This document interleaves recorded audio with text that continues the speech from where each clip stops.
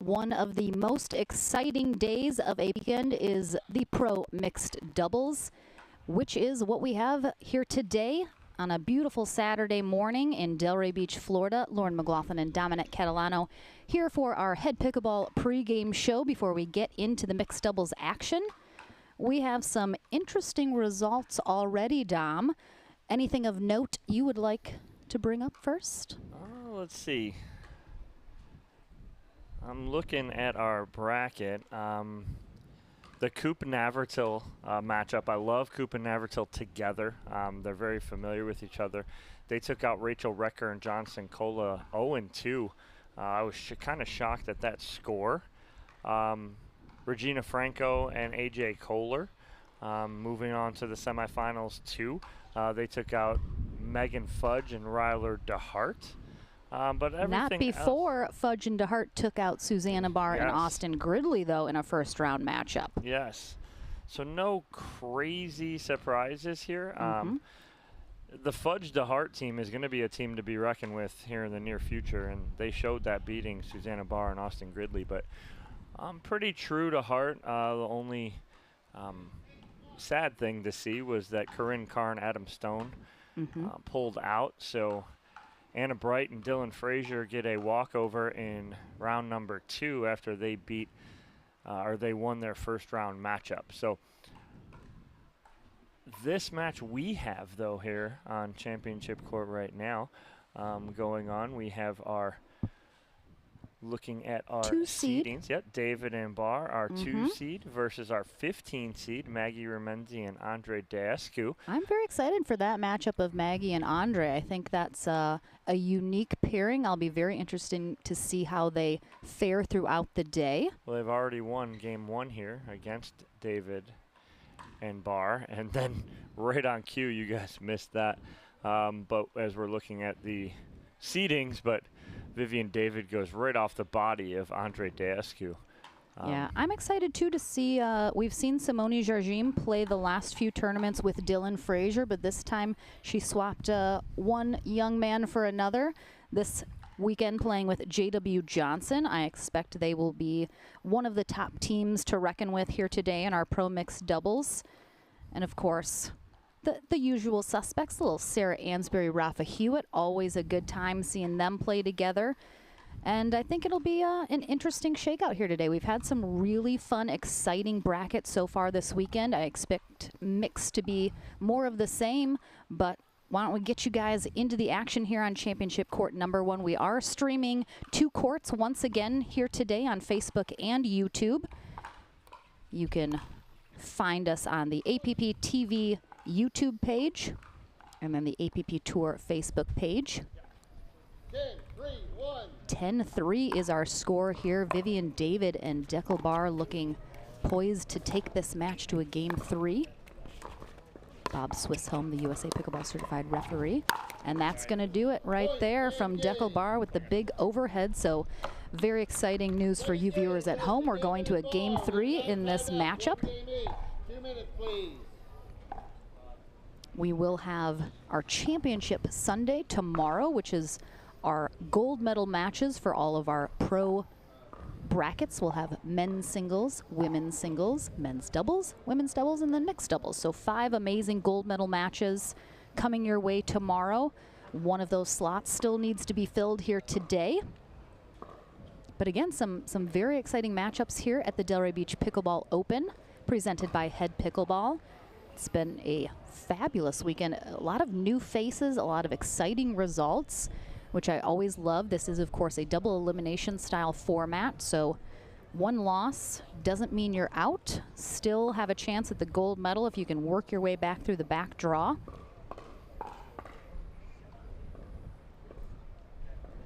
Yeah, just checking on the bracket as we speak. Again, just underway, a couple rounds in. A couple teams already punching their ticket to the semi or quarterfinals. Interesting matchup. Jardim and J.W. Johnson will be taking on Regina Franco and AJ Kohler in a quarterfinal matchup. Ansberry and Hewitt will be taking on Coop and Navertil. You can see that one over on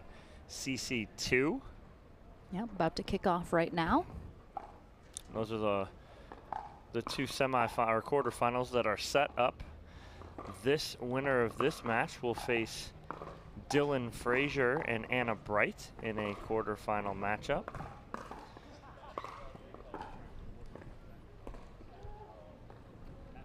As we come back here, game 3 about to get underway. Yep, looks like Maggie Remynse and Andre Deescu will be on the far end here to start game 3. Vivian David and Deckelbar on the near end.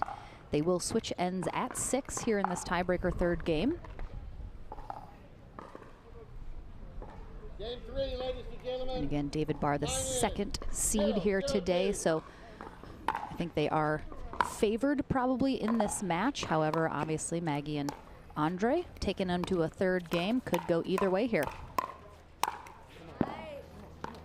That's Deckelbar in the middle right there, showing his length and taking over there. Some good hands by Deescu, but a little too much Barr.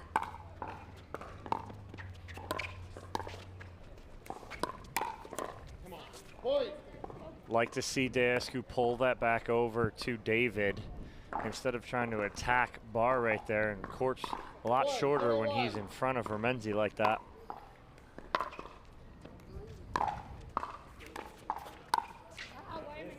I think Deescu hasn't had quite as good of results in mixed doubles as he has in men's.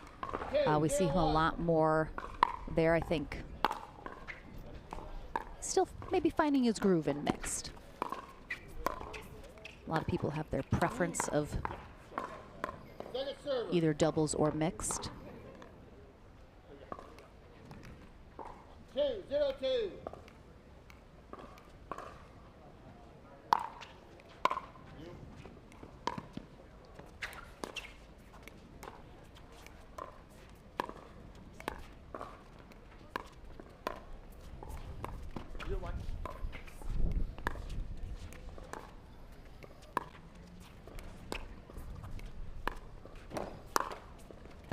Oh, ball almost trickles over. But a side out here for Remynse and Deescu. 0-2-1.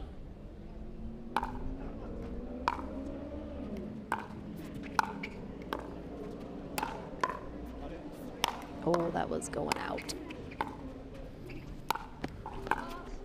Oh, nice get from Maggie, and then David overshoots it. And that's a great play from Remynse too, because she recognizes that Barr going for that Ernie is out of position, so she just flips that back up, lobs that back over.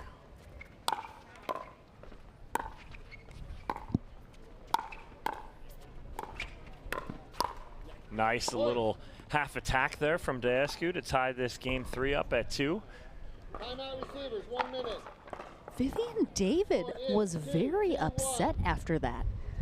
I don't think we've seen Vivian David get too upset before, but she had kicked the ball a little bit, and then she didn't so much high-five Deckelbar's paddle as she smacked it, and then dropped her paddle for a timeout. So I like it. I kind of like seeing the other side to Vivian David getting a little fiery here. Yeah, of course. Yeah, she's frustrated with her play right there, because that was a ball that she can handle, that she dumped into the net. And they tie this game up here at 2, does Deescu and Remynse. So very upset with herself more than anything. Of course, Deckelbar and Vivian David both down in Dripping Springs, Texas at Dreamland, home of MLP and Duper. They get to play with each other every single day. Yeah, had a nice conversation with DJ Young, who is one of their roommates down there, who was talking about what it's like living that pickleball sorority fraternity lifestyle down there at Dripping Springs. It really is. He said it's interesting. He said, but they have a lot of fun.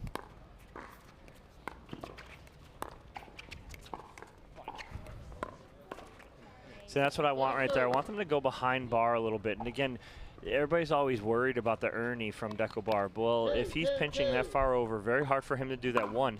And then if you keep it low, he can't Ernie that. So there's just a couple options instead of going strictly to David right there. flip backside. Just like that, keep him honest.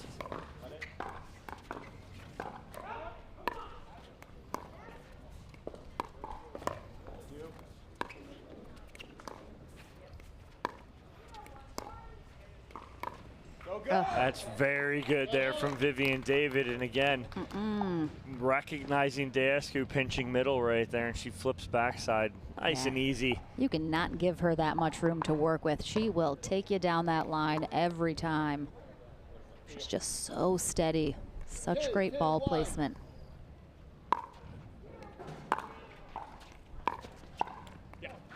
Second server.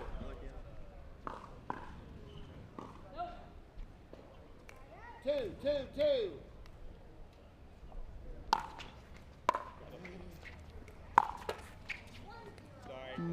Catches that line after sailing into the net.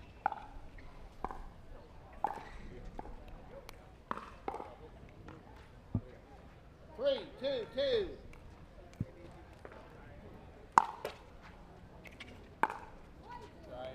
Point. 2 balls off the tape there for Barr. Yeah, Remynse was ready for the huge Deckelbar serve, and then it hits the net and slows way down, and then she just put a little too much on it.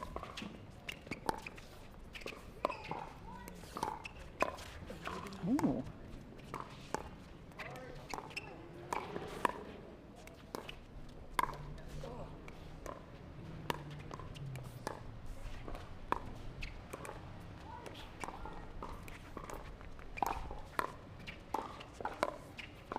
Nice spots from Deckelbar, just pulling Daescu so wide, and then all of a sudden flips it back behind Remynse, who's trying to pinch middle and cover.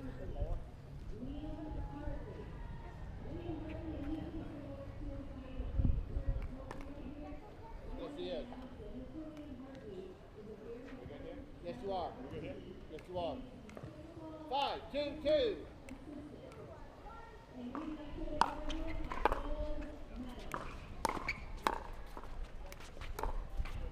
Oh, just misses Just it. missed, yep, just wide. Yeah.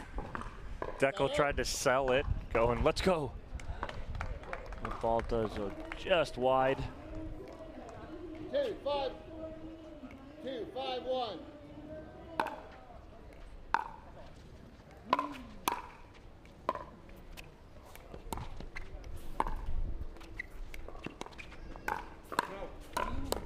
Nice attack there from Remynse and Daescu there to finish. But I don't think that David was expecting Remynse to speed that up right there. 5-1. Point. Yes. 4-5-1.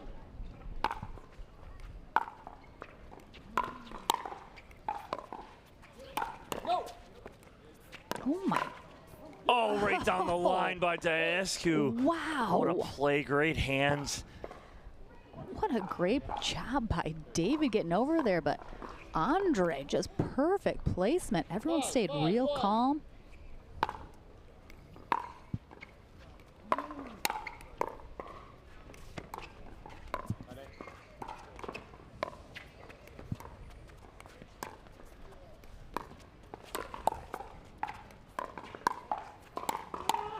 Nice backside there from Remynse, and just when it looked like we were going to switch ends with David and Barr in the lead as they were up 5-2 and serving, Remynse and Daescu come back, rattle off 4 straight to get the end change on their terms, and they're up by 1 here in game number 3.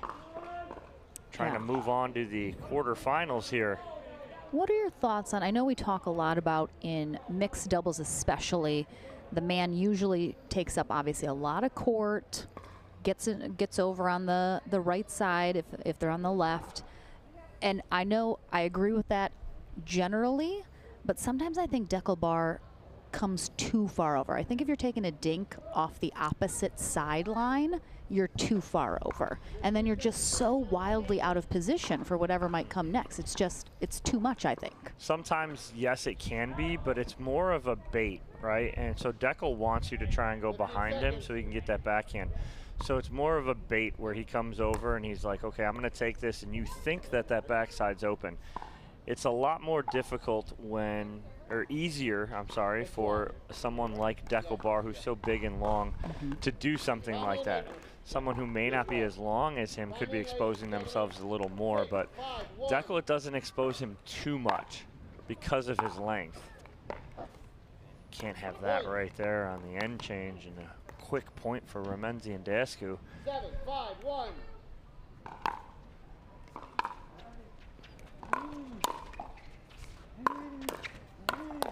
I like the attack right there, Dasku. If David's not going to counter, that's a great attack right there. Let's see what they do. If they switch anything up, nope, they can go right back. Like that. That's good counter right there from Vivian David, and changing that up right there instead of just blocking.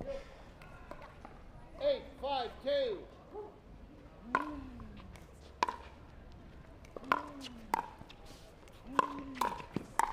Oh, nice backside by Maggie Remynse at the inside out. Again, Deckel pinching middle here. Yeah, I think that was a great spot there from Maggie. She certainly can hit that shot. We saw David do it before the end change behind Dasku. That's a quick 3 points on the end change.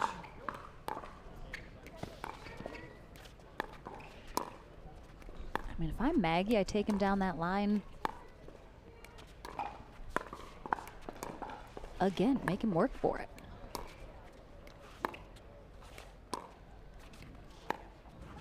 I mean, she's got to be looking for it. She is. He wants her to go there, though. He's baiting her to try and go there. Nice. That's good battle there from Vivian David. Earn that side out.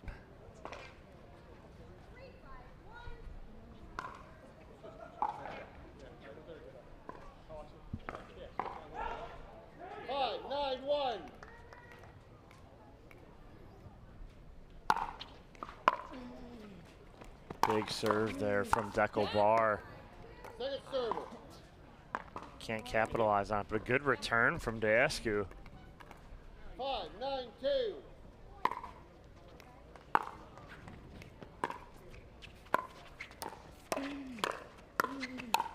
Nice bib. Point. Dasku got a little off balance there, it looks like, in the middle. 6-9-2.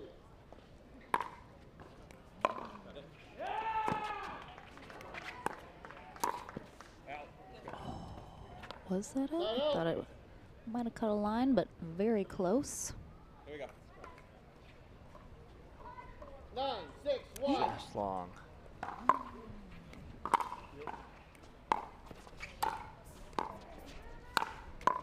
Oh, nice pickup.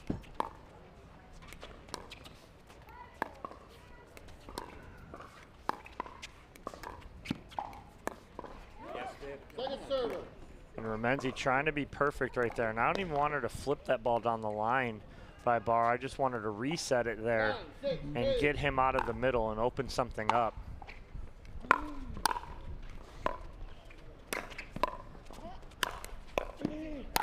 Oh, and off balance to Dasku. Just gets that back over, forces another shot, and it's match point here for Maggie Remynse and Andre Dasku. Yes, you are. 10-6-2.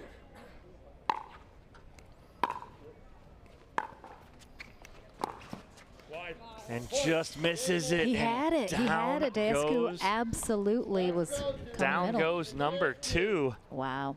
Is just like University of Kentucky and St. Peter's. Number 2 goes down to the 15. I know Ariel Butler in the booth in the truck appreciates that comment right there. So all of March Madness fever over here as well. But right now it's some pickleball March Madness going on here at the Delray Beach Pickleball Center. So we will take a short break here as we get ready for our next mixed pro doubles matchup. Don't go anywhere. That is coming up right after this.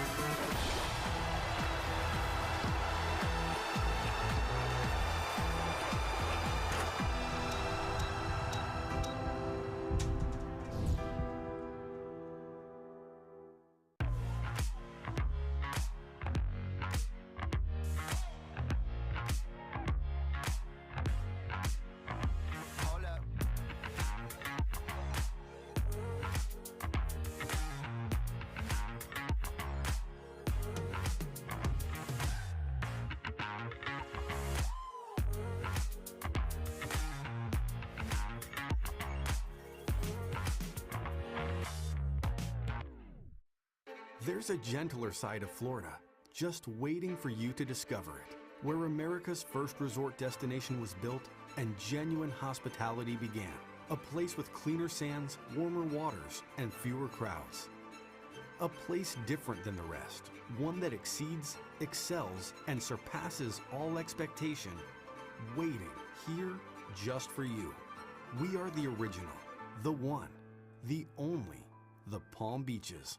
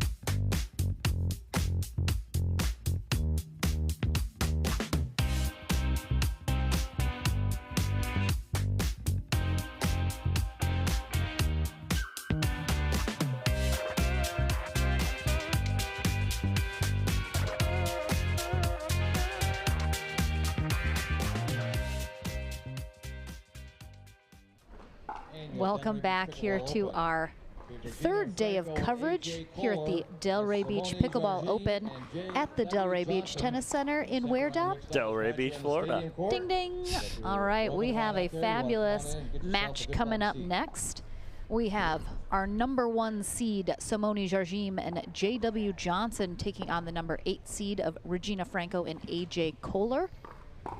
Our players are headed onto court now. It looks like Andy Jones is going to be our red-headed USA Pickleball certified referee for this match. What are you looking for in this matchup, Dom? A lot of consistency out of Johnson and Jardim. What you're going to see is you're going to see Jardim let Johnson take as much of the court as he wants. And that's exactly what's going to happen. And A.J. Kohler going to do the same thing with Regina Franco, I think, is he's going to take over as much of the court as possible. Look for him to move the ball sideline to sideline as he likes to pull dinks back across his body, depending on where he is on the court. I'm looking for a very good matchup here early on with this 1 versus 8 seed here in the draw. So I think we're going to have a very interesting quarterfinal matchup here. Yeah, I believe Regina Franco and A.J. Kohler playing together for the first time here in this tournament. Well, I think Simone and JW have paired up once or twice so far. And then let's see, on the bottom half of this bracket, not the consolation side, but the lower half, Lee Whitwell and DJ Young have moved on to the quarterfinal, taking out Pam Emery and Rob Cassidy, 3 and 5. Cassidy and Emery had taken out Megan Hall and Eric Forsyth, 5 and 5 in that first round matchup. Those of you guys watching NCAA basketball was watching some games last night. I saw a larger version of Eric Forsyth last night playing for Colgate University.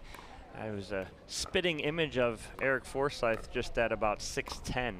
I know, it's hard to imagine a bigger version of Eric Forsyth. My goodness. Eric is a big man. Had a lot of fun with Eric last night. I played in the Pro-Am here last night at the Tennis Center. Eric Forsyth was also playing in that. We had a lot of fun. Played with Luke Jensen and some other local pros around the area. Was a lot of fun last night. So, and Absolutely. then another matchup. I think it's the last one. Looking to get into a quarterfinal. We don't have a final yet from that match, but it is Michelle Esquivel and Kyle Yates are taking on Georgia Johnson and Gabriel That'll Tardio. be a close one, I think.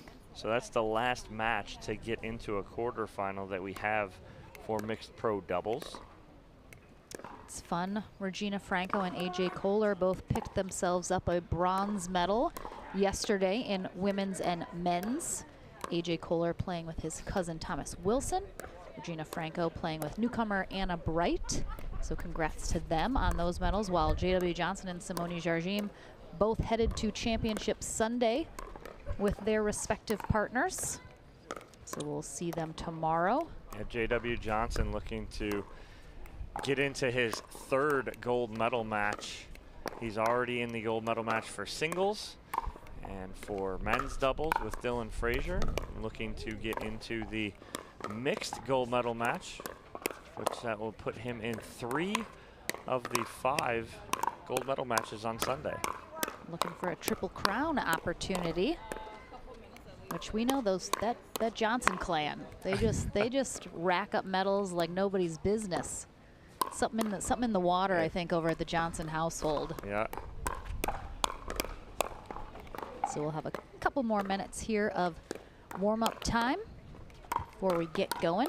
Talk about that, you know, something in the water at the Johnson household. What that is it's hard work. It's eating right. It's doing things the right way, and that's what, you know, JW Johnson has been doing, along with sister Georgia and mom Julie.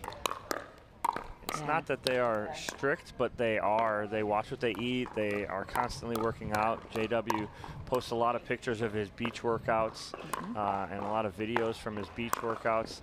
The kid works hard. He's earned every right to be in the position he's in every weekend at these tournaments. So absolutely, hard work pays off, as they say, and we're seeing it in spades. It was funny, on Thursday, which was St. Patrick's Day, was interviewing JW Johnson after one of his wins and asked him if he'd ever had a McDonald's Shamrock Shake. He immediately was like, I don't do McDonald's. And I was like, yep, that makes sense. Thank you for making us all feel bad, JW. I appreciate that. Shaming all of everyone else for their diets. I mean, that's how you know. That is dedication. It's hard work there. Again, Julie Johnson, big into physical therapy and nutrition, fitness. So she is bringing up the kids right, setting a good example. Again, we're keeping an eye as well on our championship court number 2, which is being live streamed as well right now. We have Rafa Hewitt and Sarah Ansberry taking on Zane Navratil and Andrea Koop over there in what I'm sure is a very good matchup. So definitely make sure and check out that other stream as well throughout the day. Have some fabulous matches going on over there, as well as some of our amazing senior pro matches. Let's see, on the bottom half, Barr and Gridley have moved on twice on the bottom half consolation side. Martina Coakley and Joey Farias have taken out Taylor Yule and Brandon Insekpong, 15-10. Rachel Retker, Johnson Cola over Megan Hall and Eric Forsyth, 15-10. And Megan Fudge and Ryler DeHart over Sari Lee and Scott Golden, 15-8. So some teams, 10:30. They're done. Already, they can go grab a beer at our amazing I see people trailer. already. Oh, yeah. They're already in the VIP section having some. That's fine. Hey, when sports are involved, there is no limit to how early you can start drinking beer. That's right. So that's what I heard anyway. As long as you're at an athletic event, maybe not like your kid's soccer game on like an early Saturday morning, but you know, parents, you do you. Whatever you got to do to get through the kids' sports, no judgment. Whatever no judgment it takes. Here. So yeah, so some teams are already done for the day as we move along through this mixed pro doubles draw. Quite a big bracket as well. When we put up that seating graphic earlier this morning during our Head Pickleball pregame show, you could see just how many teams were in this draw. Makes it a really tough go, especially if you have to work your way back through the back draw. Bit of a grind, but always makes it exciting to see who's going to be able to get back into the medal matches. Let's see, winner of this match. Still waiting on that Esquivel, Yates, Johnson, Tardio to get into the other quarterfinal against Whitwell and Young. So that's the bottom half of this bracket. Check out that CC2.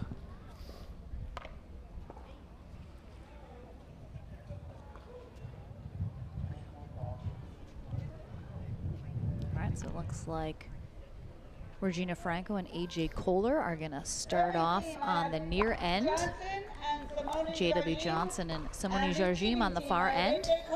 And Regina Franco Goldberg. Game 1, time in, 0-2.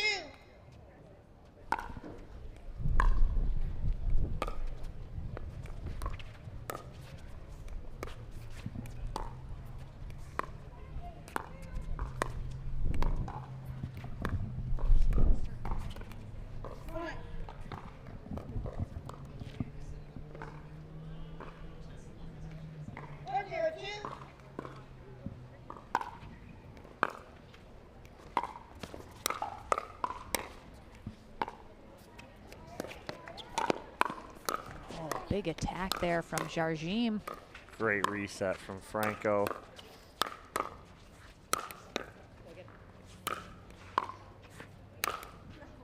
Jardim, she just kept creeping over, and she's telling JW Johnson at the same time, yours, yours, yours, take it, take it. Good communication. Yeah, and she feels confident being able to take that attack earlier in the rally that took her off the court because she knows JW Johnson's got her covered.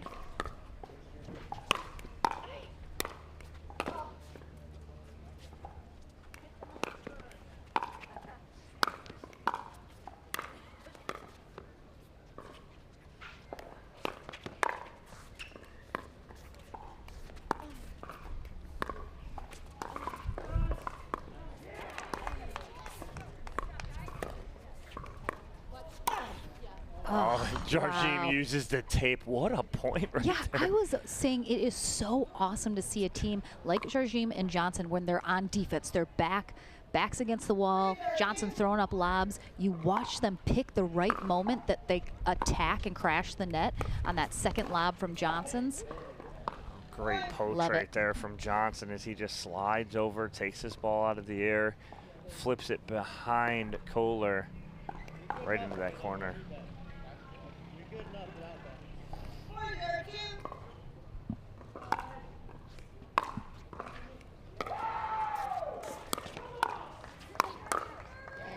Nice hands from Johnson right there in the middle.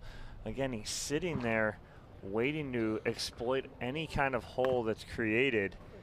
And that's a very quick 5-0 lead here in game number 1.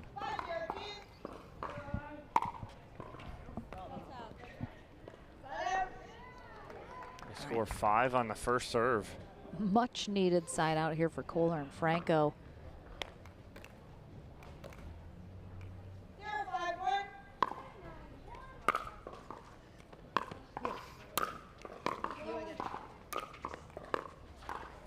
Franco thought Kohler was going to take that through off for a little bit.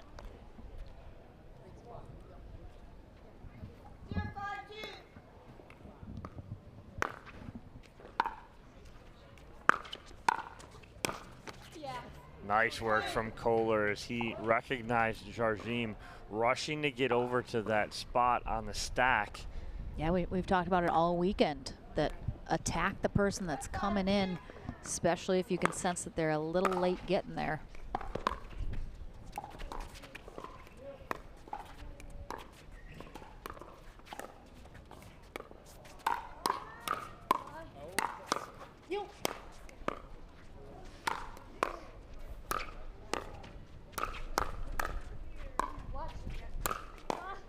Oh, good pickup from Franco. Oh, and then backside by Jardim again.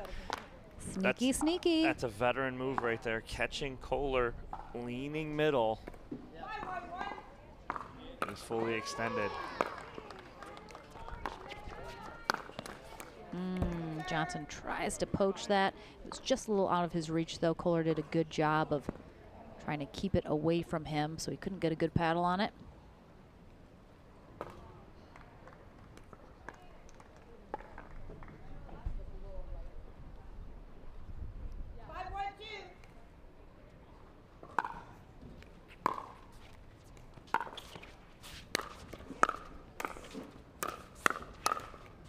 Nice hands from Kohler right there to get that side out. Big side out, not giving up any more points. Keeping it right here, 4-point deficit.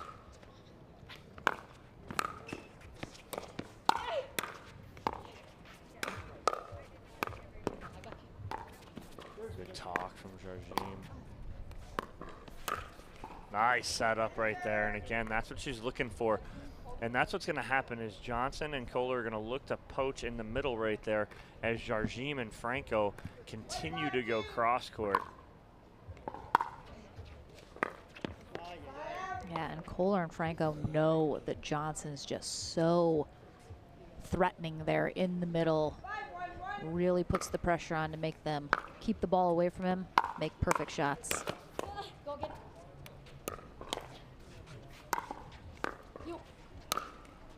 Beautiful backhand there down the middle from J.W. Johnson. Just flips it at about 75%, finding the hole.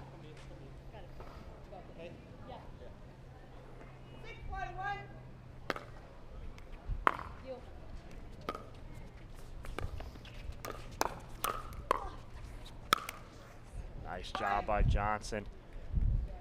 Yeah, Kohler and Franco just having a little bit of trouble so far keeping the ball low enough that Johnson cannot attack it.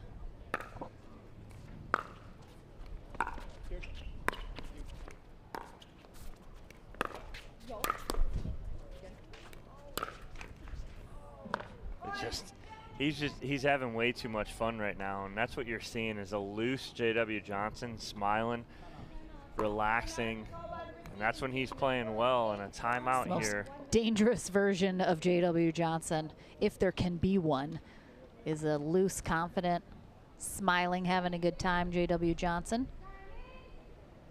So timeout here from Franco and Kohler, down by 7 here in game number 1, trying to get back in this. Again, they've had a little bit of issues covering the middle, especially on some of the overheads. It seems like Johnson has really recognized that that is a kind of open area. So CC2, Ansberry and Hewitt take game 1, 11-9. Ooh-wee, kicking off into game 2.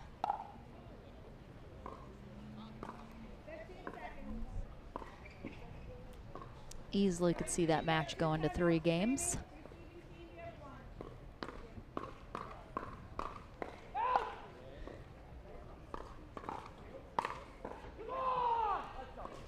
I hear Rafa Hewitt getting loud over there. Right back in from the timeout.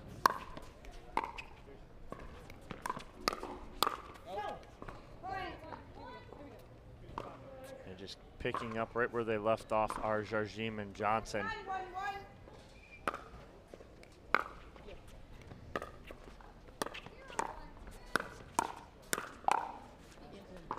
Oh, she block lobbed that. Unbelievable. What a hands from Jardim. That was ridiculous.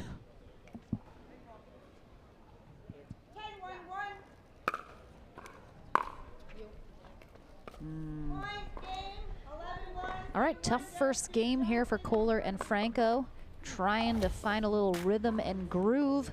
Can't do it so far here against the powerhouse team of Jardim and Johnson. So we head to game 2. Our teams will switch ends and we'll be back into the action right after this short break.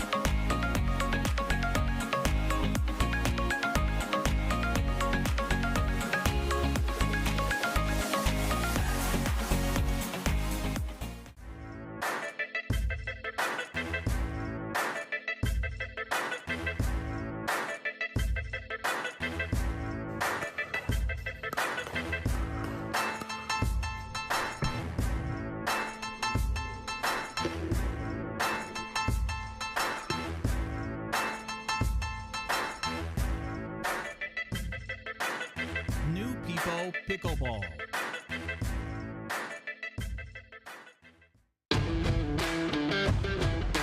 Hey, I'm Ben Johns, and I'm here to tell you why the pros prefer the Franklin X40 Pickleball. I really like the durability. It's pretty rare that I crack one of these. I really like the balance in the ball. I really love this ball because of the color. The visibility at any time during the day is always extremely easy to see. So I think it's not just for the players, it's also a great spectator ball.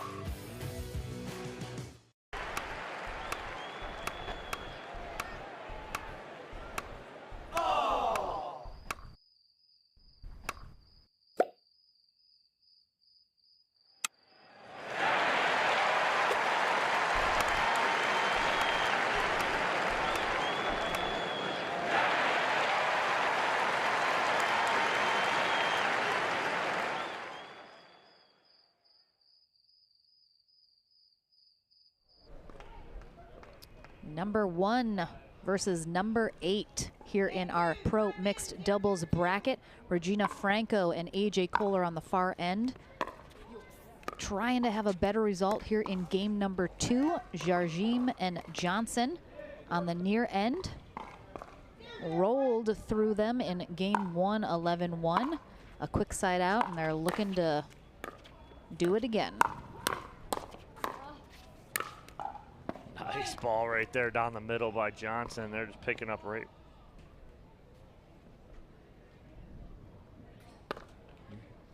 Yeah. Picking up right where they left off. Oh, she's so good at the lobs. Nice spot from Jardim. We're watching her right now. She's got a lot of bounce in her step right now, looking really good.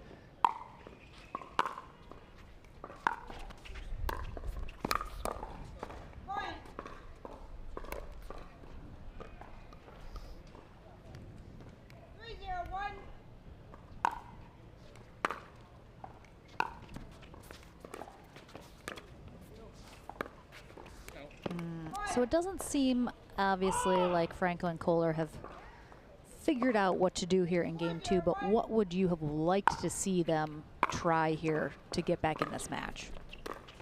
Franco's, wow. Franco's got to continue to go to Jardim cross court and let Kohler actually get active in the middle.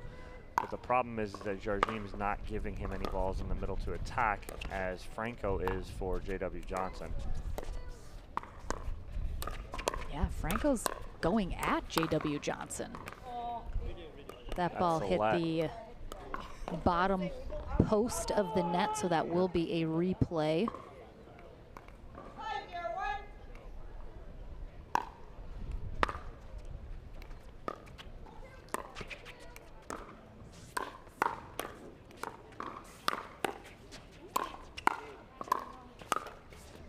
Nice balls there from Simone Jardim on the resets, but Johnson with the unforced error.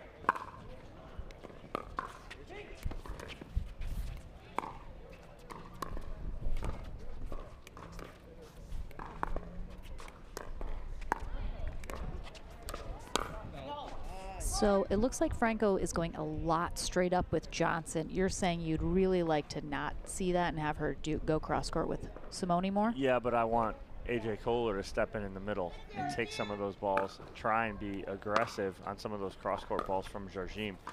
He's protecting the backside because Jardim will go backside on him. She's so good at it. But at this point right now, 7-0, got to find something. Yeah, it's so tough because, again, a team like Jardim and Johnson, there's no weak points. There's no weak spots to exploit. There's nothing to try and, you know, get in there and take advantage of. So seeing Kohler and Franco just really come up short here with no real answer. Yeah, that's the worst part, is when you're trying to do everything you can and a team just isn't missing.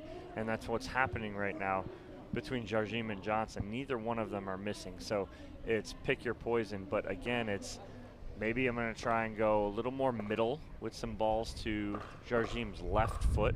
So get her on the backhand possibly. But the only issue is that JW Johnson's sitting there in the middle. So that's a big issue. It doesn't eliminate it, but if you can keep that ball low and not attackable. So you know, a couple options to try here, but you're running out of time down 7-0 in game number 2. Yeah, slipping away fast here.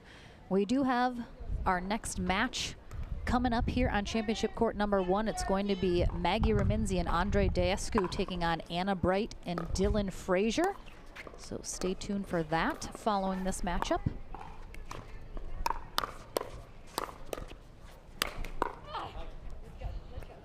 All right, again, Kohler getting a little bigger there. A little more aggressive. Perhaps that's what Kohler needs to do, is start trying to control what's happening. Well, Attack that's it a little again. more, be aggressive. You're right, again, just him trying to pinch in the middle.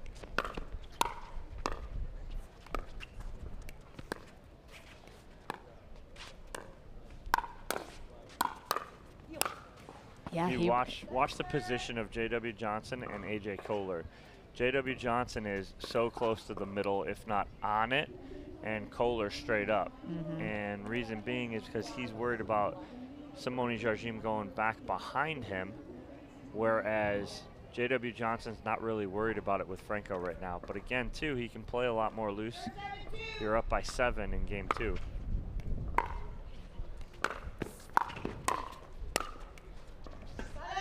Great coverage by Jardim coming in and covering on the stack.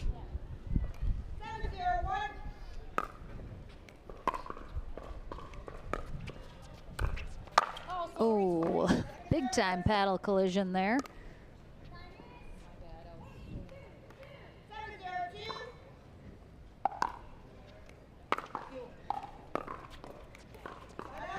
right, quick side out there for Franco and Kohler. See if they can get on the board here, get something going. A couple mistakes from Jardim and Johnson.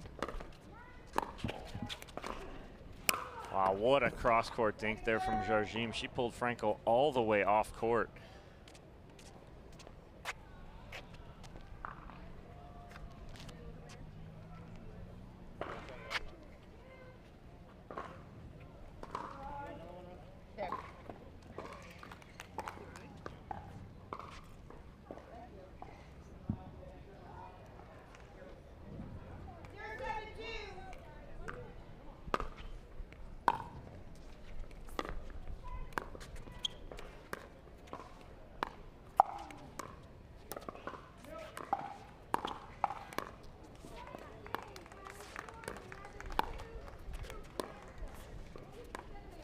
Oh, a rare mistake so far this match from Jardim.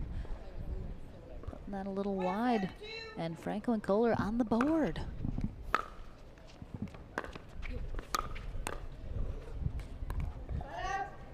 Doesn't last long, though.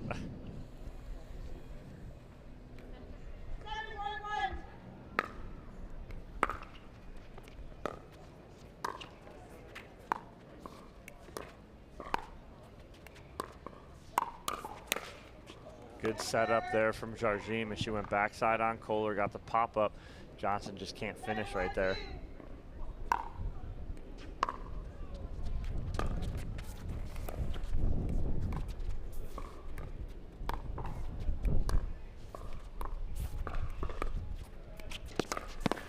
Nice pickup from Franco. Oh, that ball Just did skips on her. nothing. Great job from Franco on that pickup. Yeah.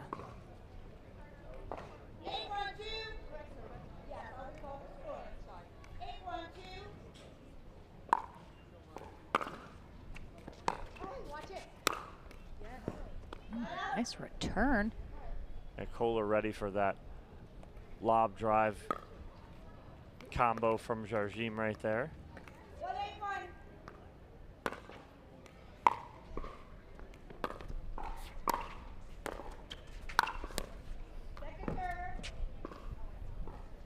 Watch the big swing from Jardim right there, and what she's doing is she's almost hiding where she's going to go. The bigger swing that is, you don't know if she's going to go hard cross or she's going to go backside on you. Yeah, she just like fully extends the arm out. Just kind of smacks that ball.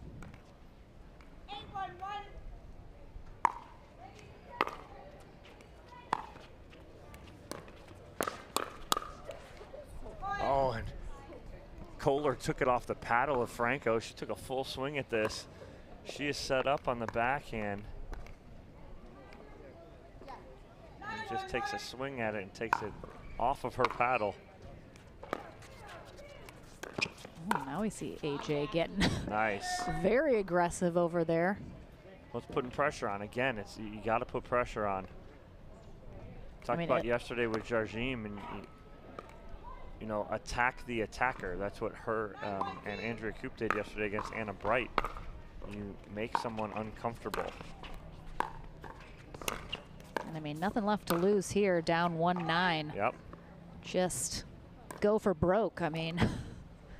Let's Kohler come here and then try and go opposite side. Get that Ernie.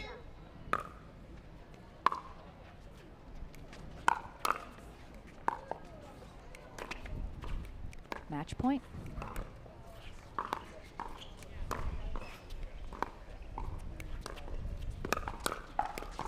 Oh. Wow. Great gets from Johnson and Kohler on that. Big hold.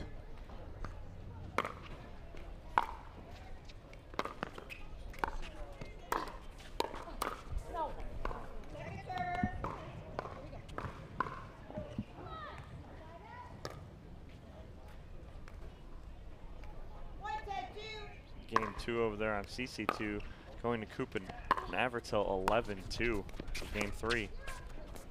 Just underway. Big swing on the forehand from Simone Jardim. They get the side out.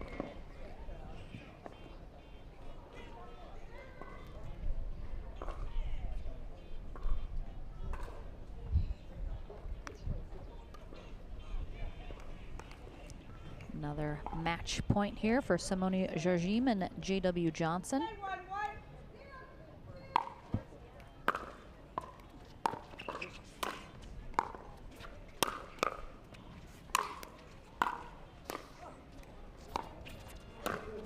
Oh, again, similarly to Franco and Kohler previously, Jardim had that on her backhand, but Johnson just overreaching a little bit to try and get that. Wasn't quite there, so third match point opportunity.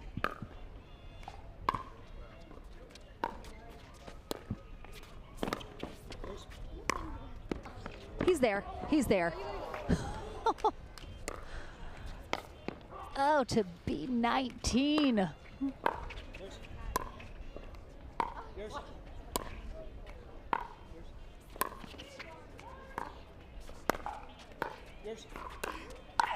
Oh my gosh. What a finish. Wow. Ho, ho, ho. Yes, pickleball. Look at it. He's gone. He's off. He's into the stands. Simone tries to cover. Johnson's there to pick her up. She bounced. She had no idea he was there. Highlight reel right there. What a finish. Simone Jardim and J.W. Johnson keeping Franco and Kohler once again to just one in game number 2. We'll head to the Franklin studio where I need to talk about that, Tom. Make sure and ask him. We'll be back with that next matchup here in Pro Mixed Doubles. Dylan Frazier, Anna Bright taking on Maggie Remynse and Andre Deescu coming up right after this.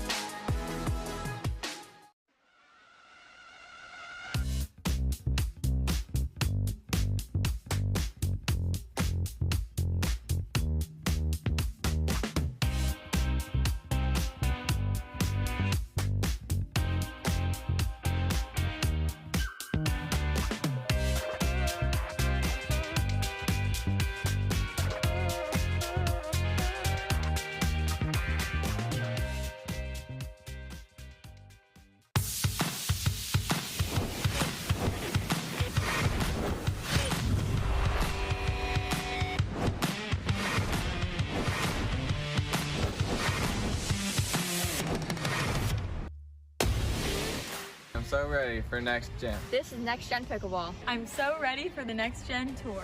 Super excited about next gen. I can't wait for the APP Next Gen Tour. I'm super excited for next gen. The PT Pro team at pickleballtournaments.com have unparalleled experience running tournaments, including all professional tours and premier events. We provide professional services to develop, plan, and deliver tournaments that players and fans love.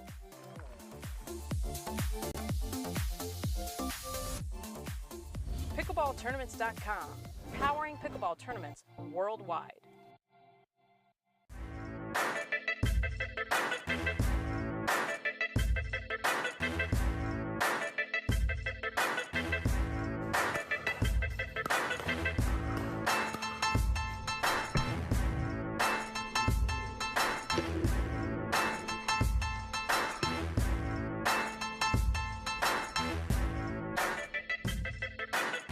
New People Pickleball.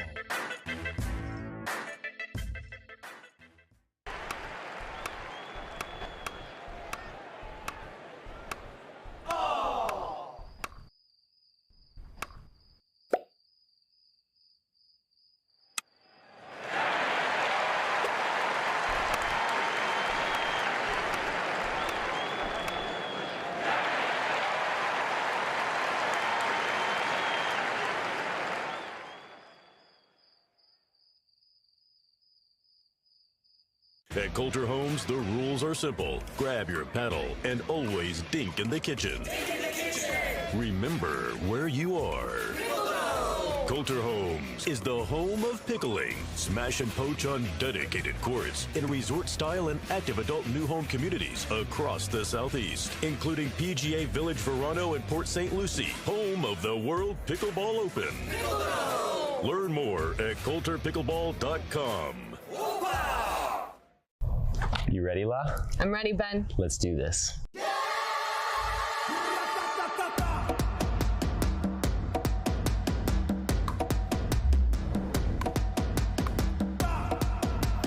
Come on, La.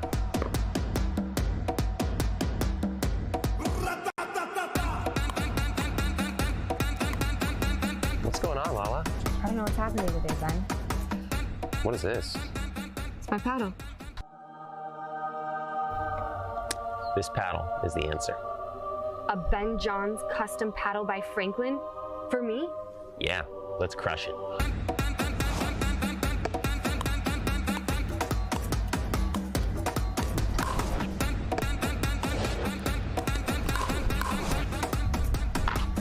game. Good game. Thank you, Ben Johns. Way to go, Lala.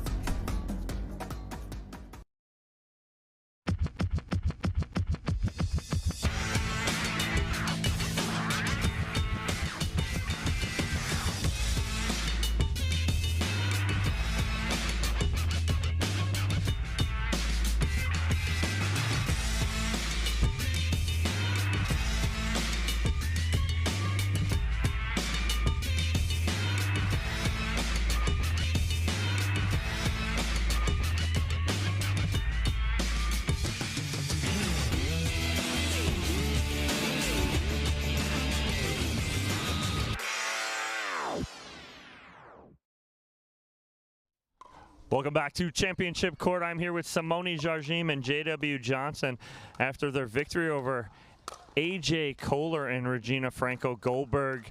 Simone, I'll start with you. Playing with the young guy, covers a lot of ground. I know you love it, right? Because you get to just do your job and let him do what he does. How does it feel playing with JW like that? I mean, this is the second time we played together, and I have to say that since, gosh, when was Hilton Head? That was Feels like a long time ago, yes. But I feel like he's better just in the last few months. I'm just trying to, get back to some reasonable point, and he just, his game is amazing. So it was elevated to another level. So. And then JW, on that last point, are you talking to Simone, being like, I got this, don't worry about it, let's stay in this point? Because that was absolutely amazing. I just said I got it one time, and then I just kept getting it. I don't know. Just the wheels, I guess. I don't know. Did he just say he's got wheels now? Now all of a sudden he's coming out of his shell here, Simone. Is that you bringing it out of him? Absolutely not. Just so you know, he's a comedian. I think he's gonna, if it doesn't work out, pickleball doesn't work out in 20 years, then he will, at 40, my age, he will join the comedian tour. I always keep telling JW, I'm like, I used to like it when he didn't talk, but no. Congratulations, JW Johnson, Simone Jardim, moving on to the semifinals. We're going to take a quick commercial break. When we come back here on Championship Court, Dylan Frazier and Anna Bright taking on Maggie Remynse and Andre D'Askew. Don't go anywhere.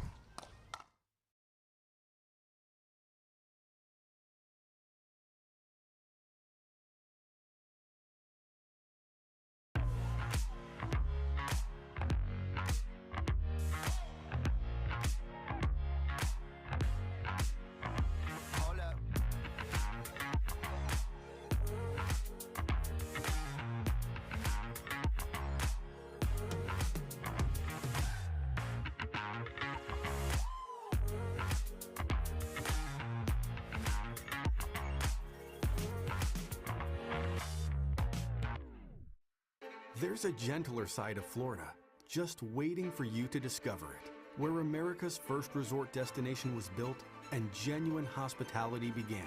A place with cleaner sands, warmer waters, and fewer crowds. A place different than the rest, one that exceeds, excels, and surpasses all expectation, waiting here just for you. We are the original, the one, the only, the Palm Beaches.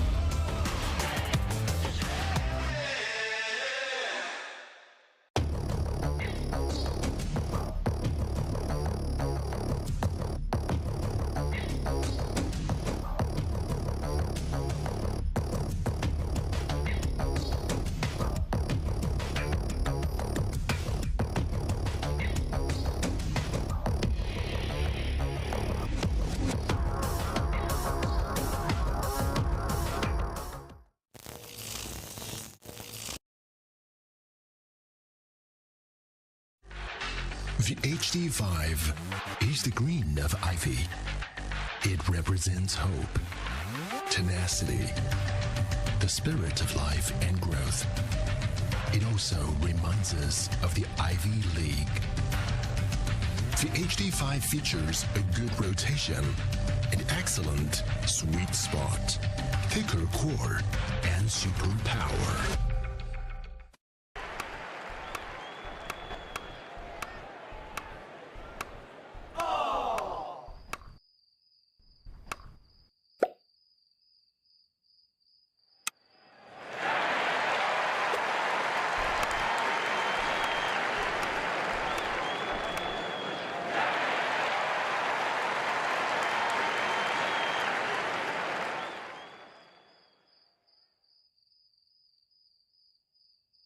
If you like to dink, then Pickleball Magazine has what you're looking for. Our bi-monthly print publication will help you become a better player with instructional tips, drills, and articles from the top teaching pros in the sport. And you'll become a healthier, stronger player with psychological, nutritional, and wellness advice from experts in their fields. Finally, if it's product reviews or the latest news, we have that too.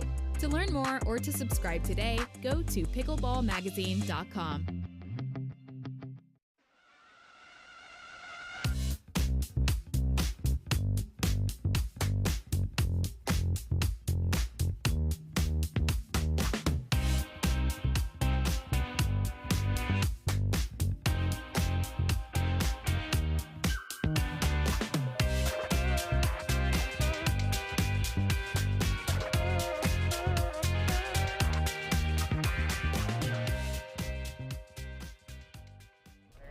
Another quarterfinal matchup coming your way right now here on championship court number 1 in our Pro Mixed Doubles division.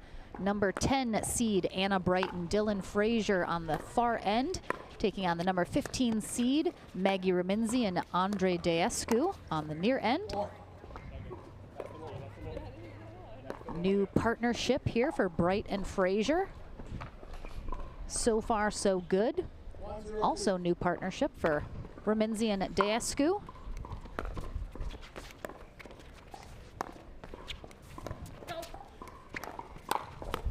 Oh, what a pickup from Frazier. I thought Remynse had him burned down that sideline. 2-0-2.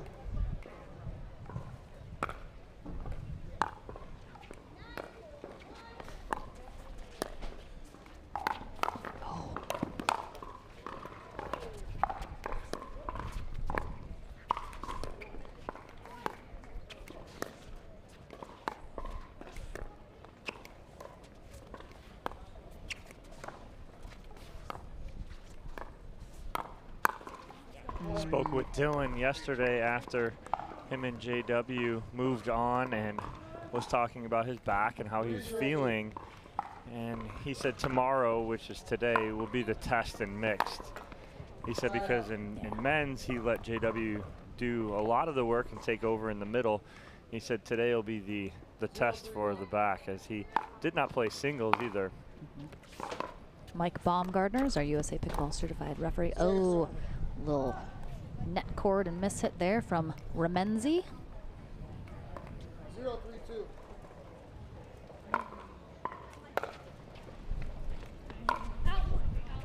Side out.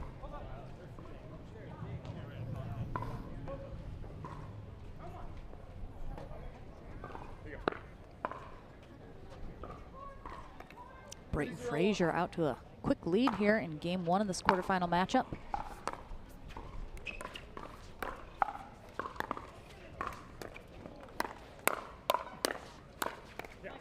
Second server.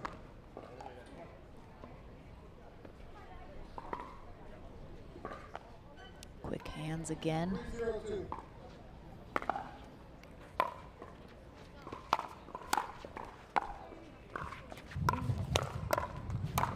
What a two-handed backhand there from Anna Bright, just attacking Deescu. Yeah, I think we're gonna see some big two-handed backhands from both of our ladies.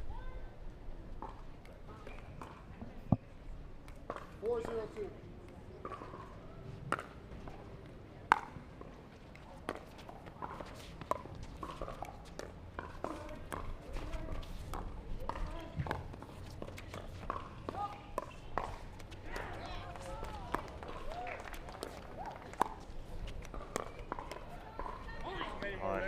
Bright catches the top of the tape right there. 5-0-2.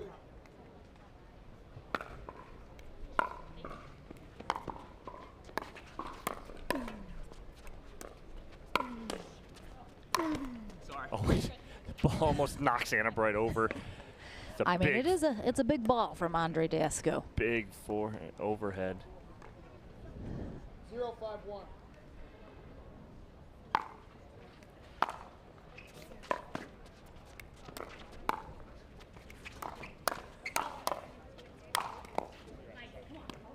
Second server. Remynse, and Dascu still trying to get on the board here.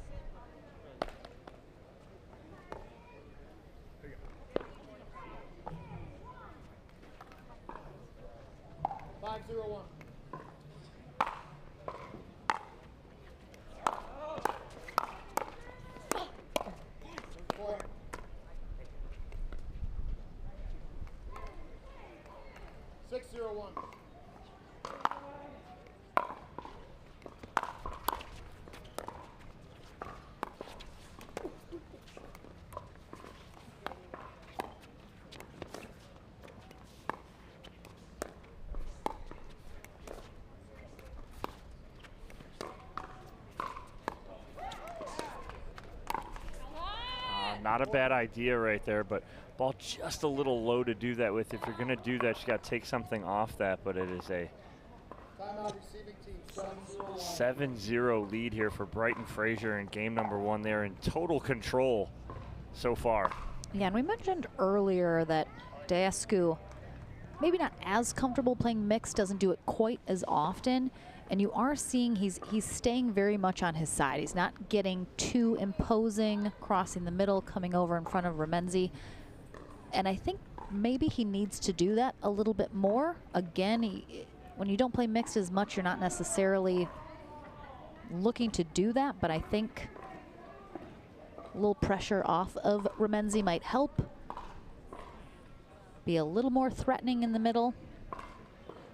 We'll see if he decides to do that a little bit more. Yeah, something's got to change right now, and see what adjustments that Dascu and Remynse have come up with during this timeout. Time in, 7-0-1.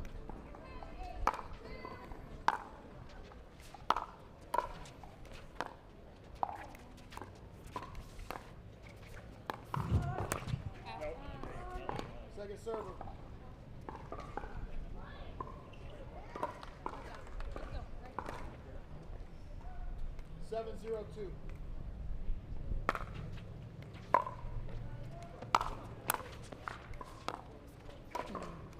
Oh, there he is.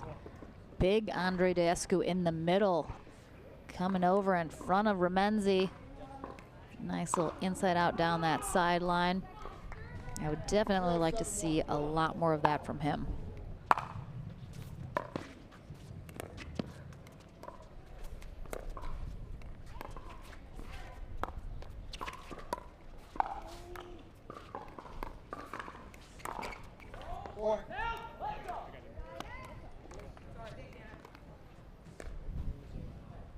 The Rafa Hewitt, Sarah Ansberry, Navratil Coop match still going on over there.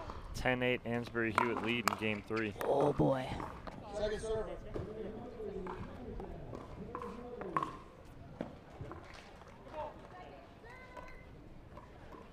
One 7-2.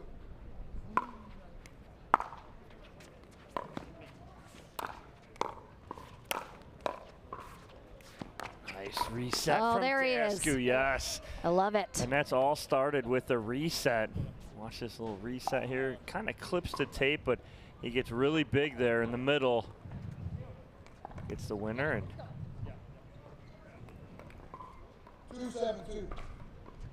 put that crooked number up on the board.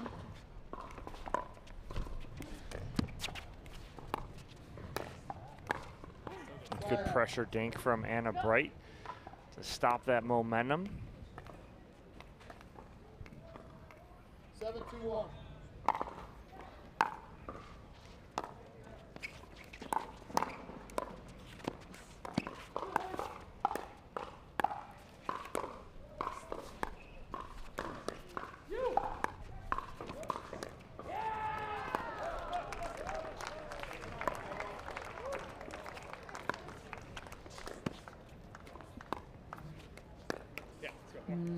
Yeah, a little impatient there from Anna Bright, trying to flip backside on Dascu. He's ready for that. But good job by Remynse keeping that ball low and unattackable for Bright. Side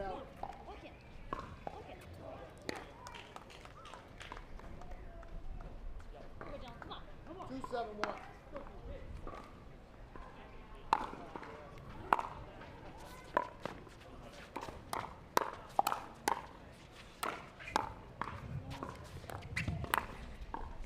Nice ball by Remynse down the line. Good hands. 3-7-1. Ooh, beautiful.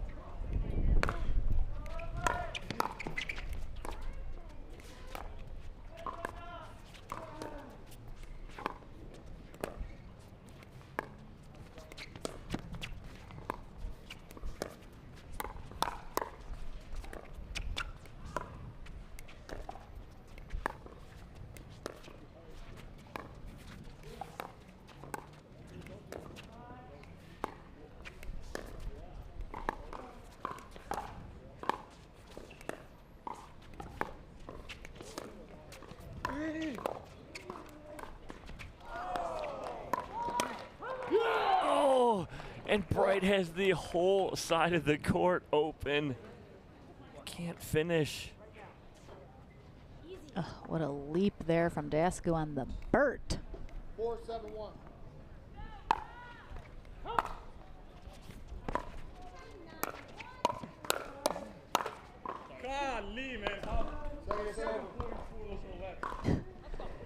Dasku really loves himself some net cords. 4-7-2.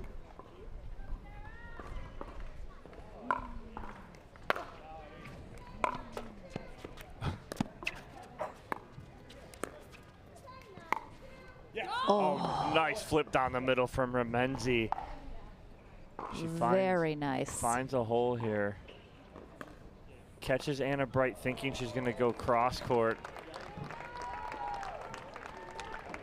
There's a Sarah Ansberry, Rafa Hewitt win on CC number 2. Wow. 11-9. Big matchup over there.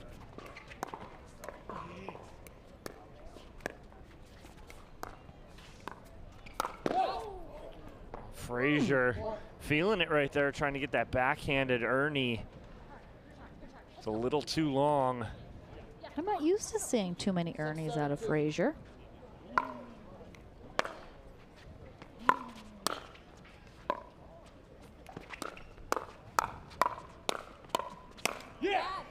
I mean, 7-0 lead. Brighton Frazier, 7-0. It looked like nothing but smooth sailing through the end of game number 1, but Dasku and Remynse hold tough, get right back in this. And I think, again, that's a little bit more time under their belts for Remynse and Dasku here on the pickleball scene. I think a lot of times those teams can have a little slower start, but they just grind it out. They just stay in there. Again, making those adjustments in game are crucial.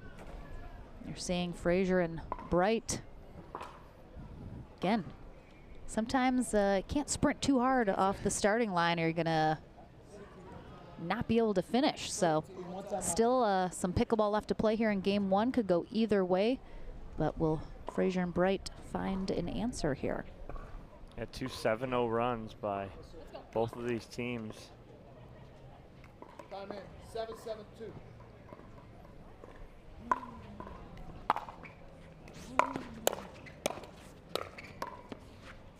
Nice hands from Anna Bright off the tape. Way to make an adjustment. That could have easily went very bad for them. 7-7-1. Yeah, that was a big side out there. Second server. Here you go, right here. 7-7-2.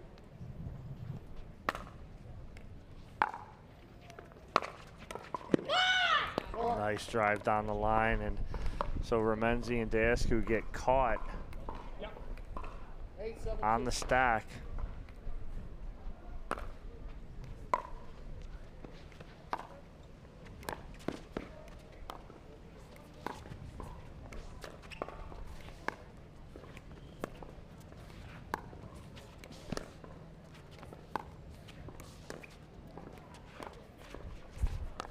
Just catches that line. That's good job by Remynse going inside and out. Yeah, looks like wind picking up here just a little bit. And it looks like kicking off on championship court number 2. Georgia Johnson and Gabriel Tardio will be taking on Cameron Blackwood and Stefan Auvergne. Another nice match coming up on our second streamed court. 7-8-2.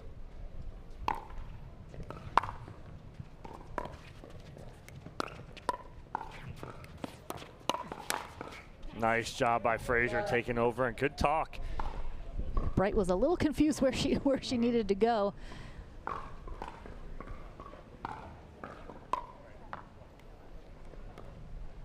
Well done from the University of Missouri student, Dylan Frazier.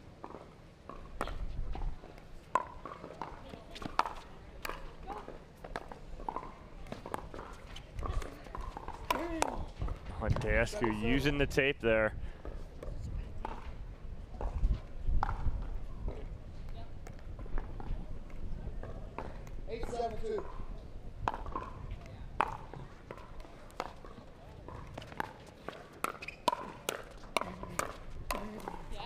Nice job, and again, Dasku wants to get in those hands battles. He'll take that against Anna Bright. Using his size to create some space. Yeah, I mean, what's the point of being 6'3" if you can't have a long reach, get all those balls? 7-8-1.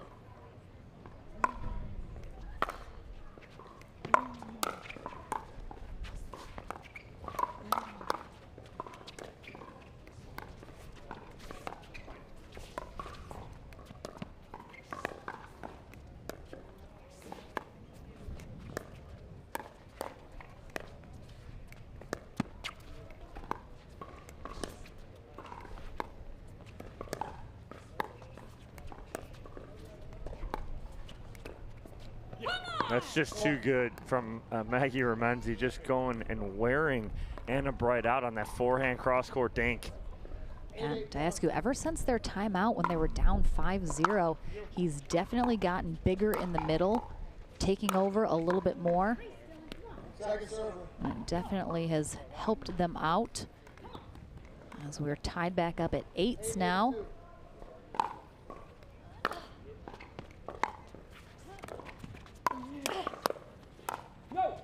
Great hands from Dasku in the middle right there.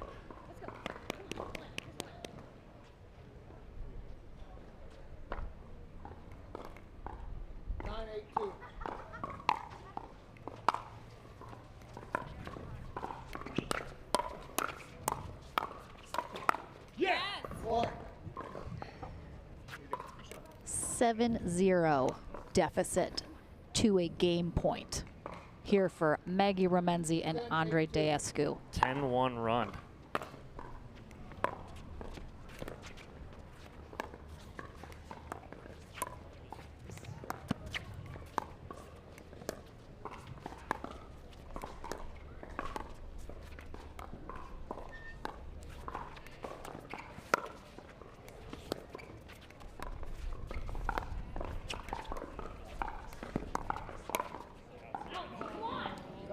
Just long right there on the backhand flick from Dasku.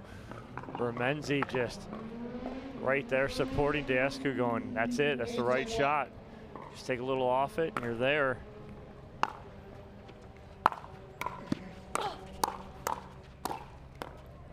Too good. Yeah, it's a good spot for Remynse. She takes something off that right there and gets that at the feet of Dylan Frazier.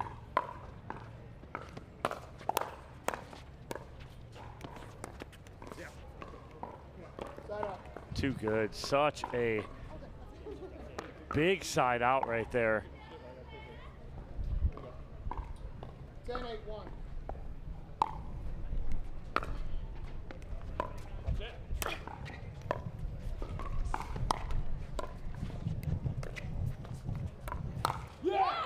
Wow, 11-1 run to end it for Remynse and Dasku.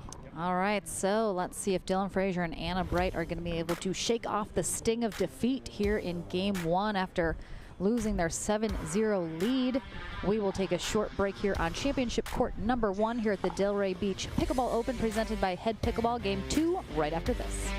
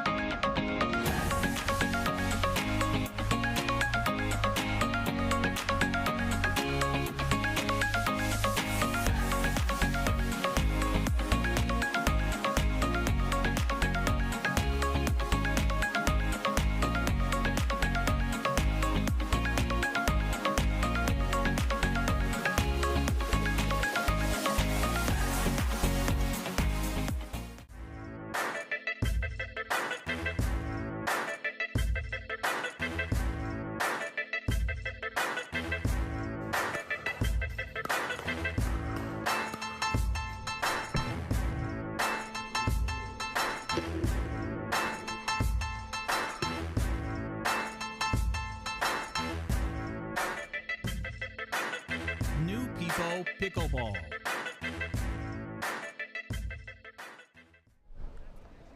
Can the young team of Dylan Frazier and Anna Bright come back here in game number 2 of this quarterfinal matchup? Or do the veterans of Maggie Remynse and Andre Deescu head to the semis instead?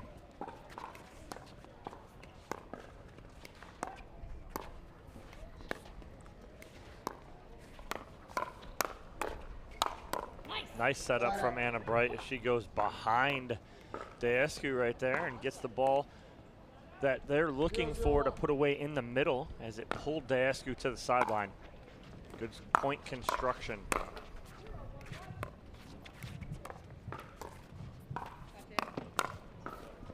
Oh, nice ATP there from Bright. Deescu's there for the defense, but can't quite get it back into the court. 1-0-1.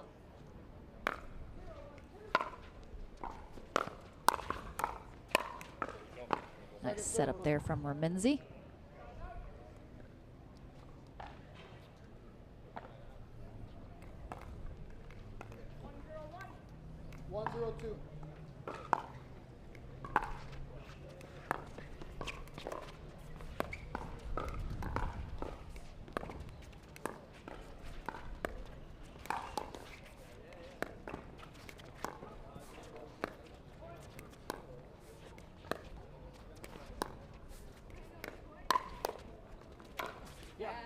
Yeah, not the time right there.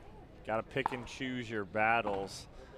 That wasn't it because that ball was so low. She had to hit up on that. And Deescu really didn't give her a lot of room to try and work with there, and with that reach, easily gets that ball. 0-1-1.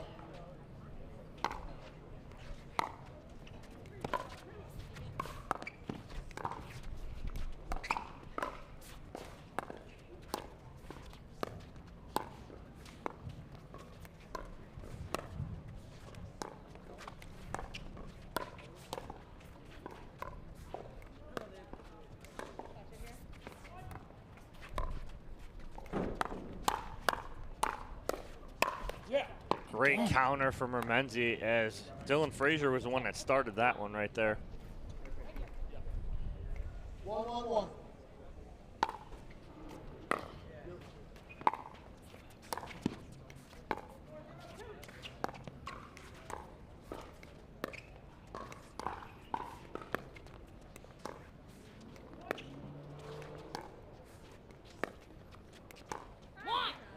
Nice pressure dinks out of Anna Bright now.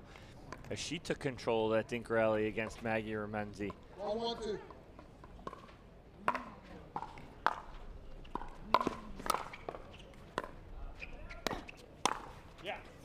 Too good. Remynse just easily doesn't overdo it. Just nice placement there as she sees that sideline open. Yeah, but no reason for Anna Bright to be trying to speed that ball up 6 inches off the ground. She wants to speed every ball up, Dom. It doesn't matter where it is. She's just training herself not to still. 1-2-1.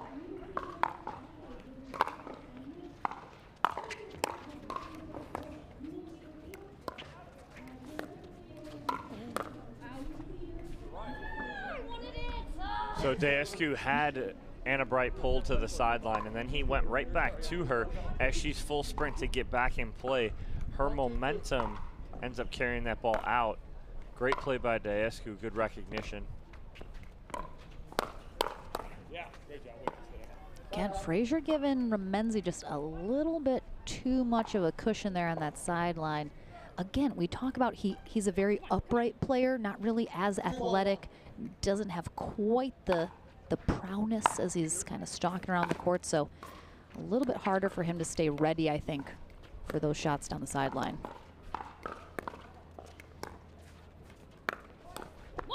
Nice pull in the middle from Anna Bright. Found a little bit of daylight there.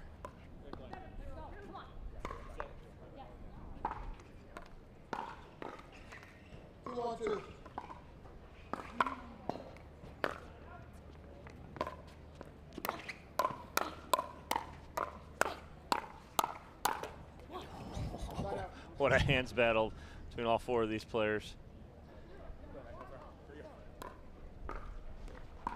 Much different start to this second game, though, as Remynse and Deescu have a 2-point lead, 1-point lead.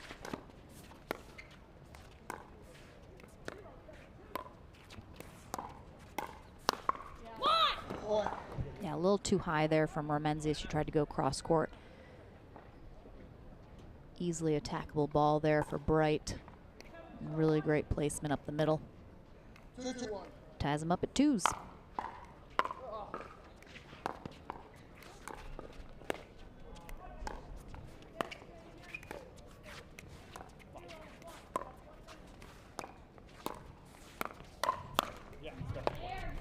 Second server. I know Anna Bright's saying it's there. I don't agree with it. She's speeding up, and Deescu is hitting down on that ball. If she's going to get that up and over, it's going to be up because Deescu's hitting down. So even if she does get that ball up and over the net, where she's saying it's there, he's going to hit down on that again and make it too difficult. Nice, Dylan.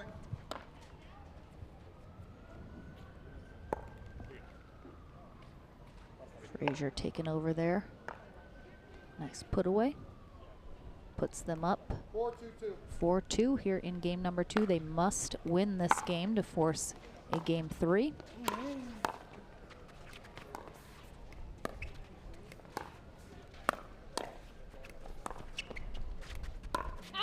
Oh, clips Dylan's shoulder. Couldn't quite get out of the way. That's a good speed up right there from Deescu, going right at the body of Dylan Frazier. 2-4-1.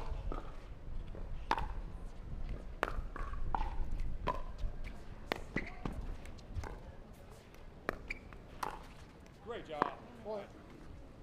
Again, doesn't have to put really a whole lot on it, just a nicely placed ball up the middle. 3-4-1.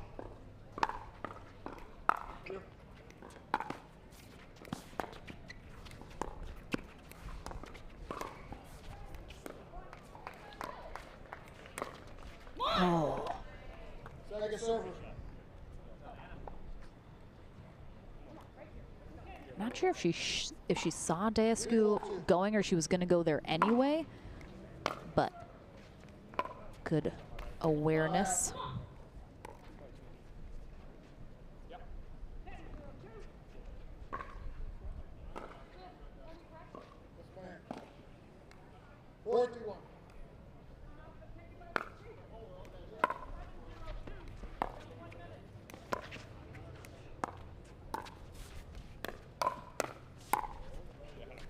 Yeah, it's just, it's not the right time. I know Bright thinks that that's there and that's a setup. See, that's the ball she's saying it's there for, and it's not. So she's got to be a little more patient and not try and go with that spot. And again, it's a high part of the net too. So she's got to get that up and over that high part, which is even more difficult. 5-3-2.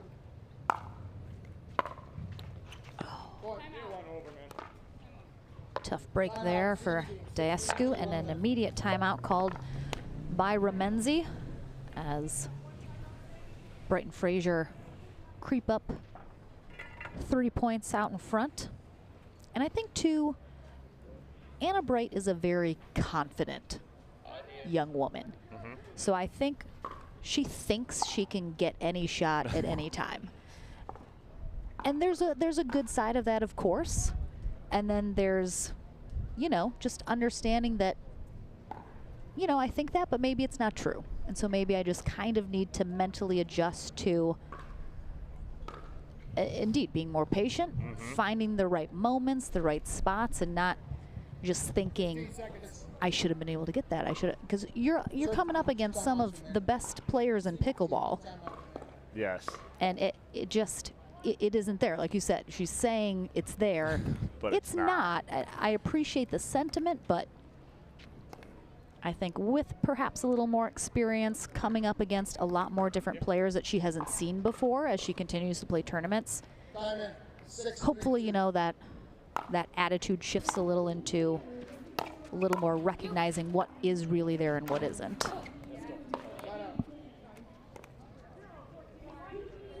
Nice side out after the timeout from Daescu and Remynse.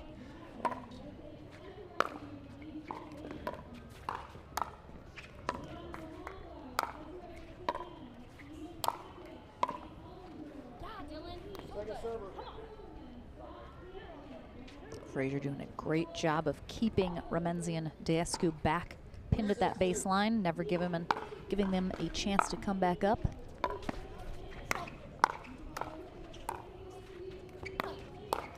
Another leg. Oh. Unreal. I don't know what's going on. I know it's 6-3-1.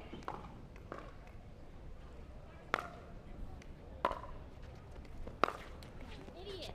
Second server. Yeah. 6-3-2. Oh, creeps it over. Yeah. There's been an exorbitant amount of net courts this weekend.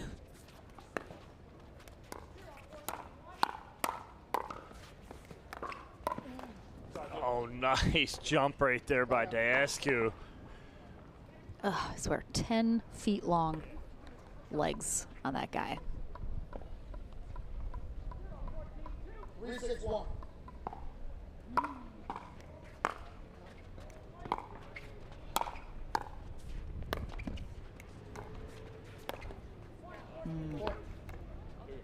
Just a little too loose there from Fraser. 4-6-1.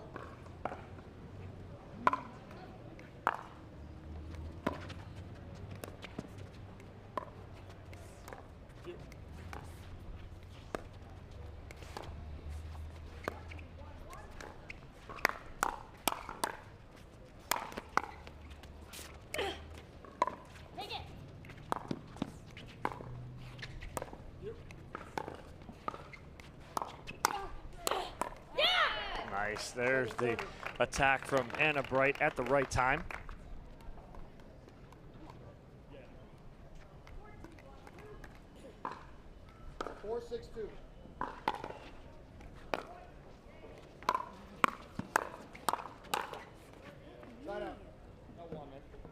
Yeah, Remynse's just had a couple unforced errors in this second game that I think have made a big difference in them not being ahead right now.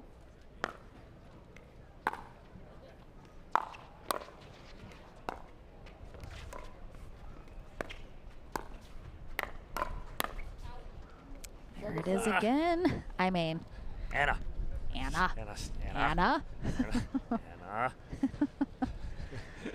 And she's walking back just with her hands on her head, going, on her head. I know. 6-4-2.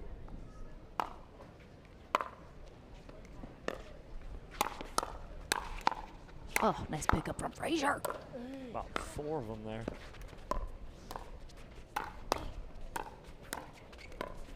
Ooh. Oh.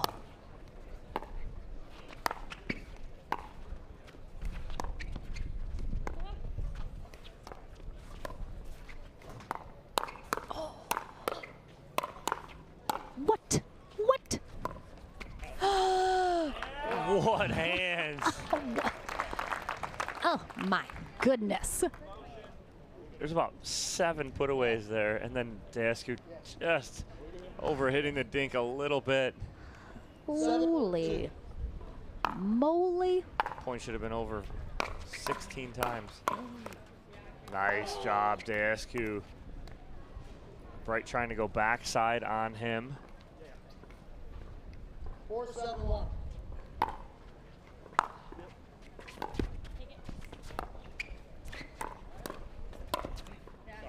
Good spot there down the middle, getting Frazier fully extended.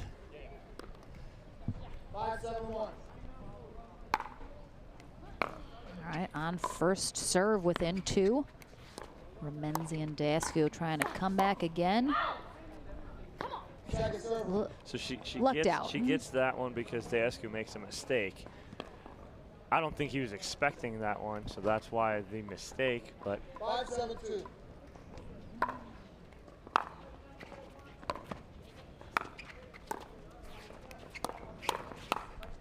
oh, great anticipation from Remynse. Sitting on the speed up from Frazier. Within 1 here. 6-7-2.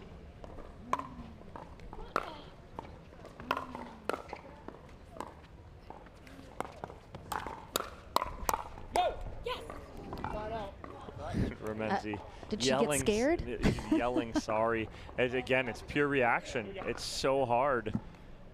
7-6-1. Yes, that ball's going out, but very tough to lay off it when you're in the middle of that point. Wow, great pickups from Bright, and then Diaz. Oh, he's unhappy with himself. And he had 2 overheads right there. It's tough. Anna Bright dug both of them out. And that ball, talk about in this heat, gets a little softer. It's a little harder to put away. Nice recovery from Dasku. And Bright lucking out, hitting the tape right there, and it dropping over because Dasku was all over that Ernie. 8-6-2. And I just heard a Net Lord reference, AKA I think everybody's coming for that title. Susanna Barr.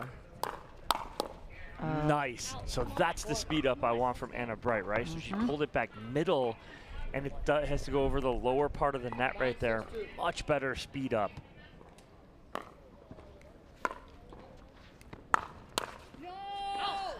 Maggie's been there. She's just holding her paddle face at a slightly weird angle, and it's causing those balls to go out. This is what you call on-the-job training for Anna Bright, as she made the adjustment there and went middle instead of down the sideline on Dasku. So let's see if she can continue to make the right adjustments here in game number 2 and force a 3rd game. Yeah, they're certainly set up to do so here. They'll have the serve coming out of this timeout with a game point. Spot in the semis on the line here in our mixed pro doubles bracket. We'll play through our bronze medal match here today, and then Championship Sunday is all that will remain here at the Delray Beach Pickleball Open, presented by Head Pickleball. 5 gold medal matches coming your way tomorrow.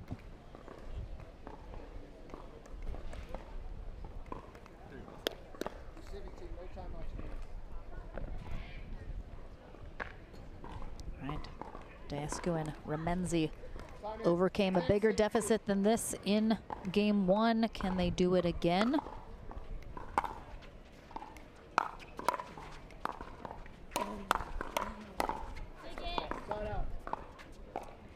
That is going to be the first thing they needed to do. 6-10-1.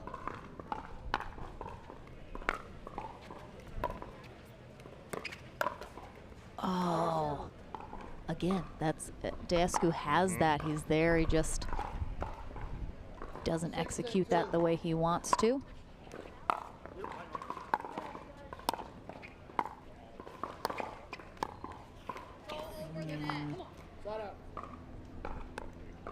Started to come up, stopped, tried to short hop that.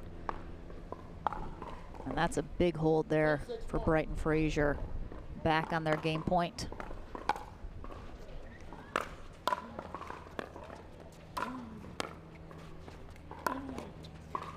Second server.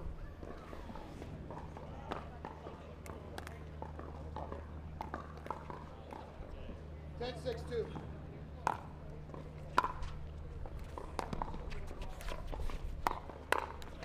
Point game. 11-6 final score. They get it done. Game number 3 is coming our way next year in this quarterfinal matchup in pro mixed doubles. Anna Bright and Dylan Fraser got done what they needed to here in game number 2. We'll take a short break. That third game tiebreaker coming up right after this.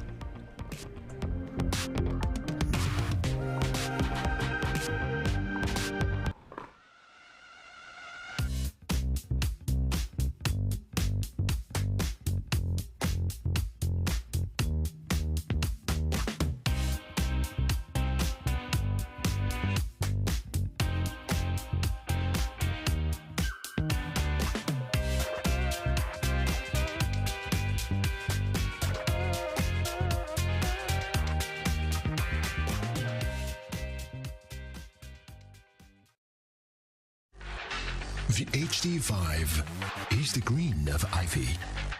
It represents hope, tenacity, the spirit of life and growth.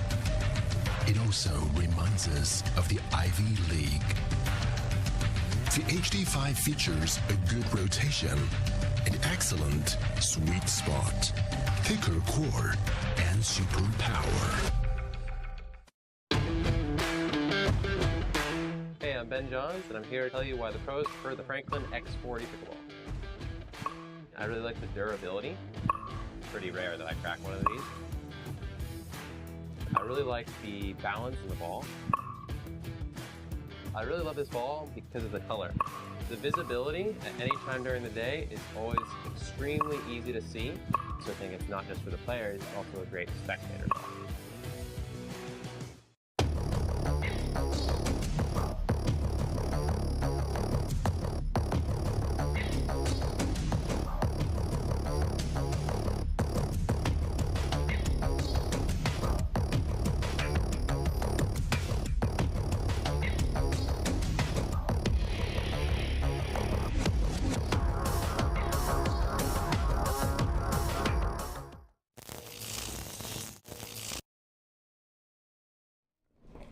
Nothing like a little game 3 tiebreaker to keep things interesting here in our pro mixed doubles bracket. Anna Bright and Dylan Fraser on the far end will start us off serving. Maggie Remynse and Andre Deescu on the near end. The teams will switch ends at 6. And a spot in the semis is awaiting one of these teams, while a hard grind through the back draw is awaiting the other.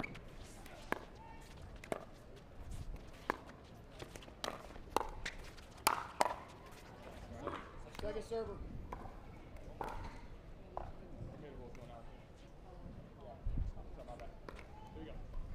0-0-2.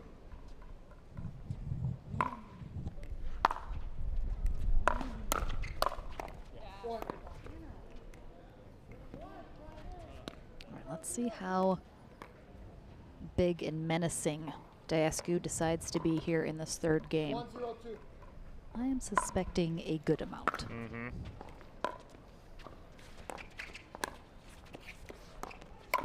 Nice Ernie there from Deescu. Good read.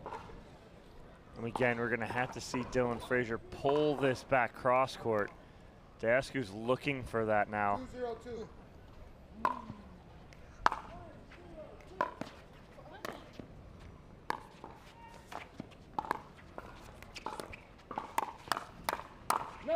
Nice eye. Yeah, there's nothing a tall player loves more than a good Ernie, and with good reason. 3-0-2.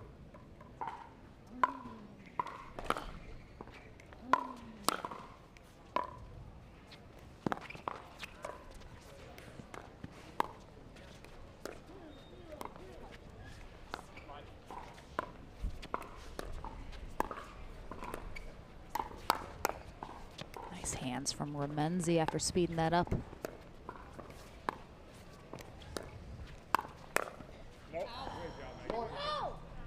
Well done from Remynse, grinding Anna Bright there.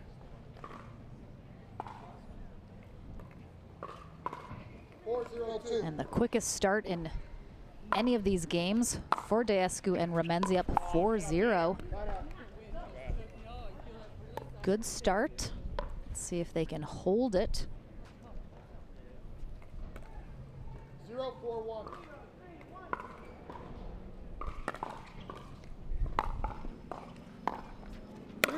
Whoa, wow.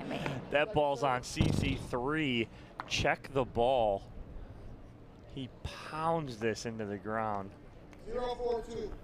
Let's see Mike Baumgartner eagle eye in that kitchen line. Oh, little Bert, little switch.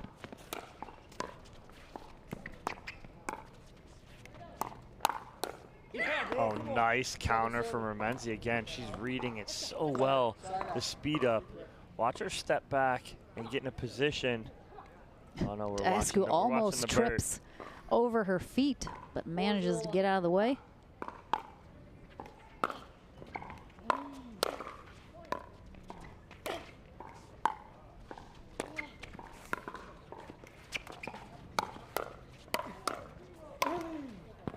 Ugh. Andre Deescu is he found a new level here for game 3. And they are 1 point away from the end change.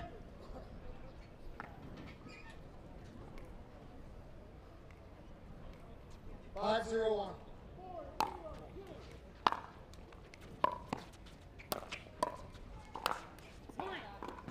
Second server.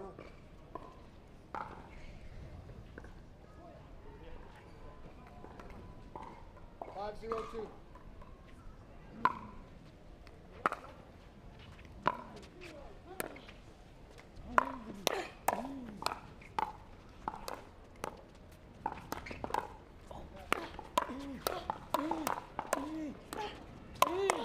Okay. Oh, that's too good. Wow. Anna Bright is just handling everything Deescu has to offer. Holy cow. Watch this. I mean, he finally had to get an angle and keep it down to get it away from her, but ooh, handled those like a champ. Unfortunately, Remynse and Deescu do get that 6 point. Triggers the end change, so they head to the far end to conclude this match. And a bright Dylan Frazier will finish it off on the near end.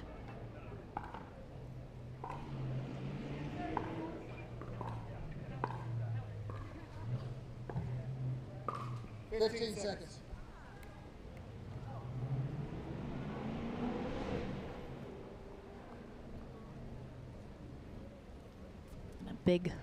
We'll just take this opportunity to give a big shout out to Boxcar Productions, running our production for us here this weekend. That crystal clear view you're watching right now in their beautiful new trailer.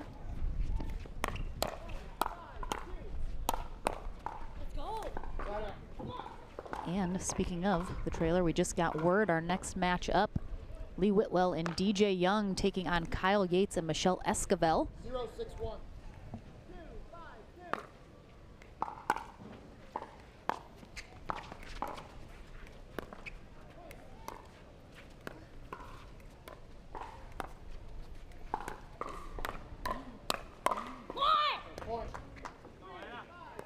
Deescu actually backed up off the line just a little bit after That exchange started.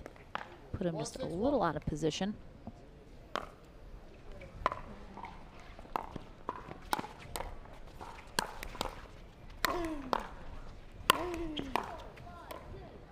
Wow, good read by Frazier on the overhead from Deascu as he sprints to the sideline to get that, but then Deascu just a nice easy drop into the kitchen.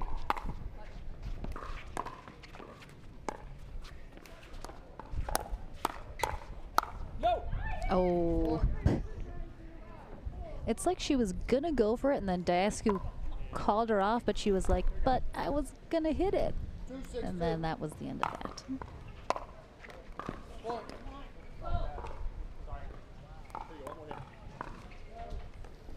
right, so Brighton Frazier finding a little life here.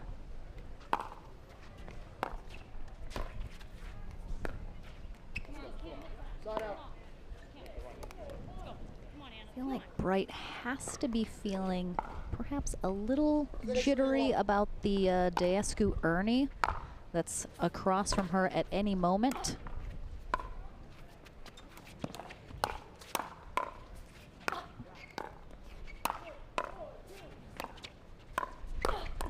Oh. Nice hand battle. Won by Anna Bright right there. Trying to pump herself up here as they're down by 3 here in game number 3. 6-3-2.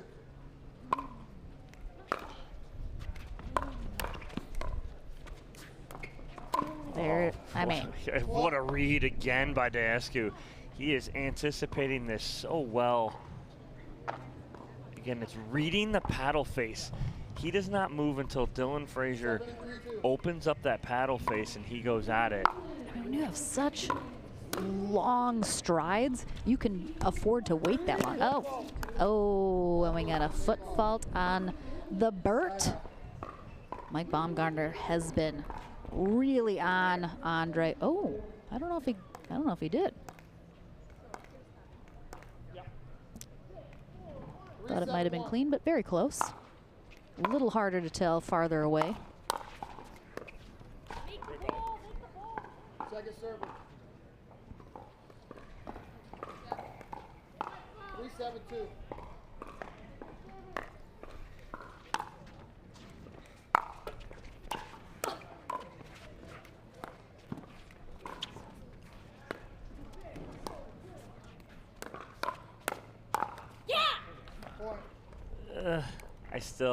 She got away with it. Yeah. But Remynse is the reason it didn't happen. She just hits the top of the tape. If that ball goes over, it's behind Frazier. And Anna Bright put Frazier in that position because of the attack on that side. Oh, that's a nice ball right there. She keeps that in, gets on top of that two-handed backhand.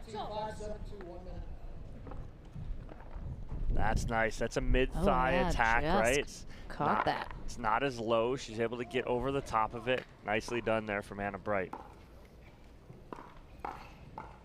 We got a timeout as a result from Remynse and Deascu, as they're only hanging on to a 2-point lead here, and they don't have the serve.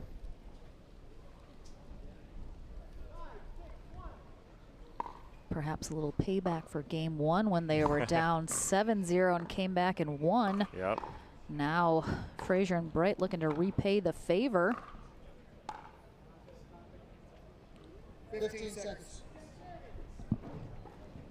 Serving team, timeout remaining.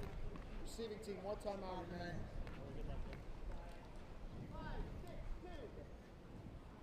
What are the adjustments do you think Remynse and Deascu need to make here to stay out in front? A good timeout right there is slow the momentum down, right? And so they know they're up 2. So they're in control. It's just keep Andre active. As soon as he started to get a little more active, now it put a lot of pressure on Bright and Remynse, or Bright and Frazier, excuse me. Oh, that was really out. She hits it. Again, I think it's just, there's been some errors too from Remynse and Deascu that they didn't have the first half of this third game that are starting to creep in, which has left the door open for Brighton Frazier. They need to cut those down immediately. And now it's all tied here at 7. 7-7-2. Just missing that line.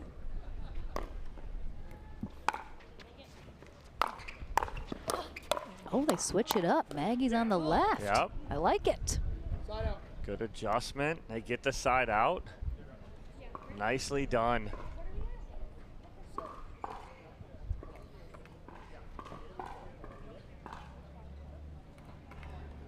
Seven, 7-1.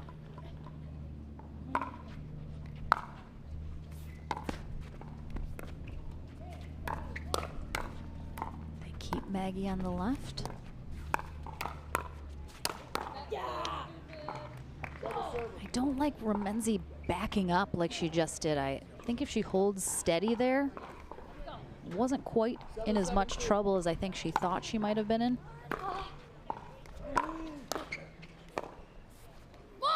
Wow.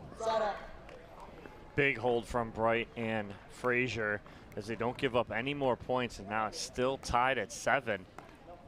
7-7-1. Can't have that at all. I mean, it was first server, so if you're gonna do that, 7-7-2. I guess that's the right time to do it. Don't give up any points. Still have your second server.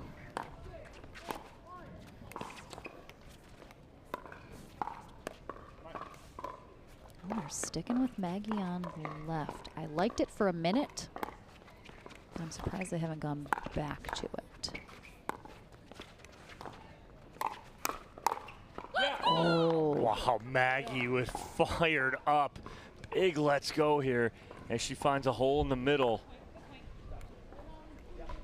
Yeah, nicely done. 7-7-1.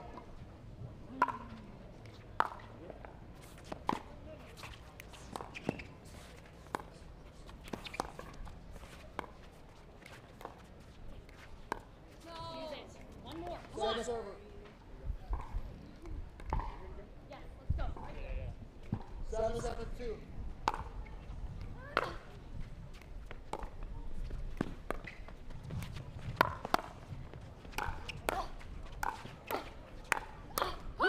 Wow, great recovery by Remynse. She had to cover as Dascu went around the post. Yeah, Frazier really covers. nicely done. Then Maggie goes opposite. It's not a great decision to go there because that side's totally exposed. She gets away with it though. Side out. But Remynse and Dascu do take a 1-point lead here. Yeah. 7-8-1.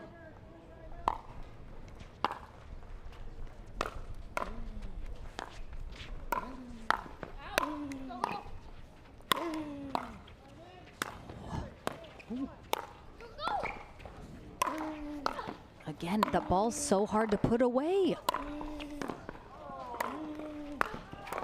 What? That was out.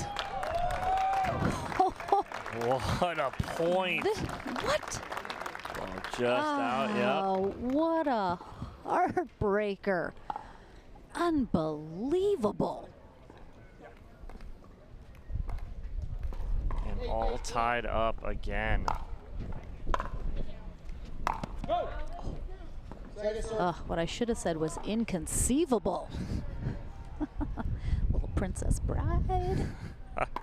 Would have been perfect. I blew it. I blew it. Set myself up so nice. 8-8-2.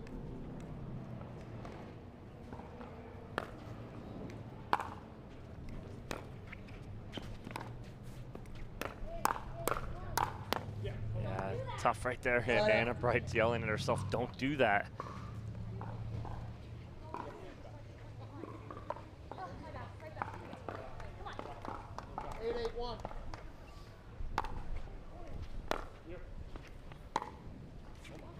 Second server.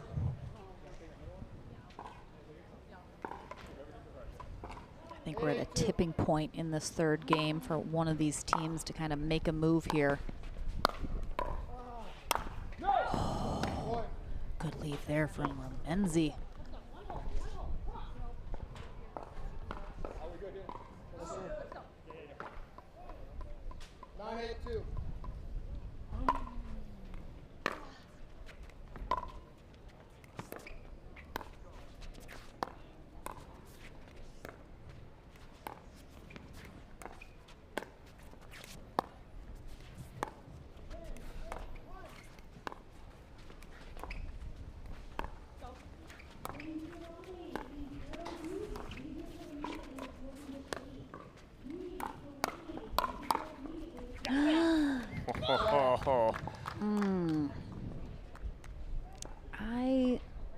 Wasn't a fan of that speed up from Remynse right there.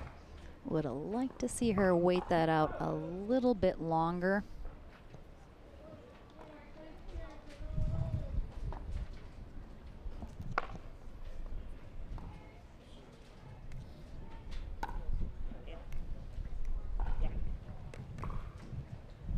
Eight, 9-1.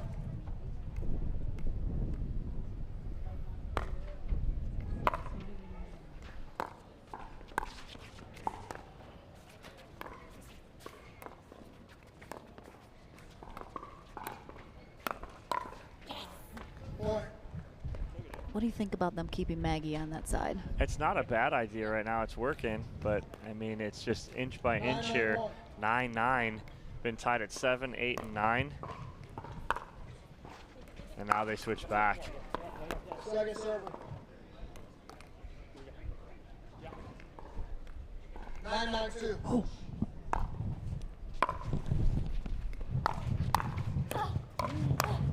Oh, wow, Anna Bright, great recovery.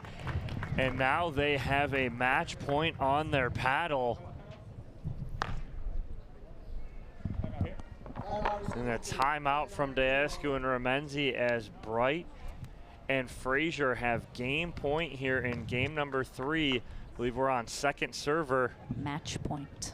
Going down to the wire here. Ooh. Oh, I don't know what's gonna happen. Yeah, I think, oof. I just don't know. Do they need to stay patient? Just kind of grind it out? Does someone get aggressive? It's not a matter of anyone changing anything, because if you change something now, you're risking, making a mistake here. You've gotten here, it's 10-9. It's a 1-point game. You just got to be strong, do what got you here, which is Andre Deescu being aggressive. I'd like to see him be aggressive, go back to that left side. I would like to see him back on that left side for sure. So we'll see how this goes down, because Remynse's going to have to switch and come all the way over. Let's see what happens if there's a hole created because of it. Nope, they don't switch.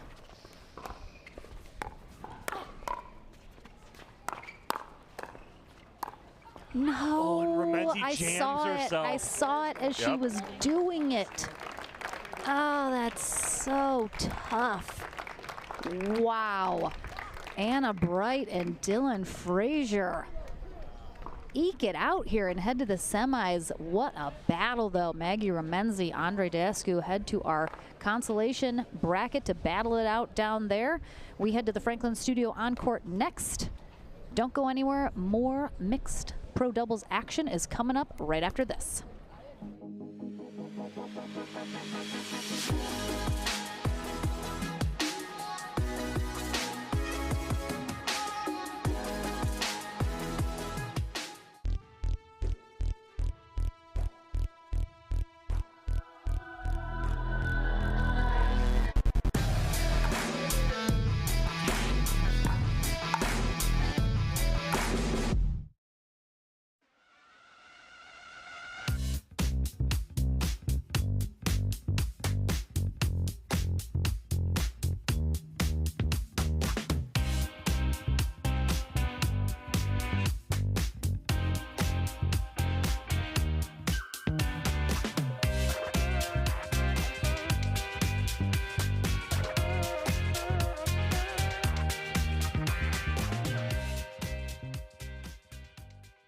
At Coulter Homes, the rules are simple. Grab your paddle and always dink in the kitchen. Remember where you are. Coulter Homes is the home of pickling. Smash and poach on dedicated courts in resort-style and active adult new home communities across the Southeast, including PGA Village Verano and Port St. Lucie, home of the World Pickleball Open. Learn more at coulterpickleball.com.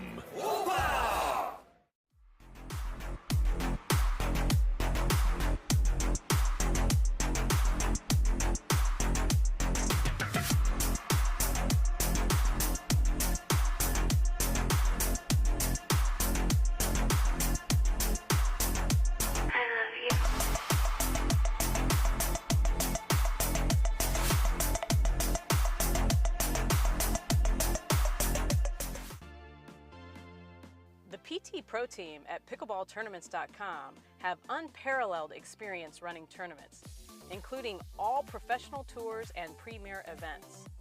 We provide professional services to develop, plan, and deliver tournaments that players and fans love.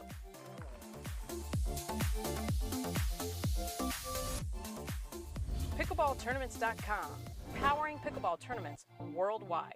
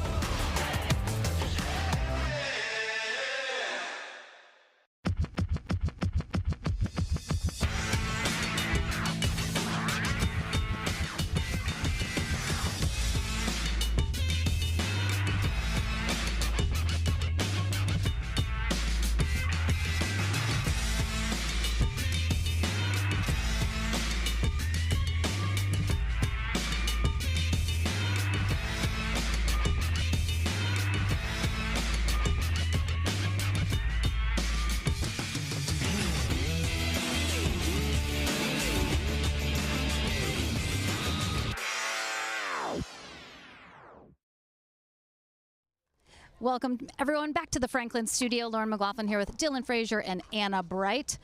Ooh, thank you for that exciting matchup. We all enjoyed it immensely. You guys are up 7-0 in game one. End up losing. What's the discussion going into game two to try and turn that around? I think we were feeling good going into game two because we talked about we felt like we were ahead a lot of the points and then just didn't execute at the end. So we were just going to play more consistent, put more balls in play. Again, came back, took game two, forcing that game three, again down 6-0 at the end change.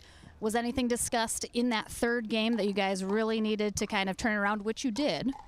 Well, we knew that was the side we wanted to be on with the wind, and we just have Dylan give Andre a few less earnies, maybe. But we still felt like we were playing well. We just were missing a little bit, and we just kind of locked it in, and things went our way at the end. Absolutely. They ended up switching sides, putting Maggie on that left side in the second half of that third game. How did that kind of change anything for you guys? It didn't a whole lot. We kept playing to Maggie. I think we were able to put a little more pressure on her, and my job was to just get balls in play and let Anna go to town on the hands. All right, and of course, this is a first-time partnership for you guys. Coming into the weekend, just in general, what did you guys kind of discuss about your styles or how you wanted to work well together? We didn't discuss anything. We just winged it. Yeah, we just were winging it. I like it. I like it. Flying by the seat of your pants. That's how you got to do it sometimes. Yep. You're headed to the semis, so I think it's working so far. We'll see you there, guys. Good luck. And coming up next, we have Lee Whitwell and DJ Young taking on Michelle Esquivel and Kyle Yates. It's going to be a good one. Don't go anywhere. The HD5 is the green of Ivy. It represents hope, tenacity, the spirit of life and growth. It also reminds us of the Ivy League. The HD5 features a good rotation, an excellent sweet spot, thicker core, and super power. There's a gentler side of Florida, just waiting for you to discover it, where America's first resort destination was built and genuine hospitality began. A place with cleaner sands, warmer waters, and fewer crowds. A place different than the rest. One that exceeds, excels, and surpasses all expectation. Waiting here just for you. We are the original, the one, the only, the Palm Beaches. If you like to dink, then Pickleball Magazine has what you're looking for. Our bi-monthly print publication will help you become a better player with instructional tips, drills, and articles from the top teaching pros in the sport. And you'll become a healthier, stronger player with psychological, nutritional, and wellness advice from experts in their fields. Finally, if it's product reviews or the latest news, we have that too. To learn more or to subscribe today, go to pickleballmagazine.com.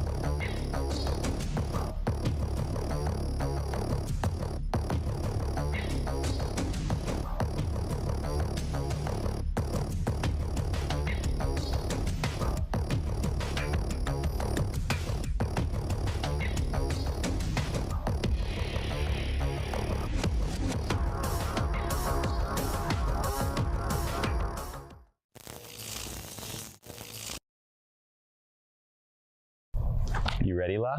I'm ready, Ben. Let's do this.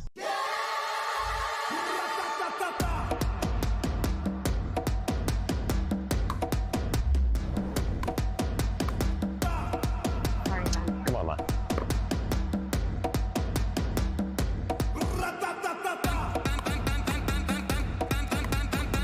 What's going on, Lala? I don't know what's happening today, Ben.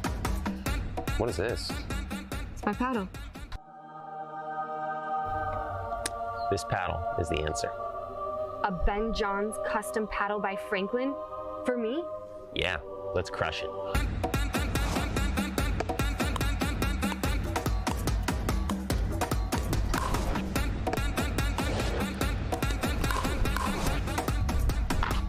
game. Good game. Thank you, Ben Johns. Way to go, Lala.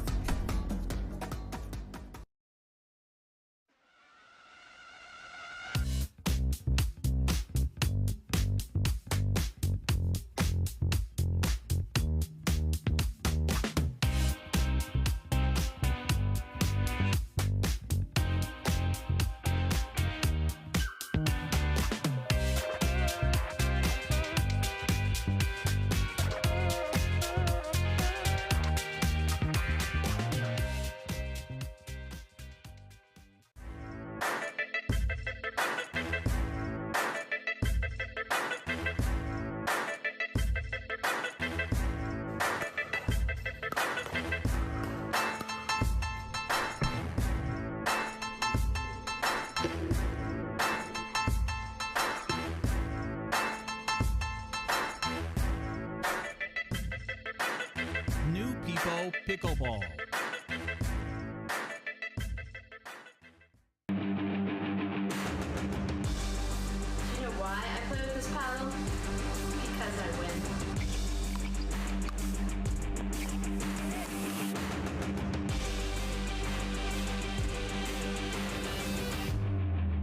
You know why I like this paddle?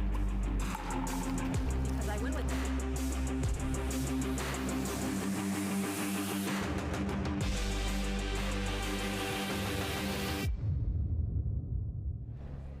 Another fantastic quarterfinal matchup about to be underway here on championship court number 1. Bob Swisshelm with referee duties overseeing this matchup. We have in the all black on the far end, Lee Whitwell and DJ Young. They came prepared to look sharp is what we're seeing here. They are taking on Kyle Yates and Michelle Esquivel. You can see Esquivel and Yates down at the bottom there in that 4th quarterfinal matchup.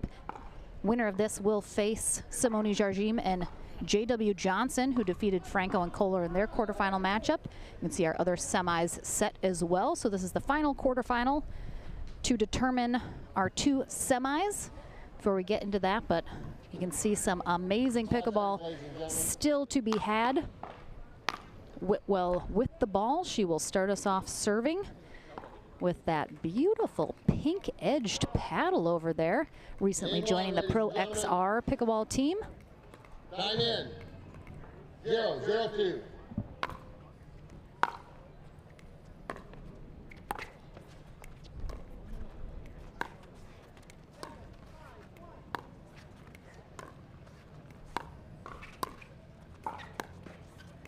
Good get from Esquivel.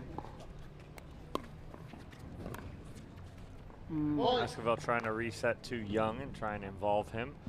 Good job going cross court though by both of those ladies. That's going to be the matchup we're going to watch a lot of, I think, throughout this match.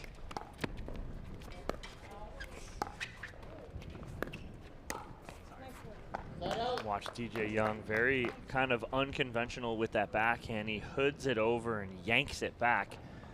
But what he's trying to do is disguise an attack on that backhand side too, where he can go flat against Esquivel. So he has many options from that position. It's the uniqueness of DJ Young.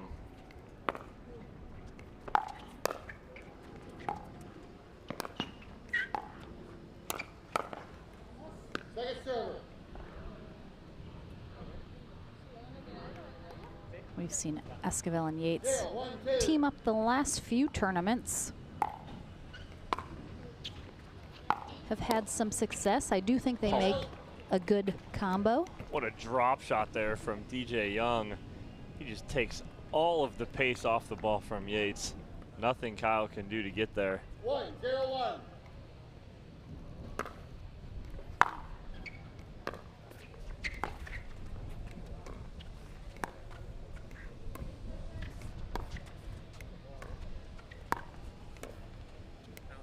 Oh, now Whitwell tries to reset there to Yates, and ball goes wide just like Esquivel did about 2 minutes ago. 1-0-2.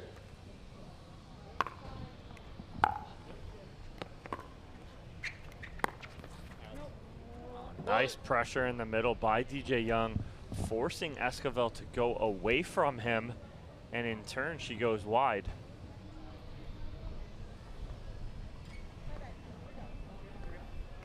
Two.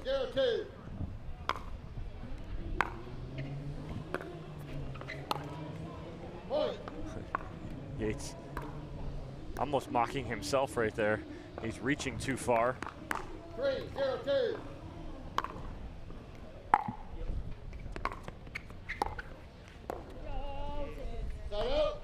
And Whitwell and Young are going to have the wind into their face right now as it's picking up. So they're going to have to give some of these shots a little more oomph to make sure they make it over. That's a nice drop there from Yates.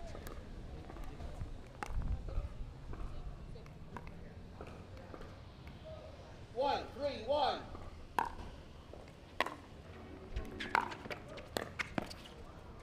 Oh, wow. Very fast reflexes there from DJ Young.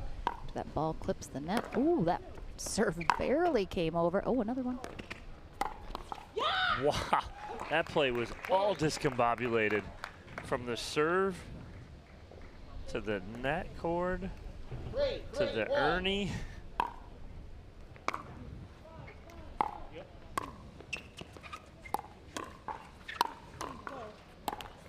Nice resets there from Lee Whitwell. Yep, the lone lefty on court right now. 3-2.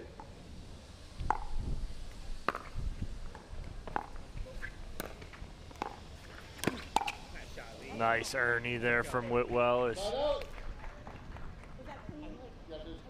See if she stays clear here. She sure does. She does. I think she knows she's being watched with a magnifying glass on those, so her and DJ have perhaps been practicing on them at Dreamland, where she's been popping up here and there, helping out with MLP and Duper. Serve.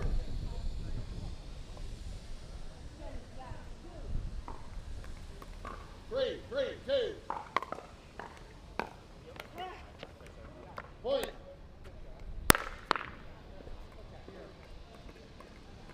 Four, three, two.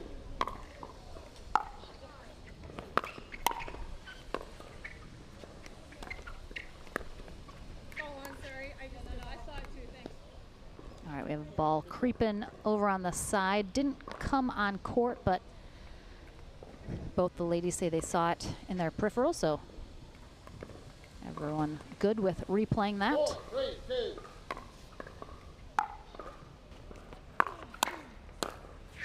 Nice job. So the problem with that was Esquivel ran around that to get to the forehand. It created a hole on that side that DJ Young exposed for the winner. 5, 3, 2.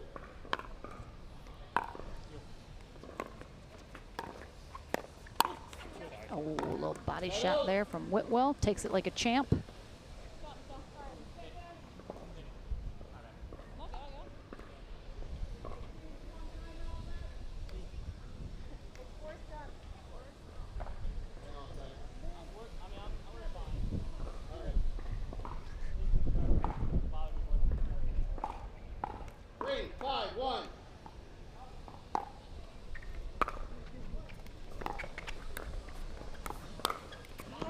Nice counter from DJ Young.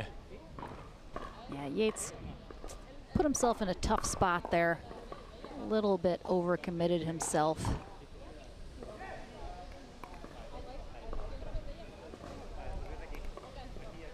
Three, 5, 2.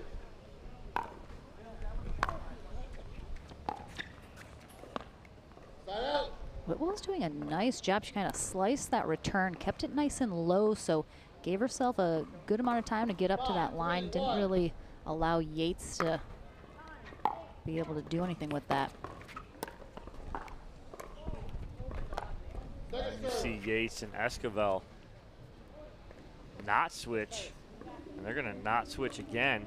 So what that does is that puts Esquivel and Whitwell straight up on each other on the stack. So now we're making the court a lot smaller here. Mm-hmm.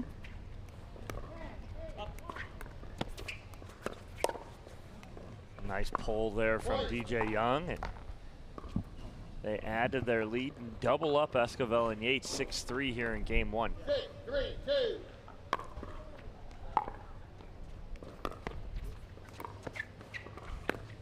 Oh, wow, what a little two-hand flick there from DJ Young with that new carbon paddle. Had Yates lean into the sideline. 7, 3, 2.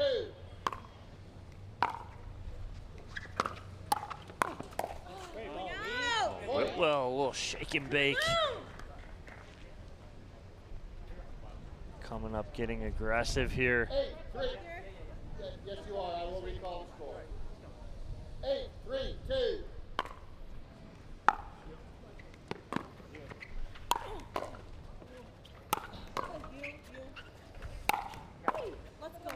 A little confusion in the middle there from Whitwell and Young, and the side out for Esquivel and Yates. Yeah, some damage has been done though. 3, 8, 1.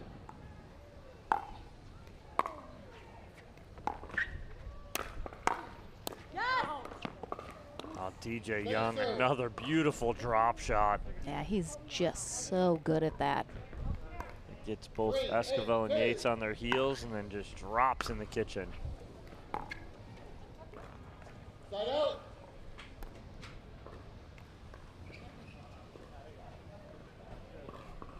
Eight, 3, 1. Oh, that's a foot outside the court the whole time, and Yates with a slight pedal toss for the timeout. He is, I'm gonna guess, fuming about that particular choice he just made. Yeah, ball is definitely out. he's coming over on the stack, so in a full sprint, very hard to read that because of the angle he's coming in on. So he's playing it just so it doesn't, so he thinks it's going to be in possibly just because of that angle he's coming in on. So it's a tough ball. A lot easier when you're coming and running flat in on that down the line. So, but it's a 9-3 lead here for Whitwell and Young as they are cruising along, playing very well right now. Yep, they were walking over to the timeout with their arms around each other, having a good time, feeling good. You have 1 remaining timeout. Yes, you are. Time in, please. Oh, time in has been called, so. Yes, you are.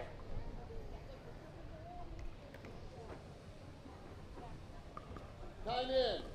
9, 3, 1.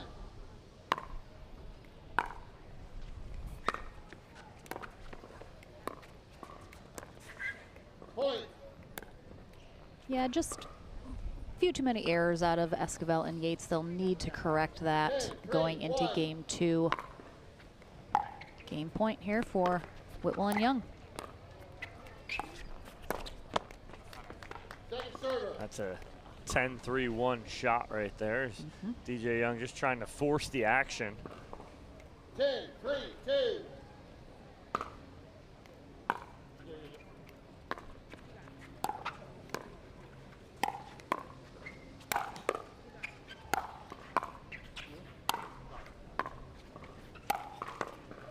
Oh, nice spot. Yeah, great spot there from Yates as he had Whitwell and Young, a little tandem there as Young was a little further up than Whitwell. He finds the hole in the middle and they hold twice. 3, 10, 1.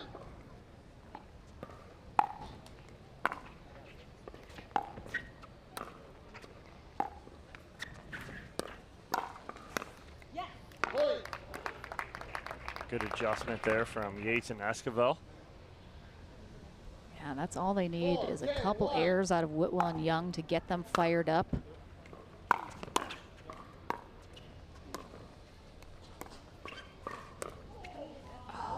Nice too good. Yeah, and again, Yates and Esquivel trying to make this court a lot smaller by putting Esquivel right in front of Lee Whitwell. 4, 10, 2.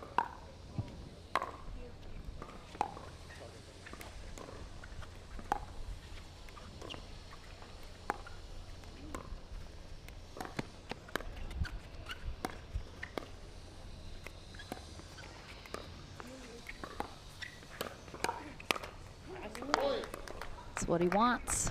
Setting himself up for that. Yes, he is. 5, 10, 2.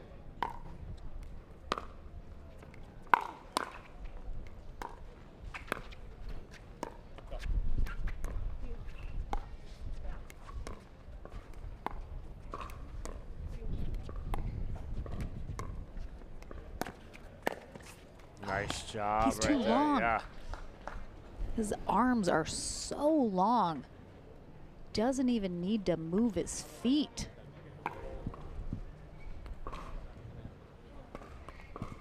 10, 5, 1. Game point again for Whitwell and Young.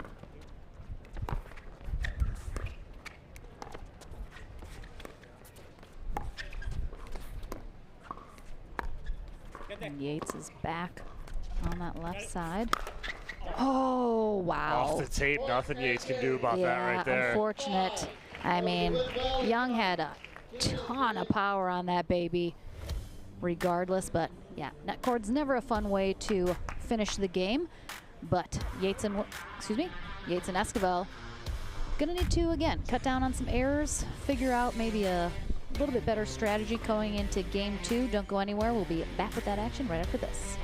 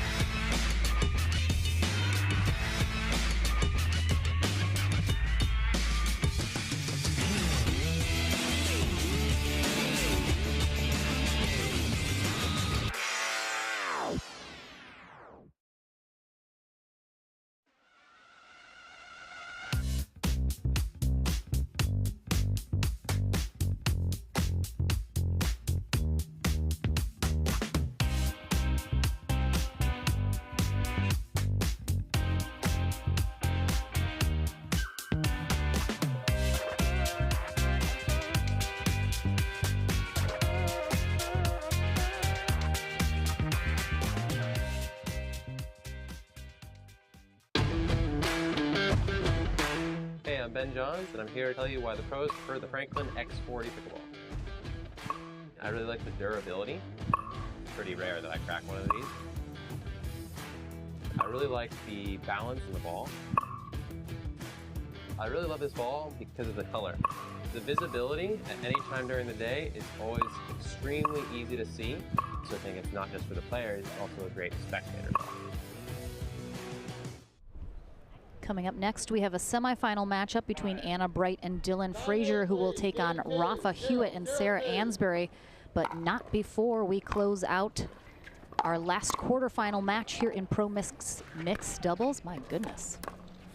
Lee Whitwell and DJ Young on the near end in black, taking on Kyle Yates and Michelle Esquivel, who struggled a little bit in game one, trying to get in a rhythm.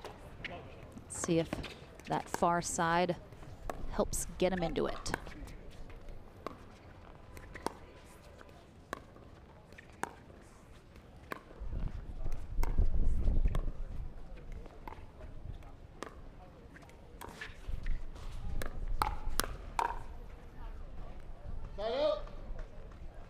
Good point construction there from Whitwell and Esquivel, but DJ Young being just a little more active than Yates in the middle at that moment creates the side out. Wow, how long is DJ Young? Right. Incredible play right there, taking over the whole court. He got some arm extensions. Oh, a little flat on that from Young.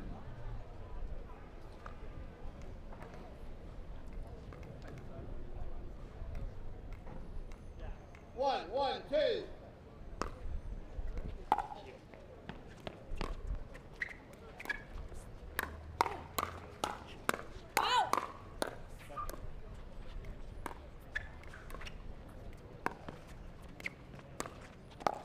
Oh, so flat. Just a nice little light ATP there from DJ Young. Yeah, it's a change of pace ATP. It just goes nice and soft. Yes, you are. Yeah, I think Yates was, of course, expecting it a little bit harder. 1, 2.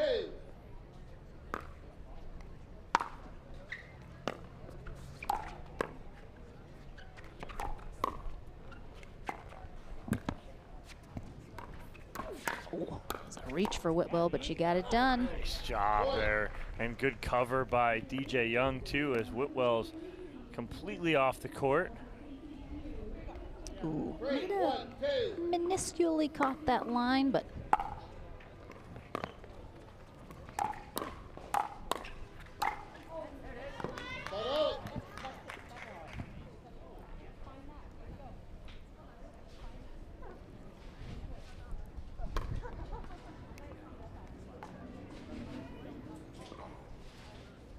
One, three, one.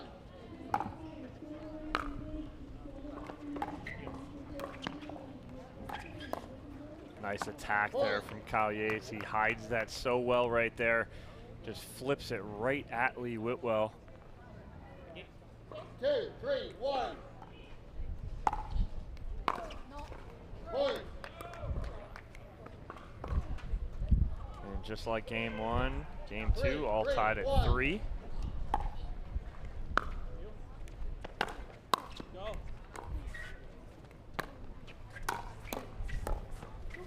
nice pickup from Yates. Point.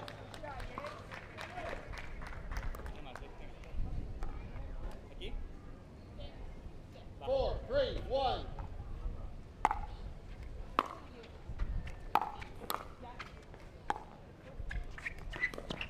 No. Oh my God.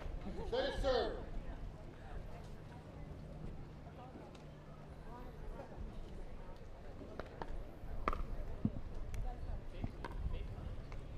Four, 3, 2.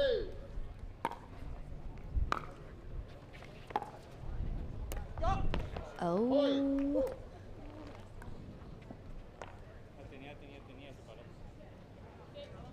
Oh, they're speaking in Spanish down there.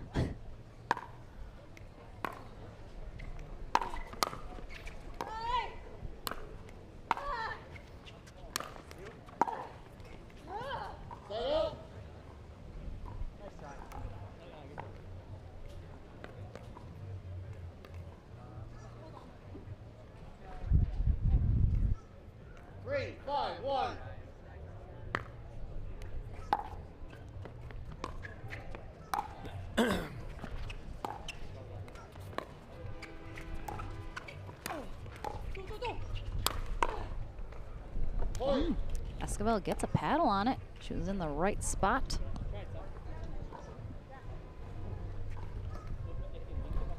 Four, five, one.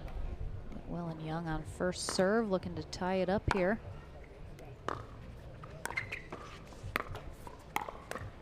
Nice hands and adjustment there from Kyle Yates as DJ Young flips the little forehand, but clips the tape. 4, 5, 2. So hard to make that adjustment and be under control. Set out.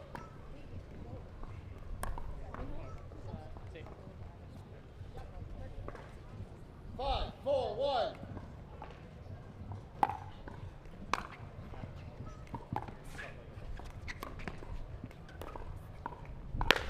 Second server.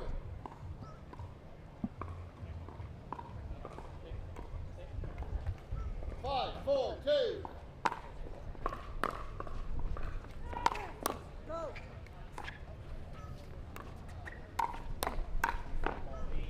Lee Whitwell, great hands right there, handcuffing Michelle Esquivel. Big side out and see if they can tie this up here.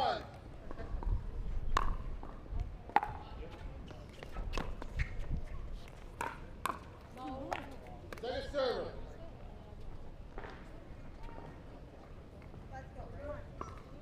4, 5, 2.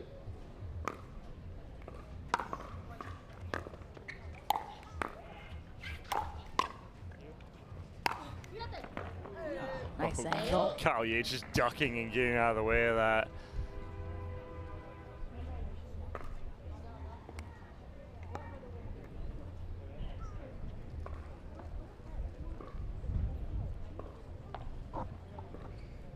Five, 4, 1.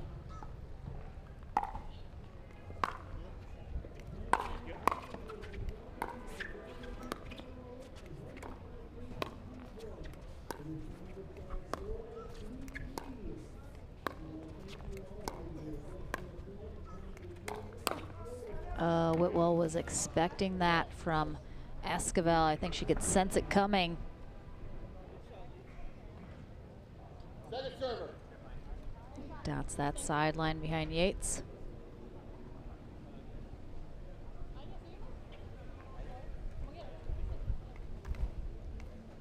Five, 4, 2.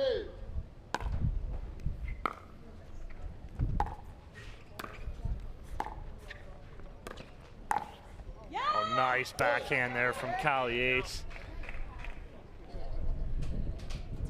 Watch him lean forward and hit this. Doesn't overdo it, just get some nice top spin. Good placement. Puts them back up at 2. 4, 2.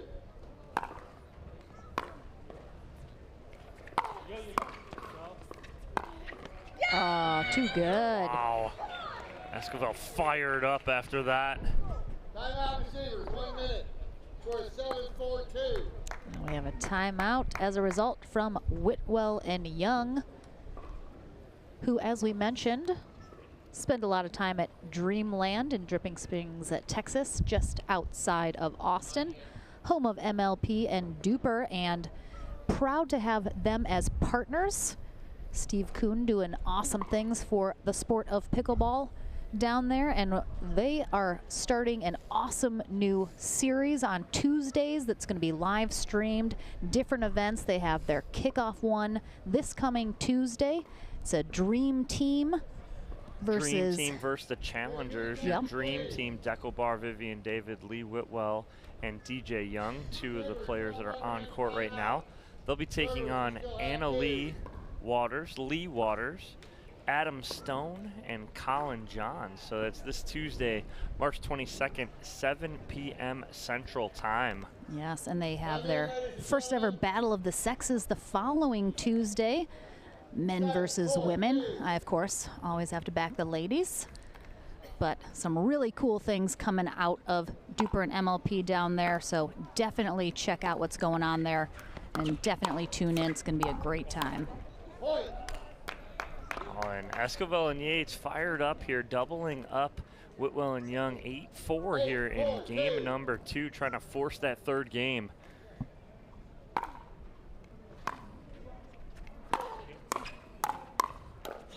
Oh, yeah, Yates. A little overcommitted.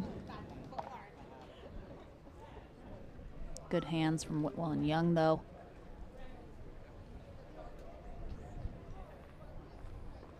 Big side out, trailing by 4. Let's see if they can get back in here, try and avoid a third game. Oh. Not sure what happened there. But Whitwell smacking herself and telling herself to be ready, so perhaps that was the issue. 4-8-2.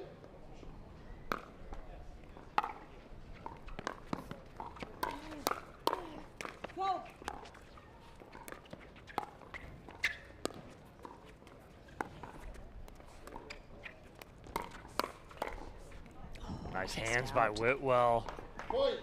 Yeah, really great grind there during that rally from Young, though. It's been awesome to see his game kind of get really honed.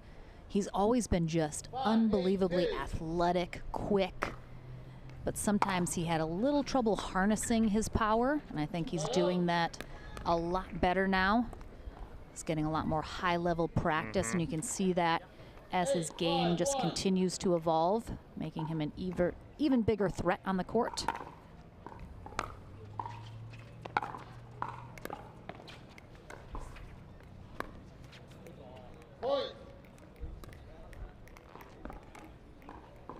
I can see Rob Cassidy and AJ Kohler in the stands, beers in hand, cheering on our players. Second server. 9-5-2.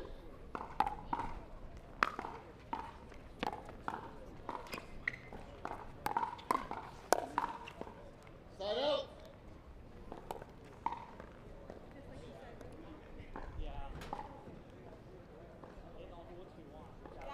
5-9-1.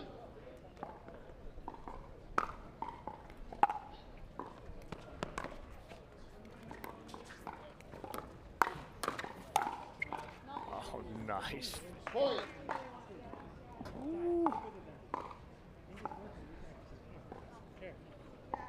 Let ball sails long. I have Steve Taylor in front of me. It's hard to see that one.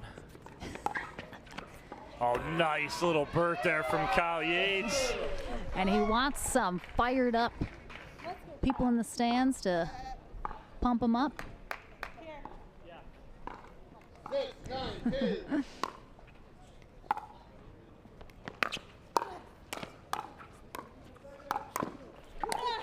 Oh, nice job. Ooh, I don't know if there's any stopping Yates and Esquivel there. He jumped off of his right foot and landed on his right foot.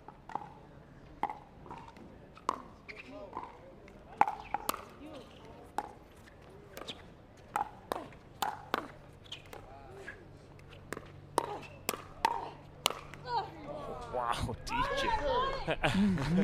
She wants it. She wants it. I love it. Esquivel will never back down, ever. The harder you bring it, the more she wants it right there.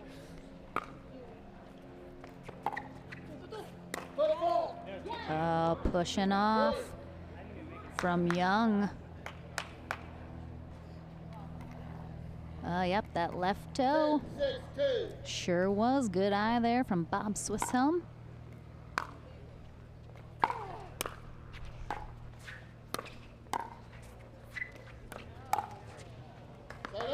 DJ Young getting very active right there. Holding. 6-10-1. The first game point for Yates and Esquivel.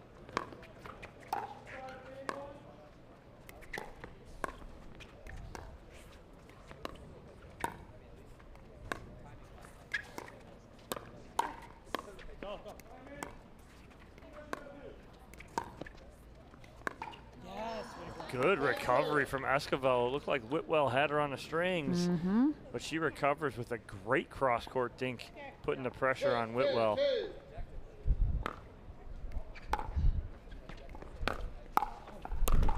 Oh, that was too nonchalant of DJ Young. He didn't stay engaged to finish that out. 10-6-1. Game point here for Esquivel and Yates. Yates is going to want to finish it, and he does. Wow, big turnaround here for Kyle Yates and Michelle Esquivel. Fighting till the last point, and they come out on top. 2 minutes. Forces a third game here in our final quarterfinal matchup. Looking to secure a place in the semis. We'll take a short break. That last game coming up right after this.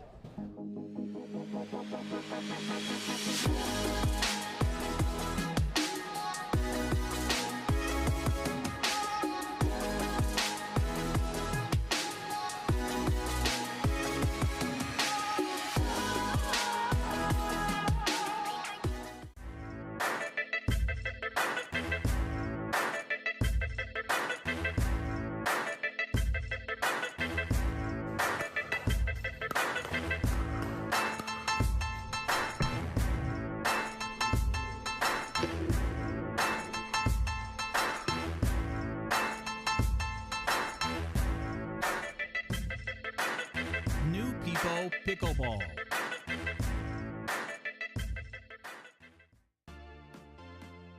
The PT Pro Team at pickleballtournaments.com have unparalleled experience running tournaments, including all professional tours and premier events. We provide professional services to develop, plan, and deliver tournaments that players and fans love.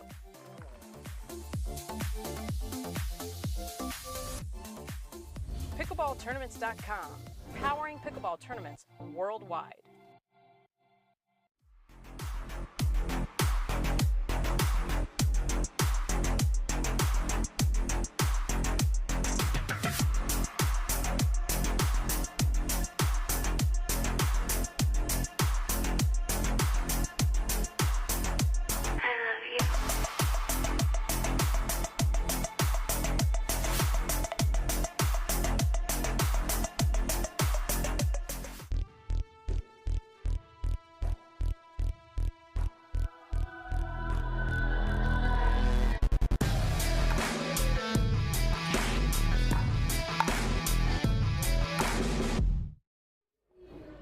One game is all that remains to determine our fourth team in the semifinals.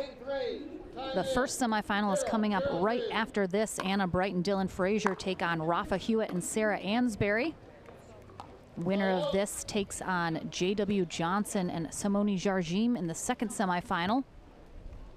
Yates and Esquivel on the near end here for game 3.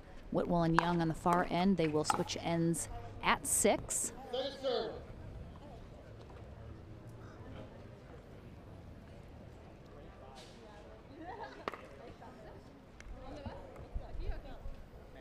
Lauren McLaughlin along with Dominic Catalano up in our Skybox booth, bringing you all the action here this weekend. Whitwell with the backhand attack.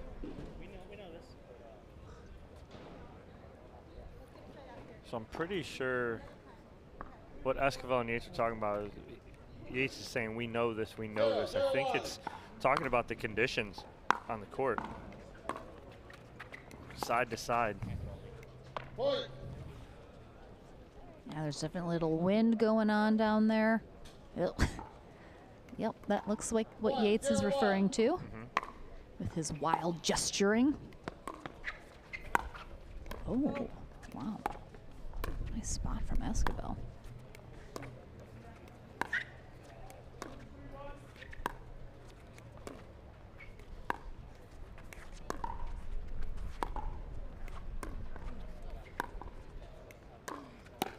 Oh, and Whitwell with the backhand attack there. Little hacky sack in there from Kyle Yates. 2-0-1.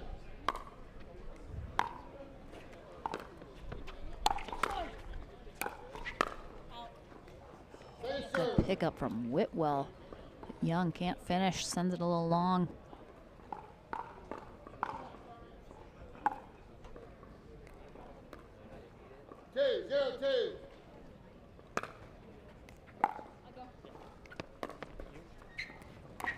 Oh, nice job by Esquivel on the two-handed backhand as she holds it. She gets DJ Young leaning to the middle. She just breaks those wrists over, pulls it backside. No chance for Young.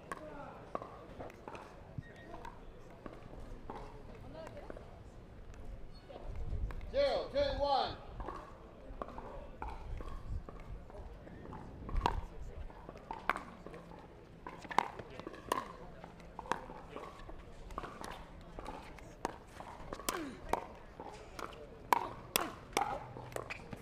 Good hands from Kyle Yates to get that ball down at the feet of Lee Whitwell.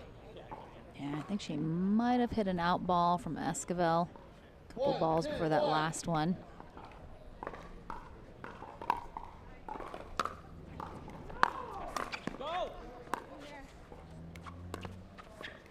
Oh, just too much angle there from Whitwell.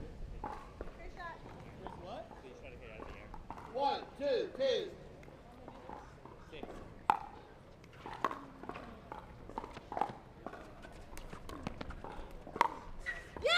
Good spot from Esquivel in the middle. She threads the needle just out of the reach of Lee Whitwell.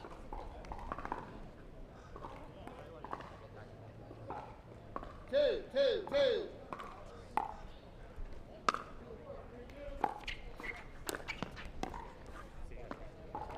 I was literally just thinking, I'd like to see DJ Young get kind of really big in the middle, get in there, and he did just that on the last rally. I think that would behoove them to do so.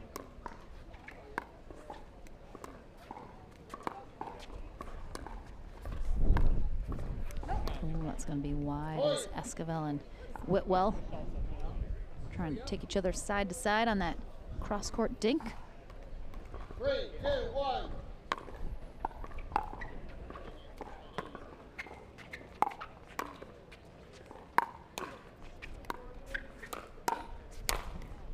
Big finish from DJ Young right there. Good reset there from Esquivel on the first one, but just can't get that second one down. 4, 2, 1.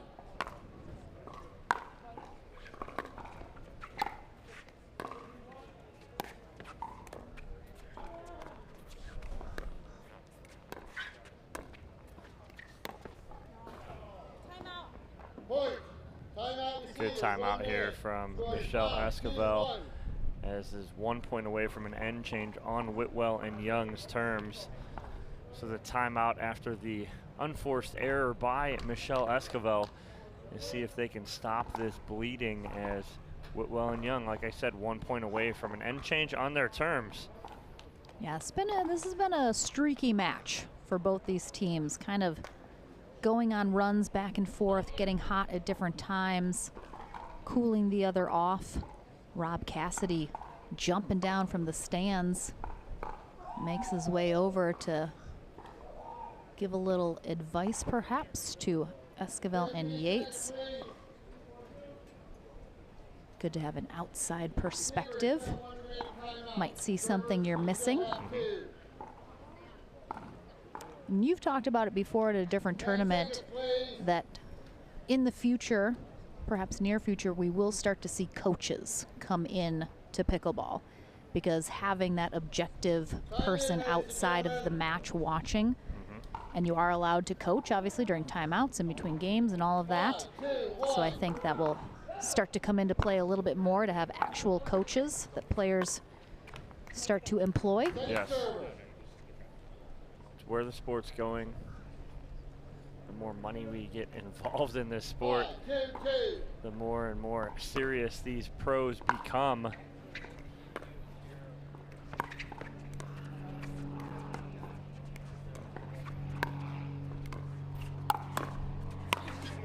Nice attack there from Yates and Esquivel. Whitwell able to get the first one, second one not coming back off the paddle of Michelle Esquivel. A great timeout. They hold 2 services from Young and Whitwell. I'll see if they can get back in here in this third game. Oh, nice block from Whitwell. And you see that so much at the pro level that you wouldn't necessarily see at lower levels. Is you're not just blocking it. You're not trying to just get it back over. You're placing that block somewhere.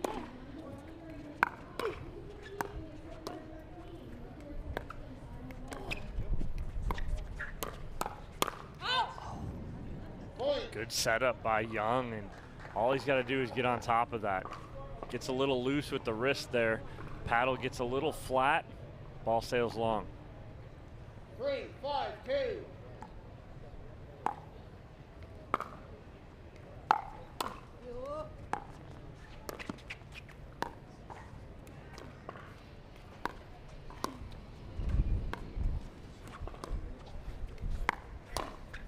Nice coverage of the middle. Oh, behind the back get. It's in. And a tweener.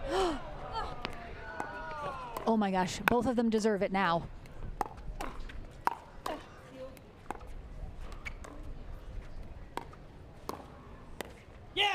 Wow. Oh, 2 highlight on both sides of the net.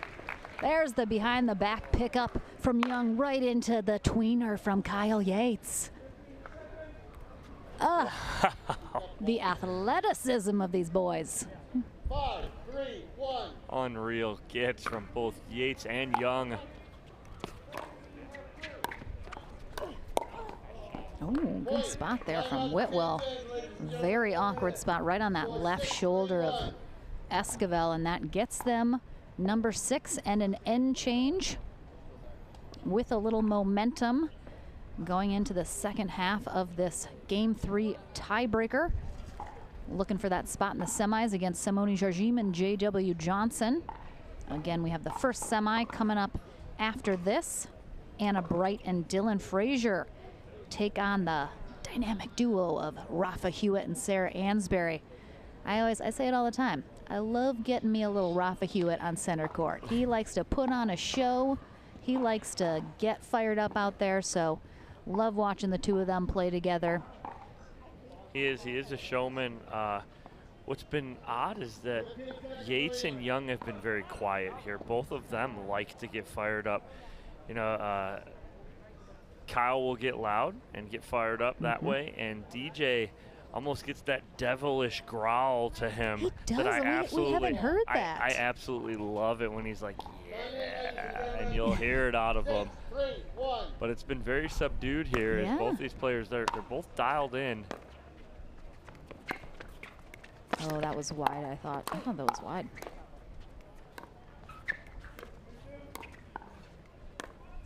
Oh, nice pull from Lee Whitwell down the middle on the forehand as they extend their lead to 4 here in game number 3.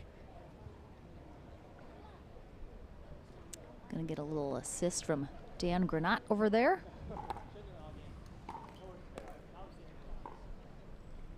Seven, 3, 1.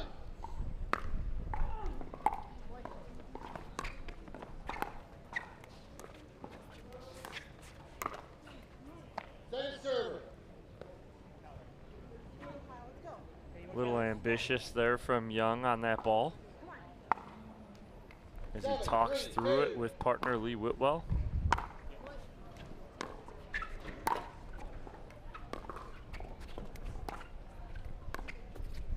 Oh, and Esquivel doubling up on the Ernie attempt right there, and Whitwell trying to keep it nice and low. 3, 7, 1.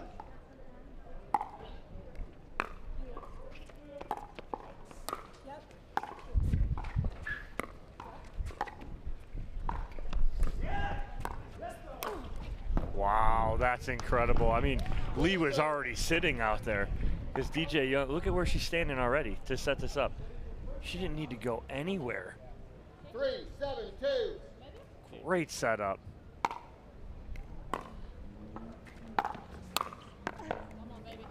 That's it. DJ Young starting to feel it right now as he is taking over about 80% of the court at the moment.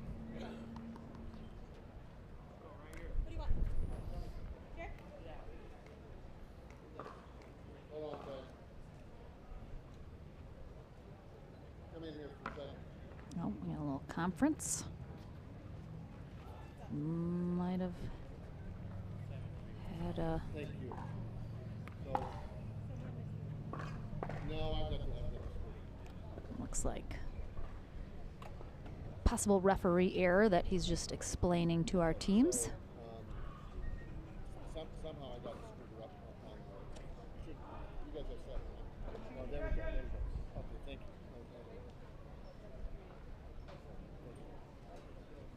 Thank you very much.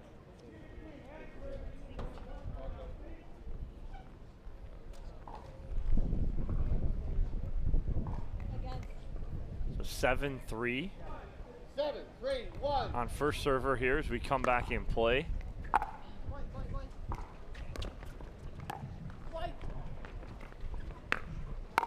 Ooh. A nice little half drive there from Young after the lob.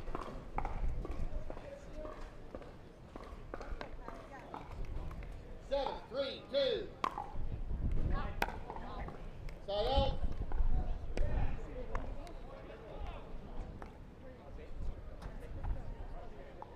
Three, 7-1.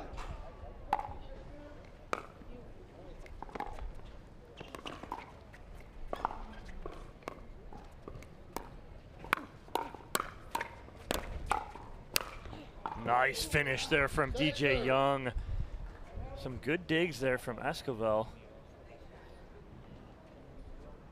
And Yates with one, but that's just too big and too easy for DJ Young. Too powerful of an overhead.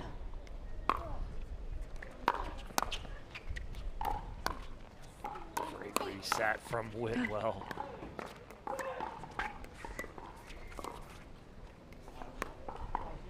That one's going to be wide. Yeah, just wide. Esquivel just got jammed up a little bit. Ball at her feet. Side out here to Young and Whitwell as they try and end this third game and move on to the semifinals.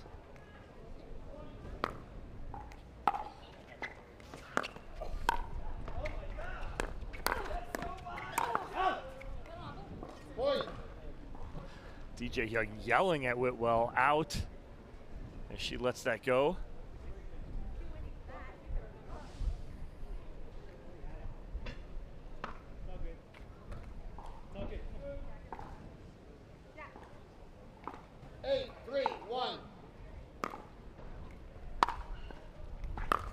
That's good return there from Esquivel, putting pressure on DJ Young. He ended up stepping in just a little bit too much at them on that return or on that serve, and he got his feet jammed up.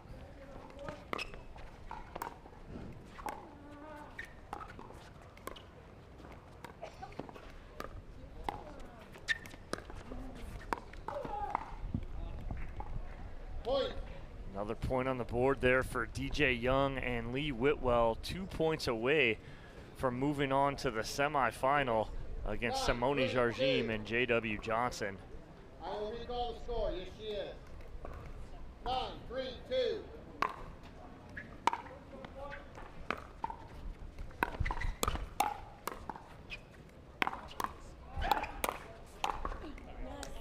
Nice hands battle right there, and DJ Young looking at Whitwell going, I need to get on top of that just a little more. Again, you get into those hands battles, it's who can get that ball down at the feet first. Ends up being Yates and Esquivel. They got some work to do here though. Down by 6.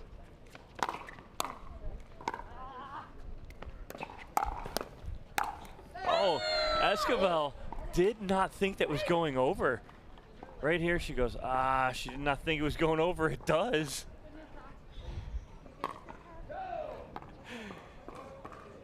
She shocked herself.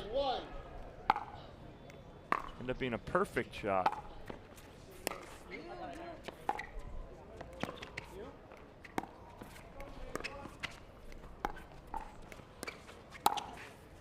Yeah, and Yates baited DJ Young into that.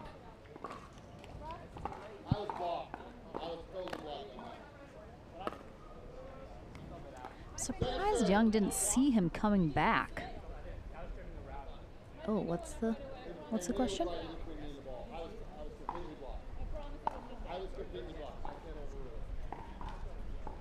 So a little debate on if that ball is in or out. Young and Whitwell calling it out.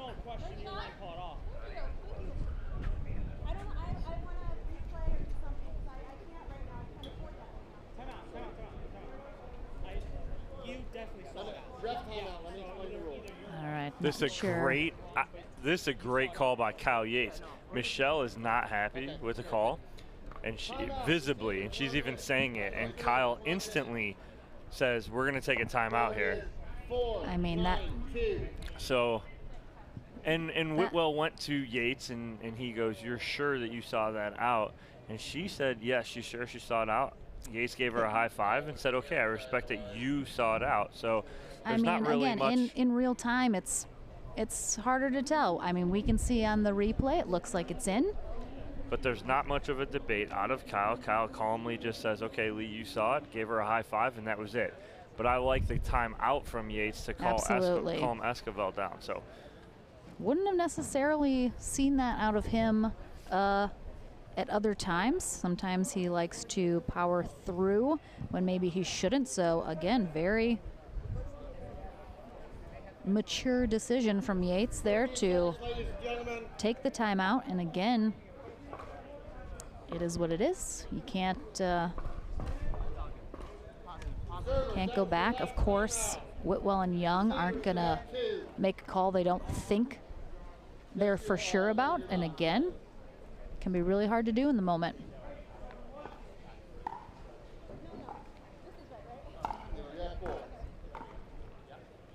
So Esquivel and Yates making sure they're in the right position, right server. They are down 5 on second server here.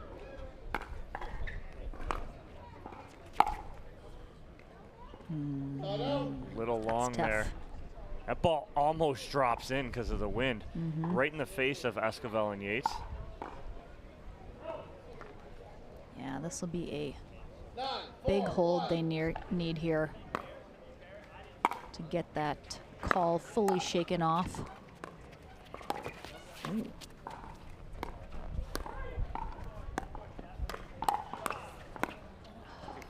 Esquivel just out in front of it a little bit right there. Yeah, she couldn't really get her feet planted well because Yates was a little close to her. And this will be match point for Whitwell and Young.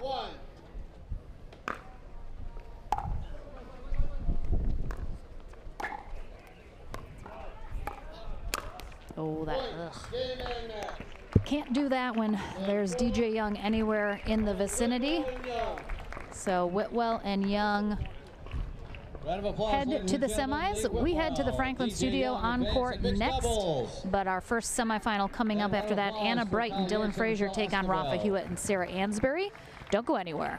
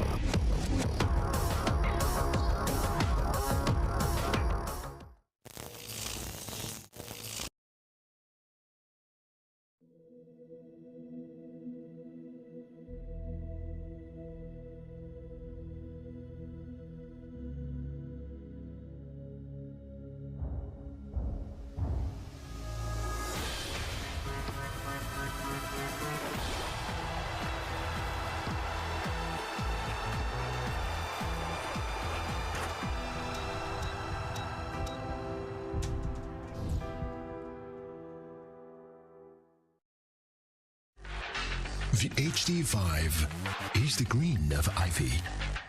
It represents hope, tenacity, the spirit of life and growth. It also reminds us of the Ivy League. The HD5 features a good rotation, an excellent sweet spot, thicker core, and super power.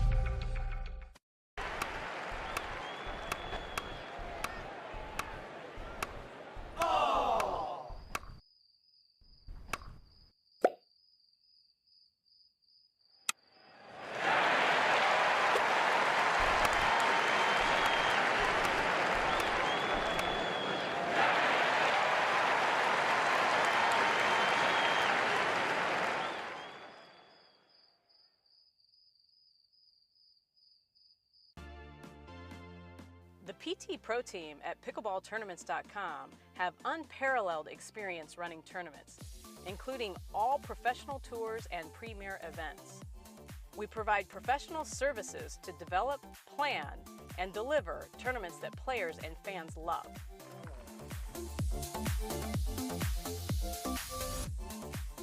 Pickleballtournaments.com, powering pickleball tournaments worldwide.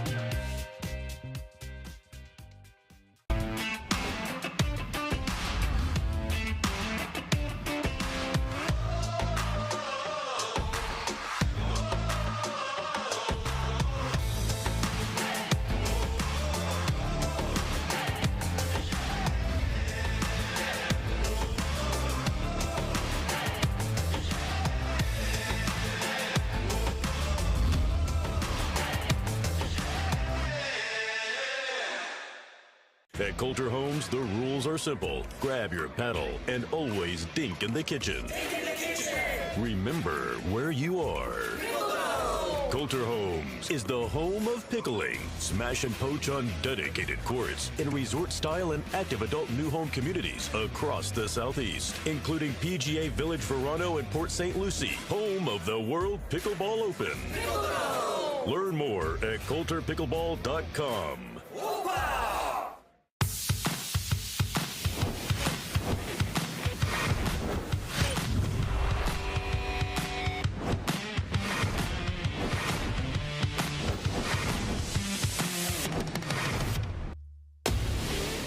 I'm so ready for next gen. This is Next Gen Pickleball. I'm so ready for the Next Gen Tour.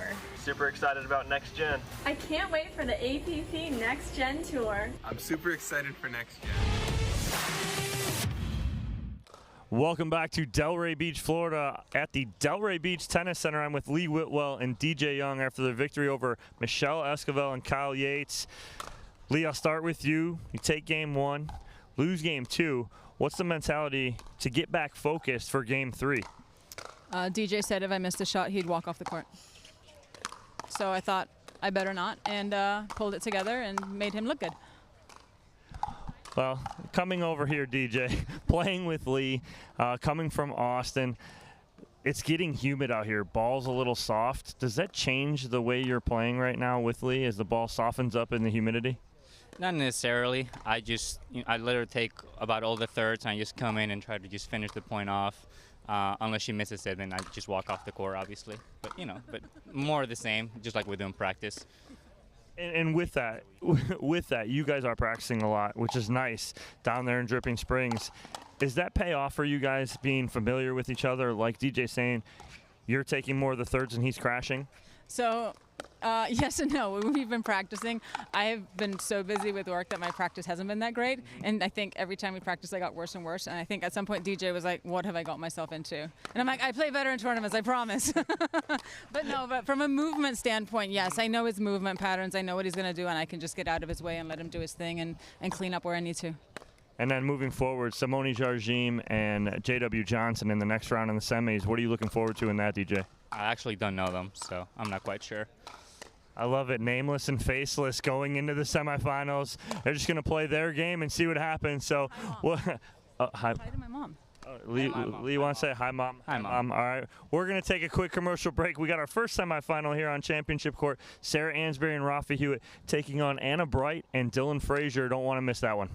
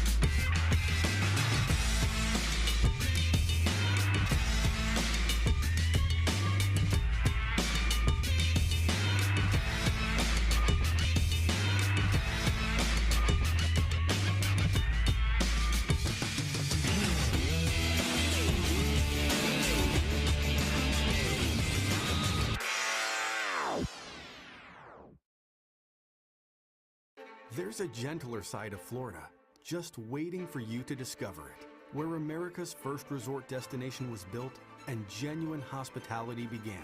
A place with cleaner sands, warmer waters, and fewer crowds. A place different than the rest, one that exceeds, excels, and surpasses all expectation, waiting here just for you. We are the original, the one, the only, the Palm Beaches. You know why I play with this paddle? Because I win.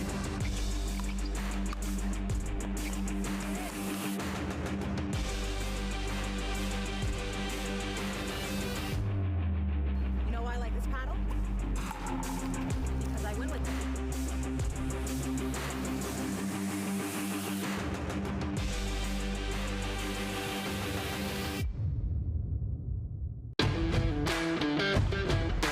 Hey, I'm Ben Johns, and I'm here to tell you why the pros prefer the Franklin X40 pickleball. I really like the durability.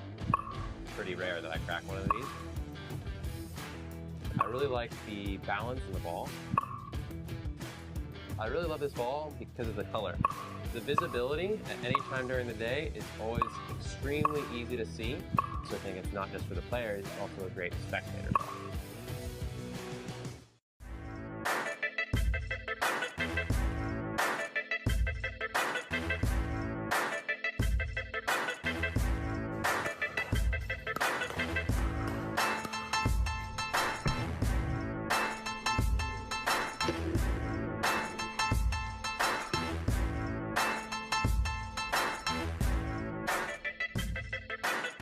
New People Pickleball.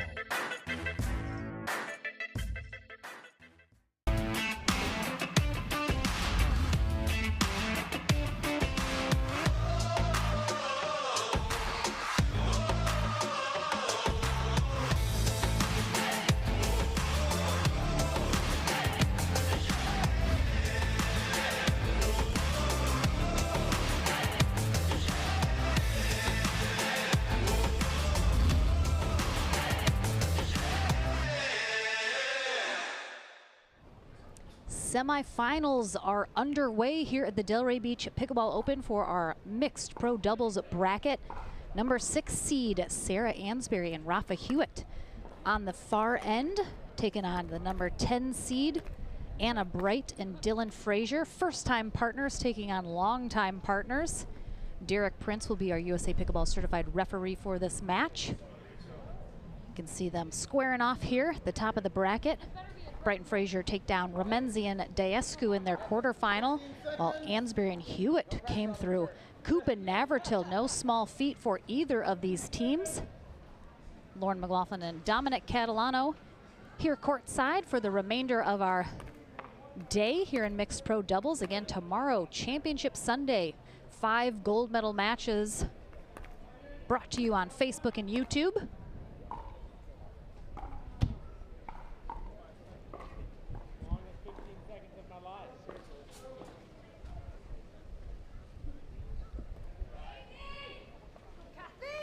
Game 1, time in. All right, Rafa Hewitt kicks us into the action. Side out.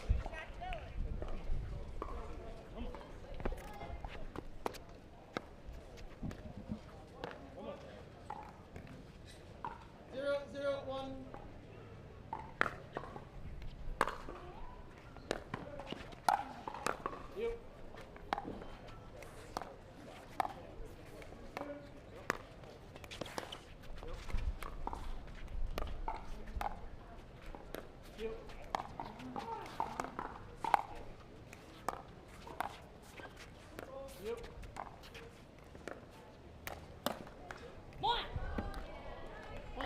Catches a back line. And Anna Bright already getting fired up here 1, 0, 1. as they take the first point of the match.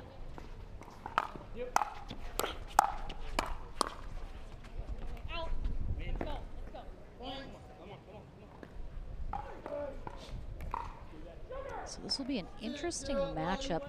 Sarah Ansberry just so steady, amazing resets. Rafa Hewitt, kind of the wild card of their partnership. Gets very animated, very athletic out there. It'll be interesting to see how they handle the quick hands of Dylan Frazier and the firepower from Anna Bright. 2, 0, 2.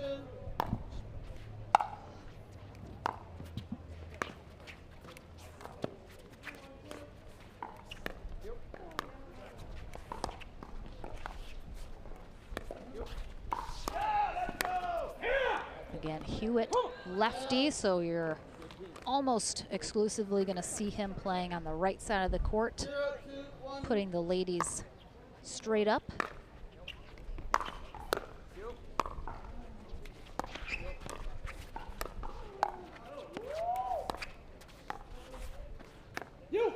Oh. Nice ball down the middle there from Dylan. Wrist flicks that. I don't know where Ansberry was going. She stayed on that sideline. Yeah.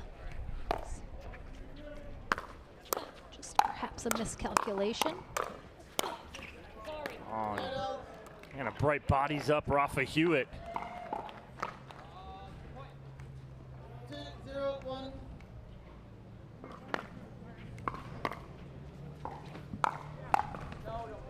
Point. 3, 0, 1.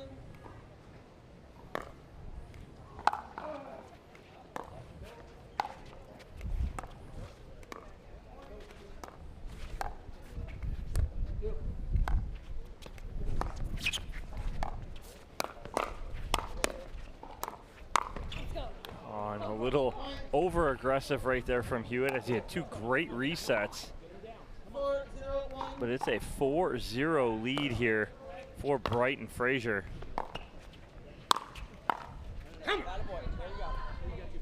Sir.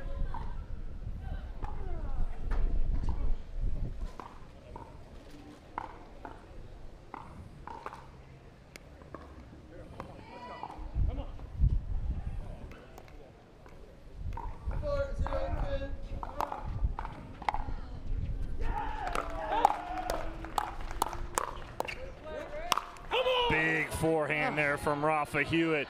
He's getting fired up, pointing at I don't know who or what. Doesn't matter. Doesn't matter. Doesn't matter.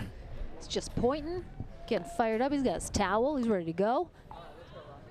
Yeah, just so much wrist power from Hewitt.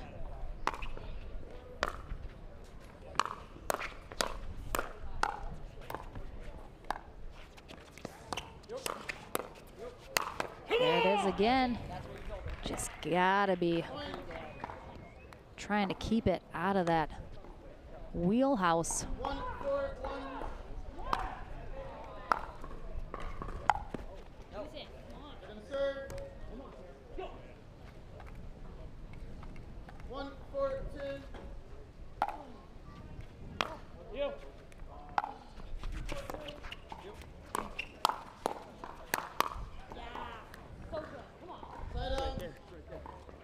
Haven't been able to get into too many dink rallies here yet, which I know is definitely what Ansberry would love to do. She can grind you all day on the dinks. She's definitely being forced to play a little faster of a game.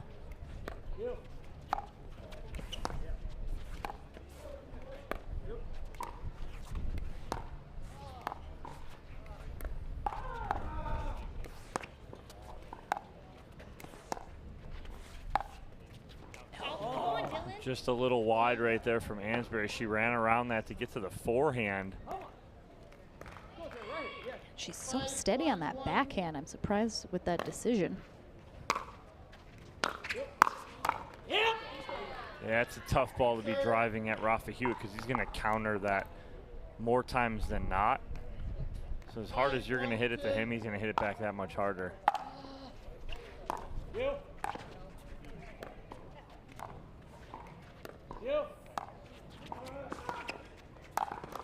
Oh, nice pull there from Sarah Ansberry. She speeds it up right there.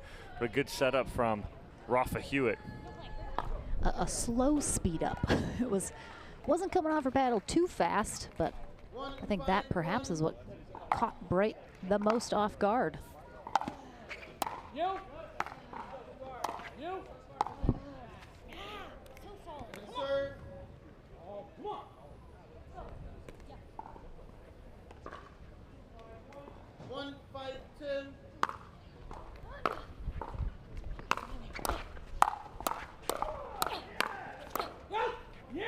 Nice leave. Rafa's still pointing. I have no idea. That time to Sarah, who was pointing at Sarah on that one. It was a different direction that time with the point, so.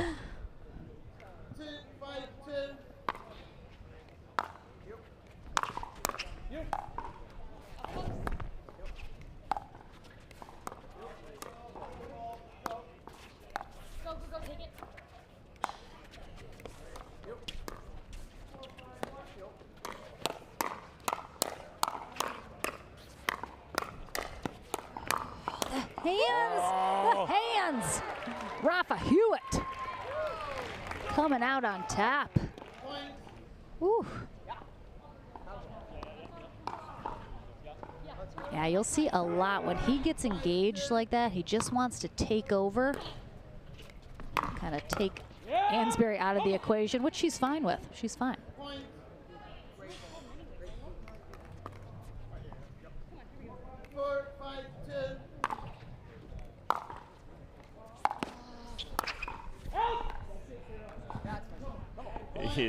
He's getting loud. Rafa's getting loud in here. I was talking to him before this match started. I'm like, am I gonna get something out of you? He said, you know it. He brings nothing less. Yeah! Let's go! Oh, he's getting Sarah fired up now. I can hear her too. It's a great drop by Hewitt. And they take a 1-point lead here, 6-5 in game number 1.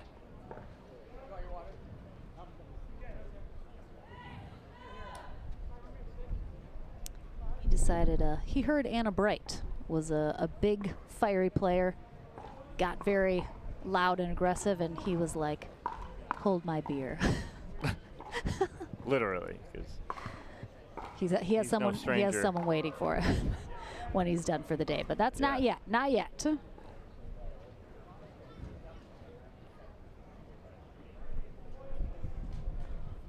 Again, Hewitt and Ansberry just longtime partners, so familiar with each other's games. Receiving team, 1 timeout remaining. Play really well together. Team, 2 timeouts remaining. Know how to fire each other up. Time in. 6, 5, 2.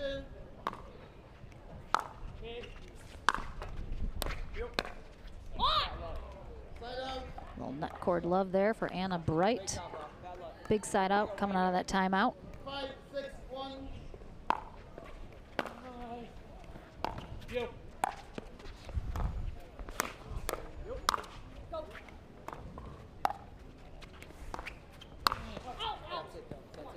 He had it. Really nice poach there, and Ansberry again, very supportive of that decision, just overhits it. 6, 6, 1. Go, take it.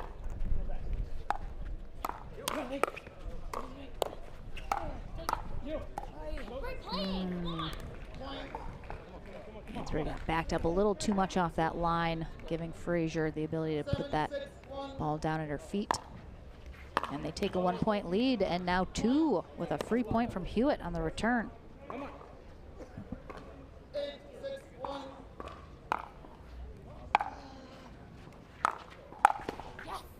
Points.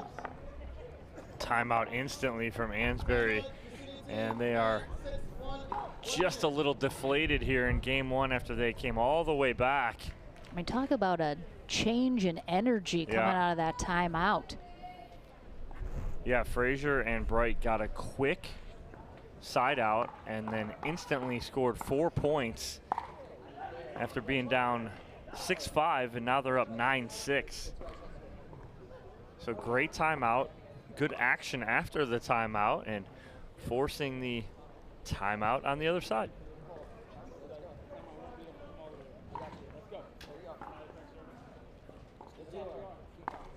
Receiving team, 1 timeout remaining. Serving team, 1 timeout remaining. Time in. 9, 6, 1. And they're still on first server as well. Yo.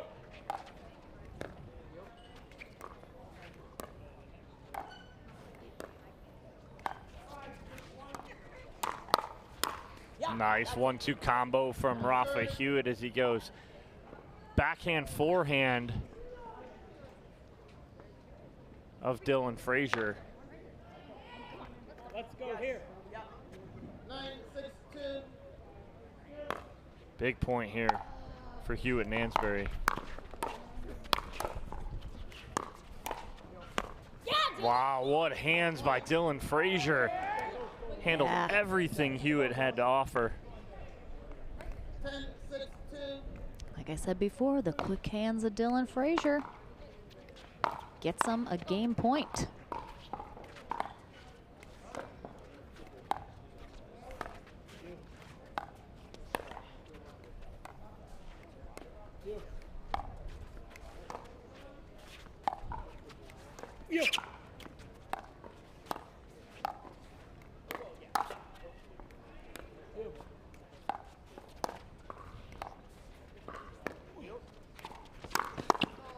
Nice ATP from Hewitt as Anna Bright tried to keep Hewitt honest, but she hits this way too wide. Two-handed backhand there. 6, 10, 1. And they needed that stop right there. Oh, perfect placement from Frazier right up the middle. 6, 10, 2.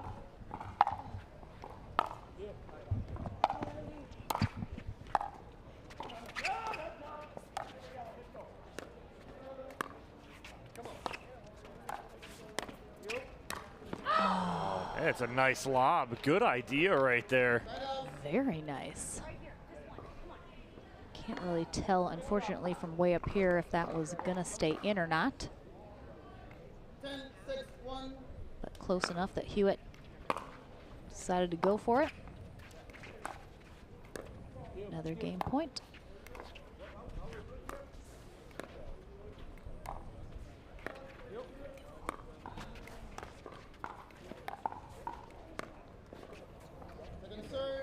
Big hold, great dinking there from Ansberry and Hewitt.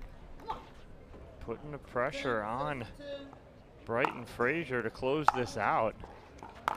Game point number 3. And they will get it done after a big run from Ansberry and Hewitt there in the middle of that game. They can't quite hold on to the end. Brighton Fraser take game 1, and we head into game 2 right after the short break.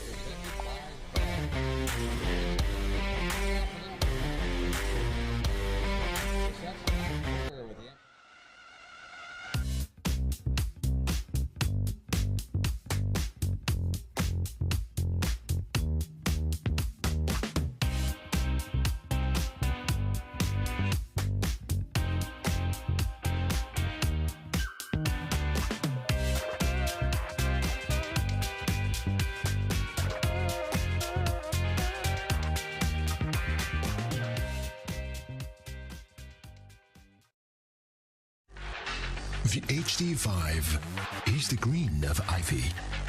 It represents hope, tenacity, the spirit of life and growth. It also reminds us of the Ivy League. The HD5 features a good rotation, an excellent sweet spot, thicker core, and super power. Hey, I'm Ben Johns, and I'm here to tell you why the pros prefer the Franklin X40 pickleball. I really like the durability. It's pretty rare that I crack one of these. I really like the balance in the ball. I really love this ball because of the color. The visibility at any time during the day is always extremely easy to see, so I think it's not just for the players, it's also a great spectator ball.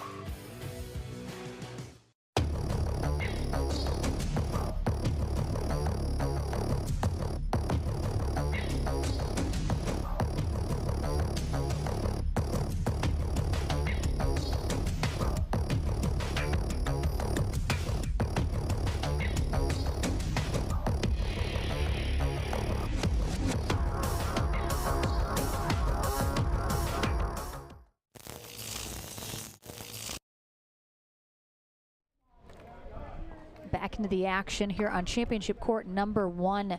Game number 2 about to kick off in our first semifinal matchup. Anna Brighton, Dylan Fraser taking game 1, 11-6. They will be on the far end here for game 2. Rafa Hewitt and Sarah Ansberry on the near end, fighting to win this game and try and force a game 3 tiebreaker. Spot in the winner bracket final on the line here.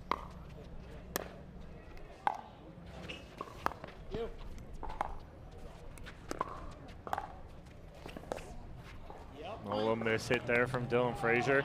And Hewitt looks at Ansberry and goes, yep, and kind of gives a shoulder shrug.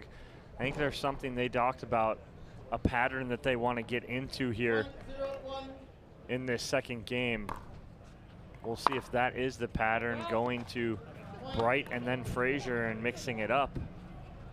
We'll have our second semifinal match coming up after the conclusion of this one. Lee Whitwell and DJ Young take on Simone Jardim and JW Johnson.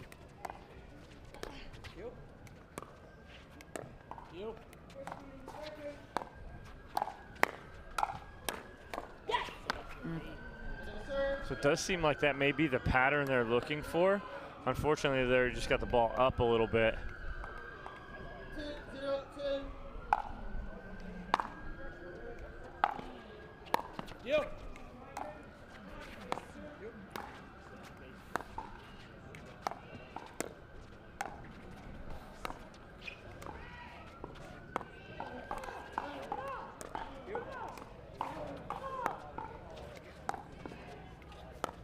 Oh, I thought that was wide, but Fraser plays it.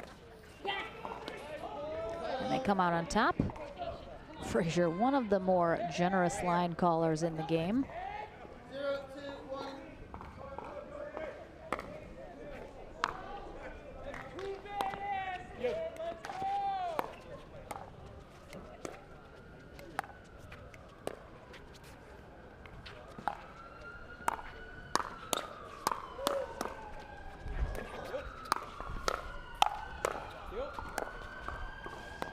nice digs.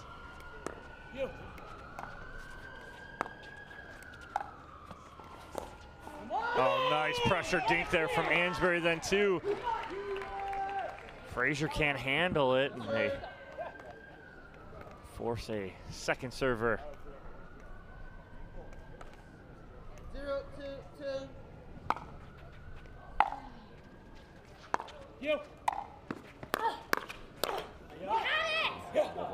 Anna Bright sets herself up nicely. 2-0-1.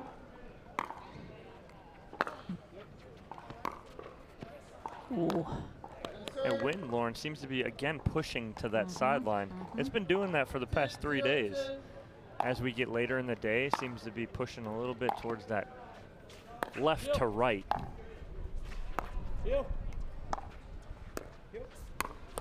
Oh, a little sneaky there from Rafa Hewitt. Yeah, it's so hard to tell because we can look at the wind in the palm trees all around us, and it looks one way, but then once it comes down into the stadium, kind of just swirls around, changing directions.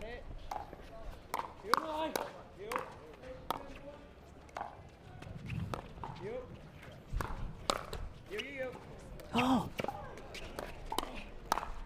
He reestablished nicely. No. Ah, nice effort. Rafa Hewitt is the equivalent to, in baseball, what you'd call a bad ball hitter. Like, if the ball's out of the strike zone, that's when he's at his best. When Hewitt is off balance, that's almost when he's at his best. He hits balls so controlled from being off balance. It's an anomaly.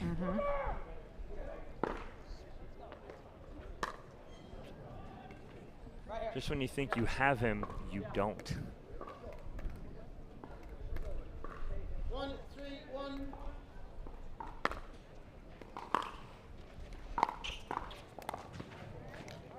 Go. Oh, what a spot there from Ansberry. And again, that's the placement over power. Ansberry sees the opening in the middle, finds it perfectly.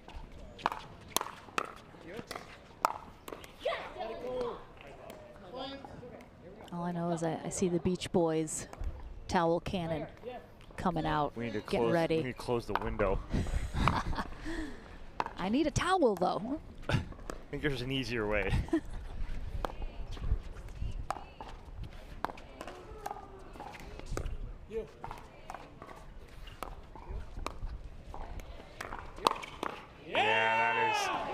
That's closed right there, and that's the difference right there is Anna Bright's got to recognize that's Hewitt's forehand, right? When you got righty-lefty forehands in the middle, it's not as open as it is when you got two righties on the court. 3, 2, 1.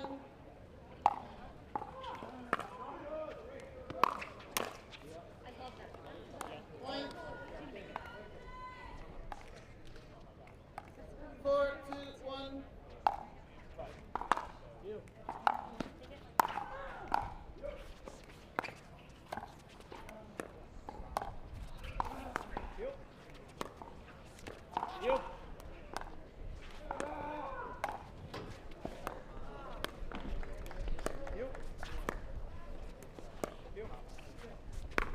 Oh, he didn't quite have that, I don't think. He tried to bring it back. He knew he was going to have to hook that pretty good there and just didn't have it.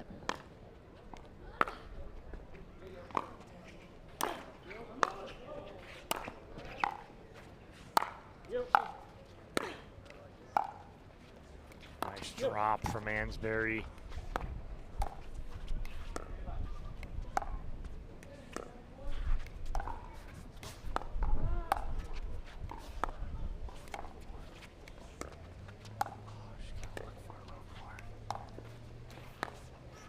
So I want Ansberry to go cross court to Frazier once, twice, go flat to Bright and go for the Ernie.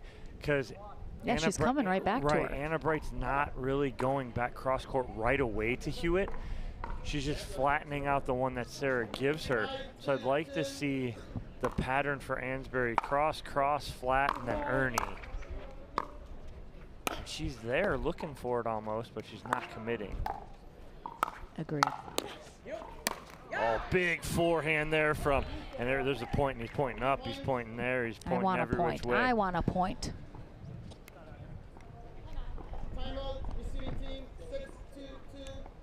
So a 6-2 lead here for Ansberry and Hewitt. It's not safe, though. No, it's definitely not safe, but it's a nice lead, and they have figured something out. It looked like they, again, early on, they were nodding, going, that's the pattern they wanted, and they're into it right now. And what I'm seeing as far as a pattern goes is they're extending Bright and Frazier. And what I mean by that is they're going sideline to sideline a lot. They're keeping a lot of balls out of the middle. What's that do? It does two things. It extends them and pushes them sideline to sideline and makes them move. And two, it makes them try and hit drives over the tall part of the net. And there. Oh my gosh, and inside the truck for Boxcar Productions, superstar sighting, Gucci Zane Navertil. What is, Look at him. He's just his donuts? Donuts? He's eating donuts? No. Zane, are those Not your for donuts? you. No? I don't believe you. I don't believe you. Yeah, I don't know. I love it. Love an inside, behind the scenes peek into the Boxcar Production trailer. Having a little too much fun in there, it looks like. Nice job by Hewitt finishing that off. He almost attempted to go back to his side, but got another ball on the forehand that he can handle and puts it away.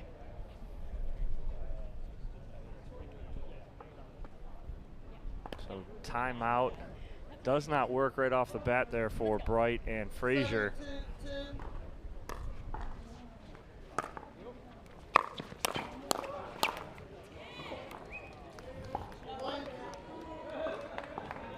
So a little float serve from Hewitt.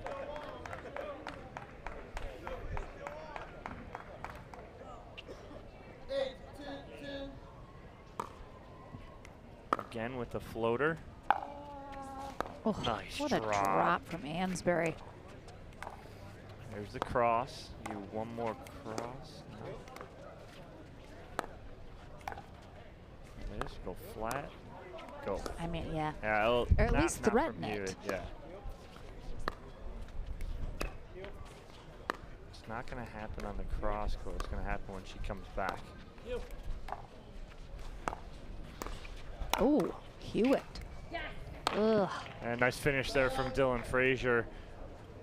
Yeah, Hewitt just leaves that up way too high. Just kind of got out of rhythm. Just trying to mix it up. Right here. 2-8-1.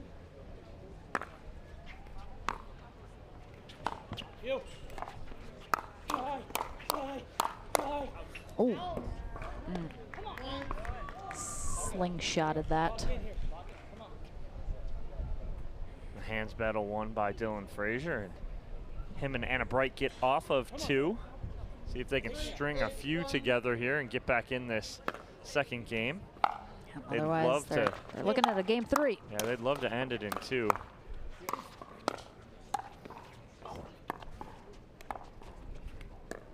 There, yeah.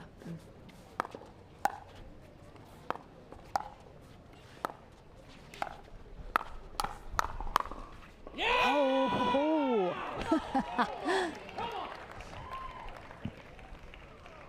Rafa. Nice cover there from Ansberry in the middle.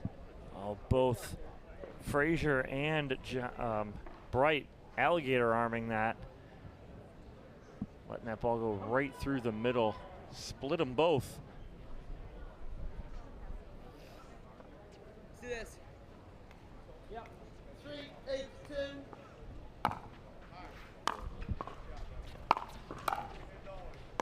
You.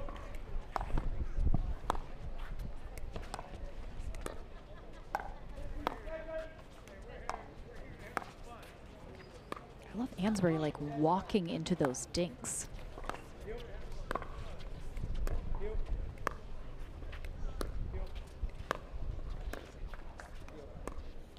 A little confusion. Just a little confusion between Ansberry and Hewitt in the middle. Who was going to take that last ball? And they're so good at communicating. It's a rare miscommunication there for those two.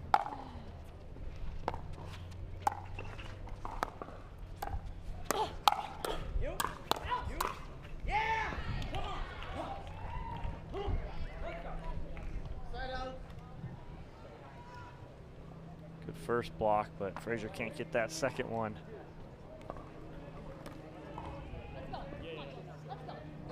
It's probably go time here for Hewitt and Ansberry. They have to win this second game.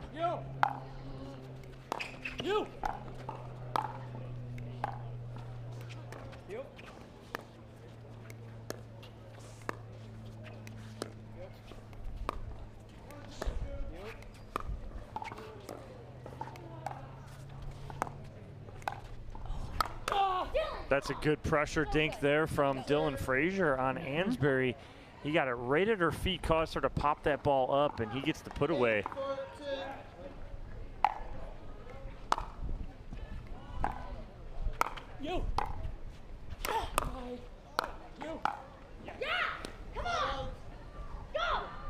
Last thing Hewitt and Ansberry need is Anna Bright to get fired up here. It's exactly what's happening. And what happened in game one as well.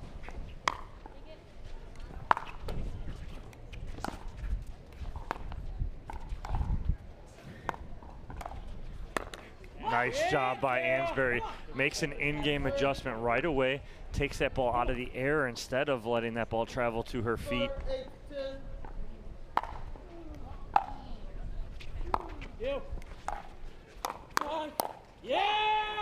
Again, just Hewitt's hands.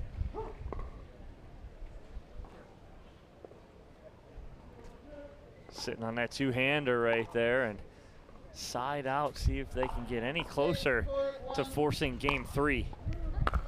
Yeah, wind picking up right now. Sarah Ansberry, the short hop queen. Oh, tough. I really would have liked to see Hewitt try and poach that. He might have had a better shot at it than Ansberry.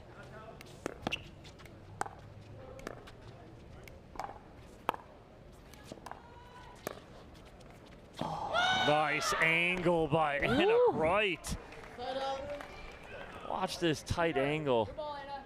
I mean, just the spin. She let everyone in the stadium know about it too. Right here. Yeah. 4-8-1. Ooh, flirting with disaster on the sideline. Uh-oh. Here comes Anna Bright and Dylan Frazier. Here. 5-8-1. Might need a timeout from Hewitt and Ansberry here. Oh, they get a good stop instead. They need one more.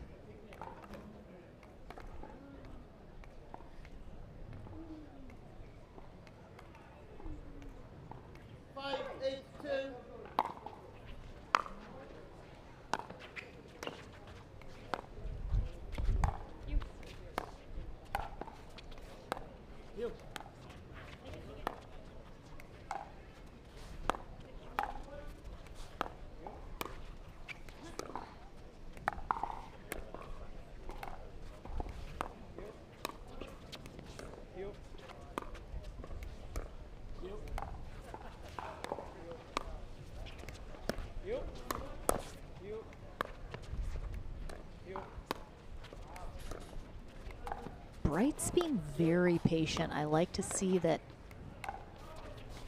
she knows when she needs to do that now. She's just done that too many times. And Ansberry knew it right off of her paddle. You hear her go, no. Mm. 6-8-2.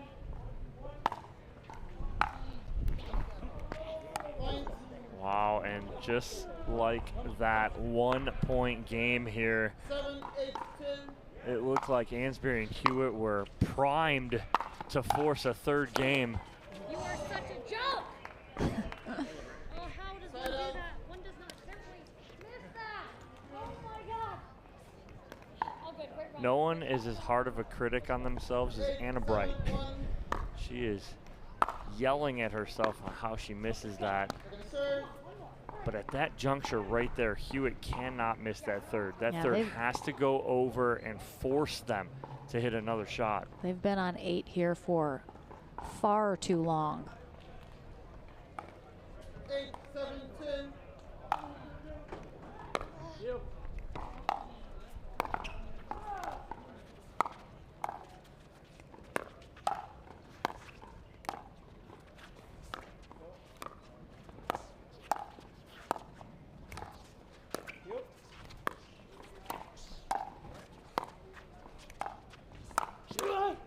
Oh, what hands there from I think he missed it. Unreal. Yep, Yeah. just a little long. So tough to see from up here, but Yeah, good timeout. yep. 1 minute. Anna Bright and Dylan Frazier are going to come back in from this timeout on first server still, only trailing by 1. And Ansberry and Hewitt, as we mentioned, have to win this if they want one of those spots in the winner bracket final. So it was just 8-2. Now it's 8-7. 5-point run. Ansberry and Hewitt need to hold here. Do not let them get any closer and got to get on the board. They've been stuck on 8 for a while now. So we'll see what happens after this timeout, but I do like the timeout here from Ansberry and Hewitt to regroup, reset, and try and earn this side out back and force a third game. 15 seconds.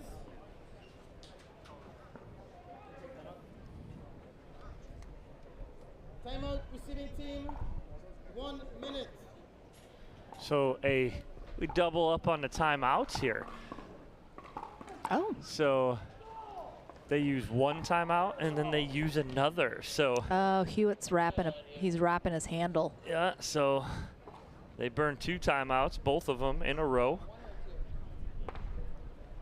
Yeah, he's putting his over grip on his handle for his paddle. Ran out of time.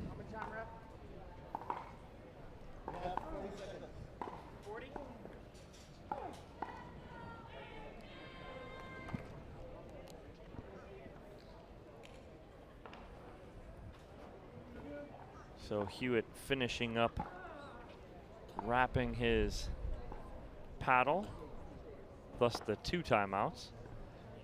He could not do it in less than a minute. Dylan Frazier to serve. 7-8-1 as we come back in here from the timeout. Time in, 7-8-1.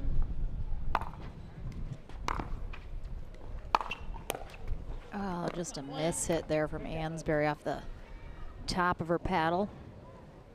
Oh. Just checking to make sure it wasn't ball related there. Looks like it is good to go, and we're tied at 8s.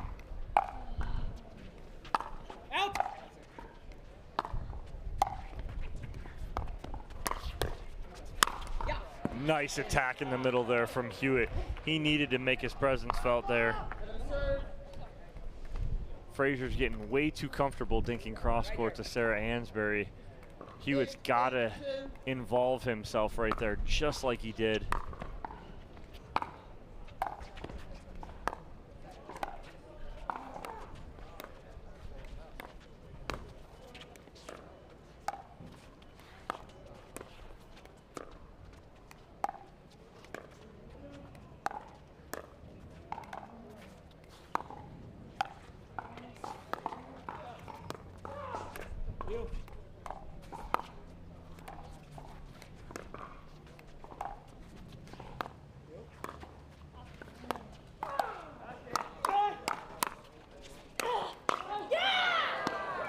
Hewitt trying the around the back to keep that ball in play, but not happening. And Frazier and Bright take a 1-point lead here.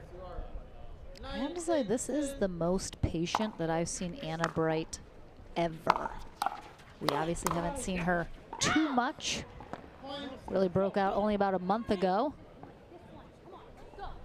Come on. 10, 8, 2.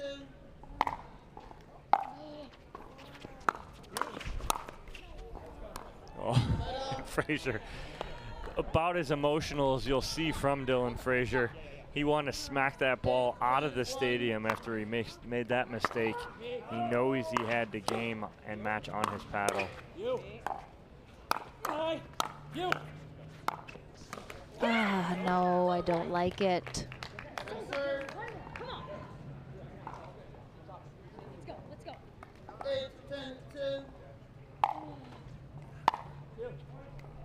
Take it. Match point for Bright and Frazier.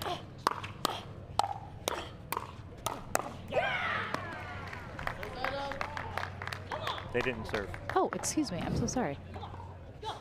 I was like, what am I missing? What's happening? Now it is.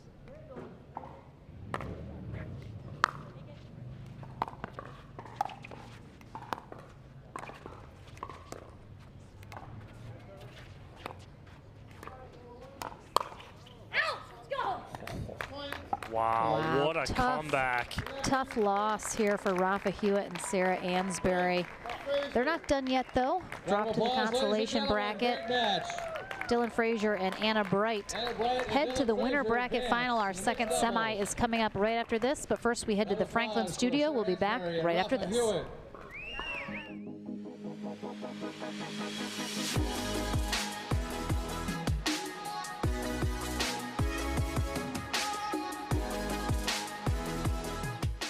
At Coulter Homes, the rules are simple. Grab your paddle and always dink in the kitchen. Remember where you are. Coulter Homes is the home of pickling. Smash and poach on dedicated courts in resort-style and active adult new home communities across the Southeast, including PGA Village Verano and Port St. Lucie, home of the World Pickleball Open. Learn more at coulterpickleball.com.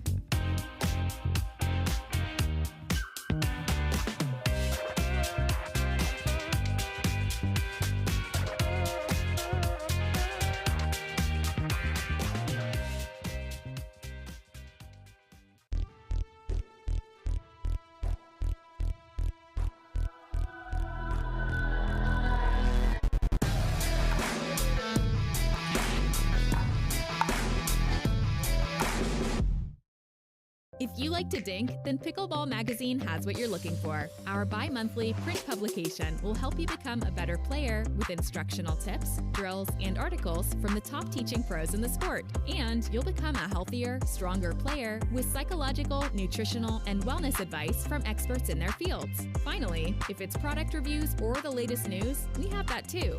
To learn more or to subscribe today, go to pickleballmagazine.com. Welcome back. I am here with Anna Bright and J.W. Johnson after their semifinal victory puts you guys in the winner's bracket final. Anna, I'll start with you. You guys win the first game 11-6. You're down 8-2 in game number 2. What changed that you guys came all the way back? I decided I was going to dink a little bit more to Rafa because Sarah was just not making any mistakes. But we just felt we were making little mistakes. J-Dub did a good job. He did a good job stepping up, and we both played a little bit better, and that's kind of the difference. And it seemed like Dylan that in the middle of all that, Ansberry was trying to go cross court to you, right? And what did you see with that pattern as she was going to you a little more? She was doing it very well. She had the wind. There was like kind of a crosswind, and the wind was putting a lot of pressure on me, and I made a few mistakes there. So she was dinking really well. Rafa played a really solid game. So they're a tough team, and I'm glad we came out on top. And Anna, it's like we're growing up in front of our eyes right there. You stayed so patient. I was talking to you before we started. What's the difference right there, staying patient, staying in those dink rallies? It's mixed doubles. You have to play a little bit differently. I see a lot more balls, and I'm on the right, so I don't have my backhand. But, you know, like in the previous match, I was sometimes going for a seam through the middle, but now I've got, like, Rafa's forehand there, so I had to be a little smarter. It's definitely a different game when you have a lefty male out there, but just staying patient, you know, trying to set Dylan up and just play smart points. All right, well, Dylan Frazier, Anna Bright punching their ticket onto the winner's bracket final. We have our next semifinal coming up here on Championship Court. We have Lee Whitwell and DJ Young taking on Simone Jardim and J.W. Johnson. Don't want to miss that one. We'll be right back here on Championship Court right after this.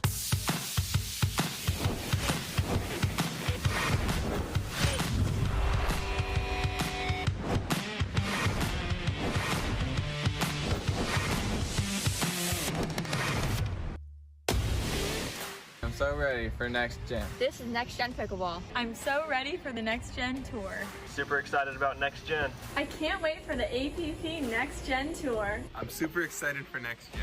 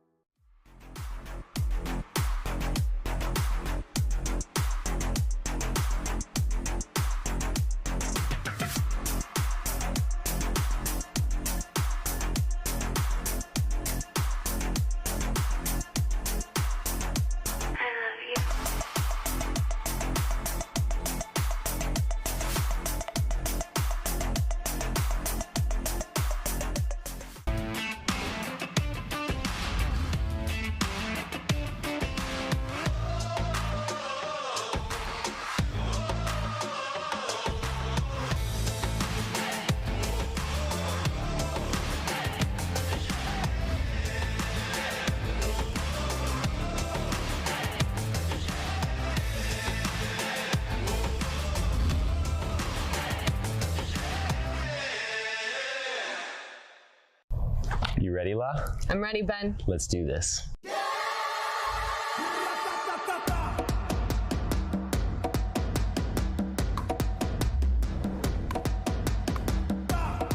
Sorry, Ben. Come on, La.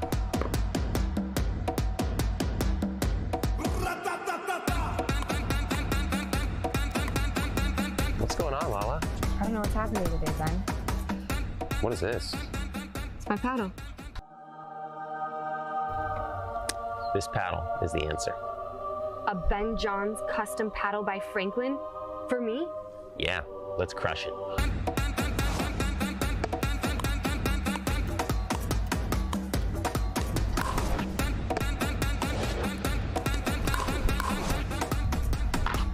game. Good game. Thank you, Ben Johns. Way to go, Lala.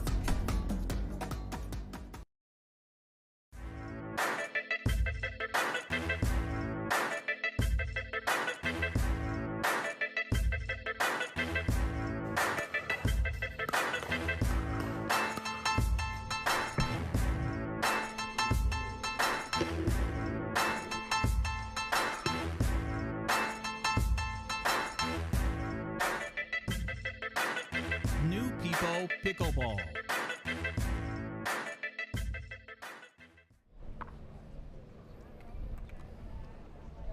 Second semifinal match about to kick off here to conclude our who's going to be in the winner bracket final. Bright and Fraser just secured their spot, and right now Jardim and Johnson face off against Whitwell and Young, both fighting to fill that second spot and a secured spot on the podium. Mike Baumgartner will be our USA Pickleball certified referee for this match. Whitwell and Young in the black on the far end for game one. Johnson and Jardim on the near end. Lauren McLaughlin and Dominic Catalano in the booth.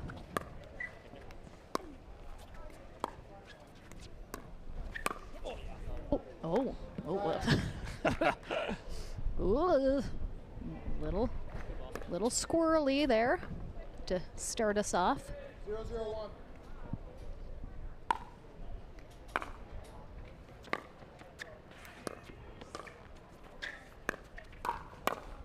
I think this is going to be the battle of the boys and who's bigger in the middle.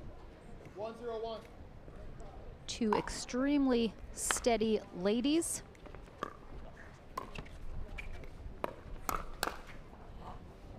Second server. What are you looking for here?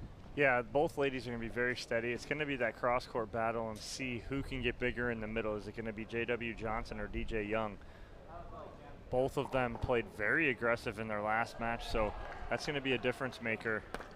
Lee Whitwell not going to attack much. Simone Jardim will attack a little more. 1-0-2. But early on here, let's see what happens. Whitwell going for that Ernie, as she usually does.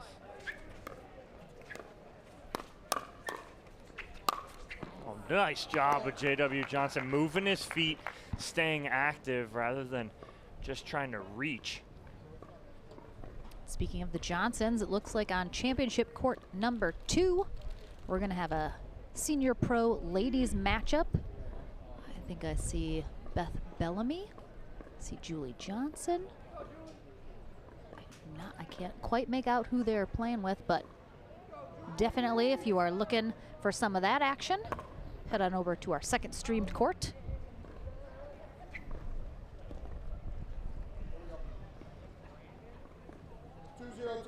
Julie Johnson's playing with Angela Simon.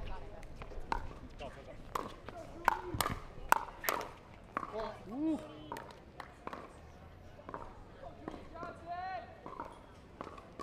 3-0-2.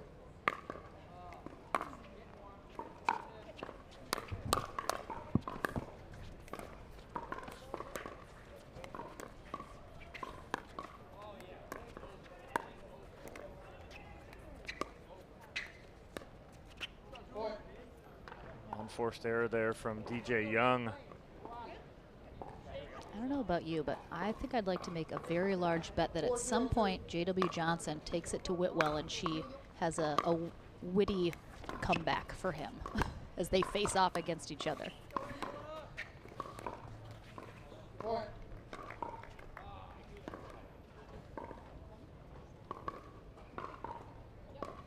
Five, 0-2.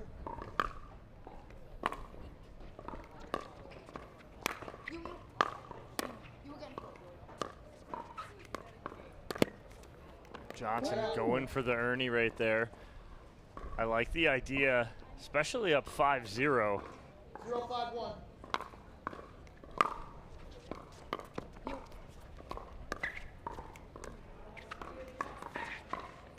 Oh, he caught that line. Very close, though.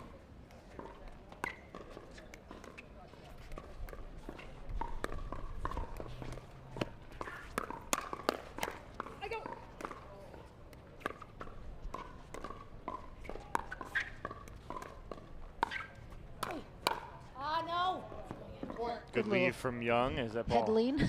that ball just cruises right past his left cheek. He made it look real smooth, though. That he did. 1-5-1. And Whitwell and Young on the board.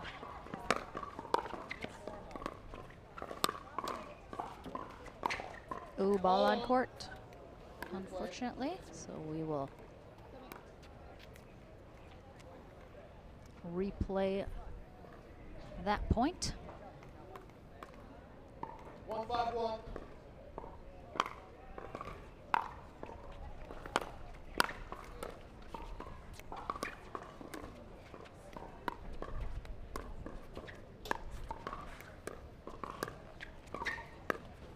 Oh. That was a little aggressive on the dink. Very.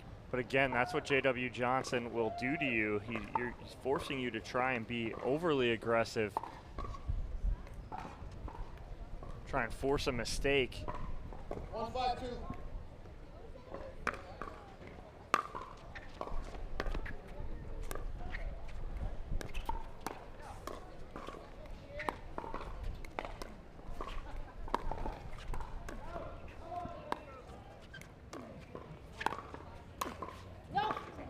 That's a good pull from Whitwell. Being aggressive right there, unfortunately, just a little too aggressive. Ball goes out by about a foot. 5-1-1. Oh, she almost caught him, too.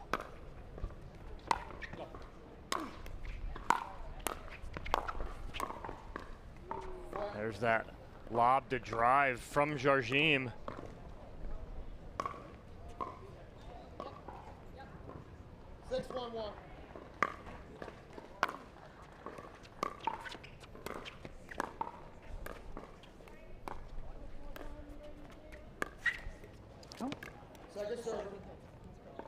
And Johnson trying to get Whitwell back in that. 6-1-2.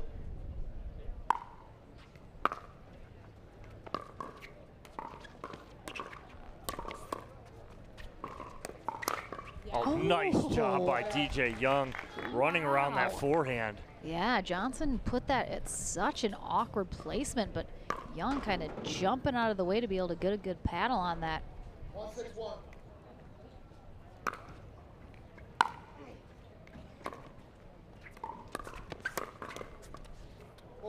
Nice pull from DJ Young. 2-6-1.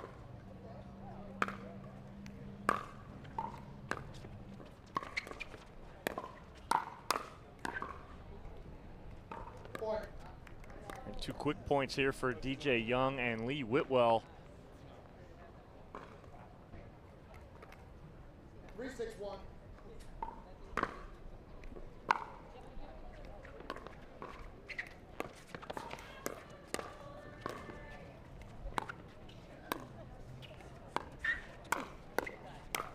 Oh, nice pull from Whitwell. Sets up Young with the very crazy put away there. The pancake from DJ Young. 4-6-1. Man, and just all of a sudden within 2 and on first serve. Whitwell doesn't want to go there. She sped up or continued to speed up after DJ Young did, but she went right to the forehand of J.W. Johnson.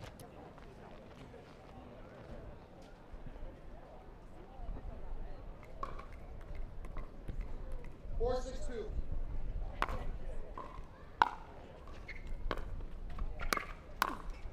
Side out. Good little run from Whitwell and Young, putting the pressure back on. 6-4-1.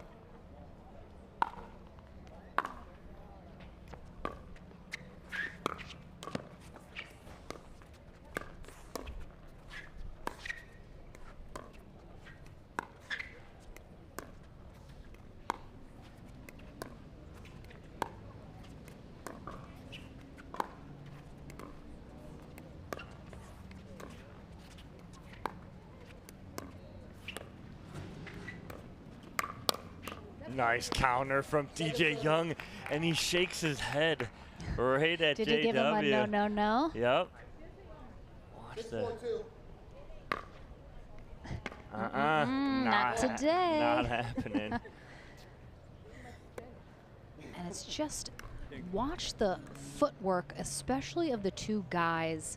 When the ladies are cross-court dinking, they're just always moving. Back and forth, back and forth. You can hear their shuffling on the court mic. Oh. Nice pull down the line there from Simone Jardim as she had DJ Young sitting in the middle. Nothing Young can do about that one.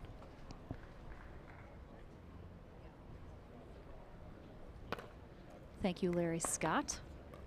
Ball assist over there as he is refereeing our championship court number 2, where our senior pro ladies are facing off.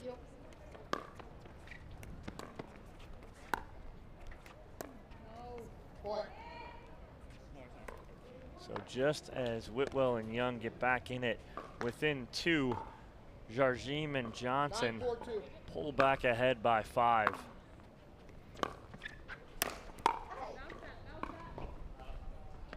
Side out.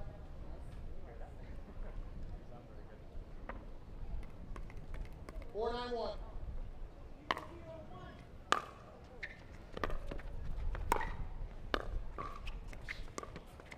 Whitwell. Left foot on the take ball.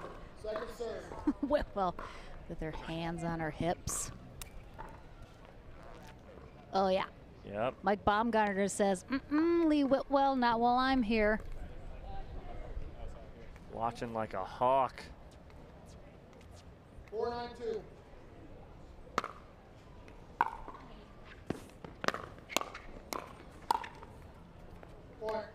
Now DJ Young drives that, but I would like to see him drive that to Jardim's side instead of at JW Johnson.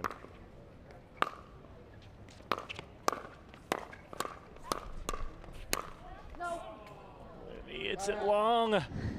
I mean, he got exactly what he wanted. That's such a tough break. 9-5-1. Mm.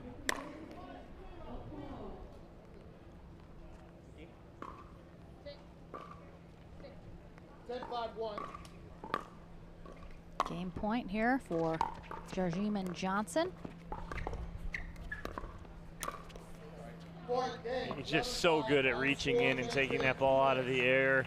And they take game 1 11-5. This looked like Whitwell and Young were coming back, had a chance, but nope. Game number 2 coming up right after this.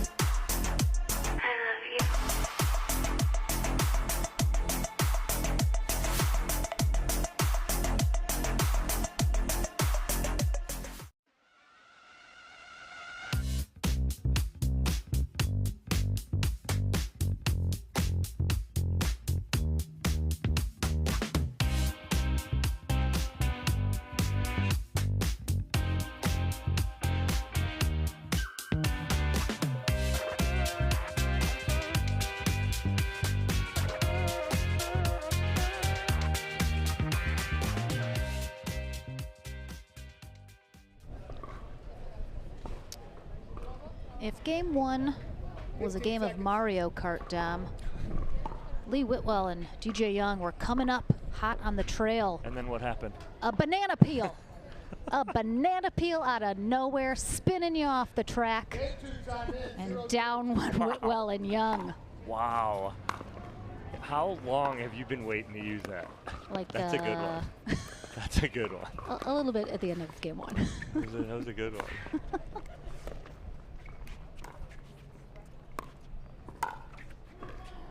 Just long there from Jardim. A good one. And a banana peel. All right. So a little long there from Jardim right off the bat. Quick side out for Whitwell and Young.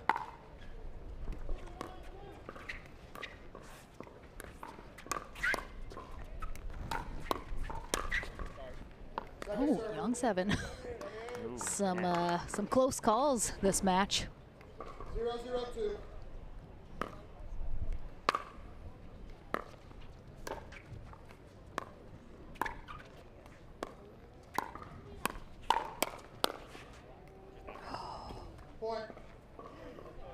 Just long there off the paddle of J.W. Johnson. This beat up from Whitwell. Caught a corner. Oh yeah, it looked like it just missed. Good call.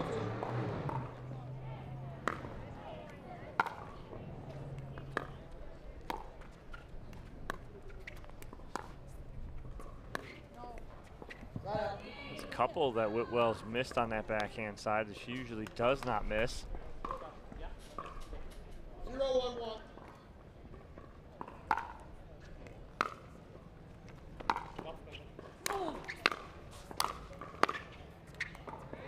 Good cover there from DJ Young. If you guys can see, watch the hand signal when we go back to our kitchen or our baseline cam.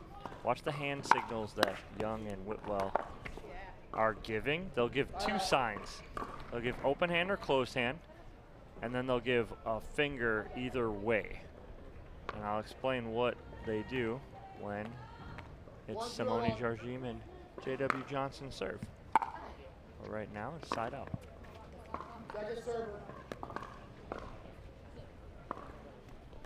Yeah, I'm sure Whitwell and Young would love to just get out in front here in game two and stay there, not have to play catch up like they did in game one.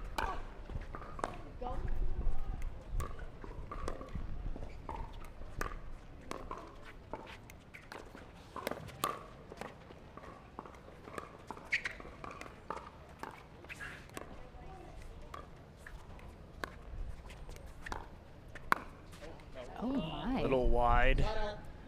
So here, pay attention to what Whitwell's gonna do here, okay? So she's gonna give probably an open hand, which means switch, and then she points to the sideline. That's the side she wants DJ Young to return this. So he returns to that sideline, perfectly executed. There's the angle Whitwell was looking for before. All right, so now let's see what DJ Young gives as far as his sign. Again, more than likely it's gonna be open hand, which means they're going to switch. Open hand and a pinky, which means he wants her to return this flat to Simone. So she does, he slides, and perfect execution right there. So great job. I love me some secret hand signals in pickleball. Yeah. So just so you guys know what they're doing and why they're doing that.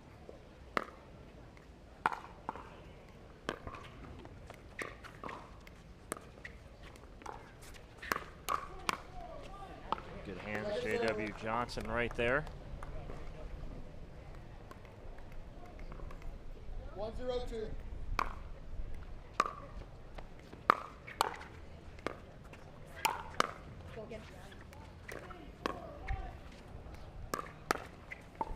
Side out. I got it. Looks like DJ Young is dealing with what a lot of people are this weekend, which is a very sweaty hand. Hard to keep a grip on that paddle. You can see him wiping it off a lot, trying to blow on it. Ooh. That ball's not coming back. It's because he dried off the hand first. Had a good grip on that paddle.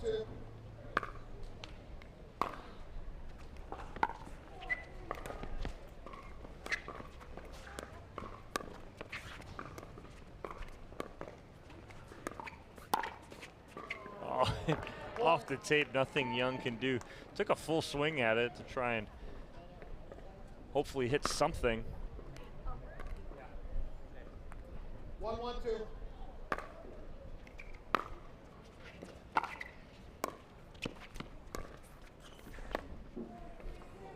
Yeah, Whitwell just unusually struggling with that backhand cross-court dink. 2-1-2.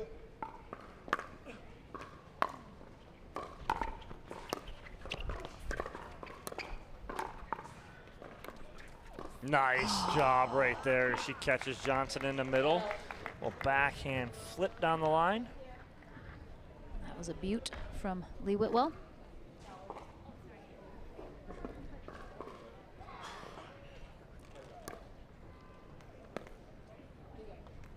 One, 2-1.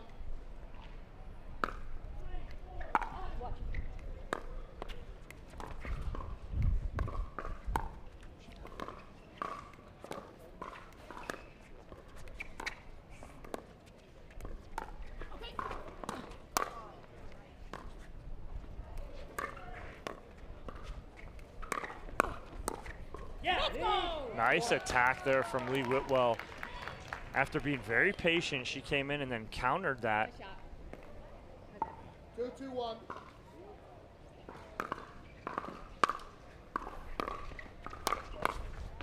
Oh, fortunate. Eye formation for DJ Young and Lee Whitwell for a second.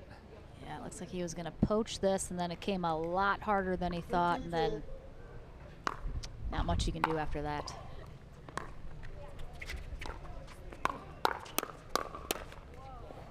Side out.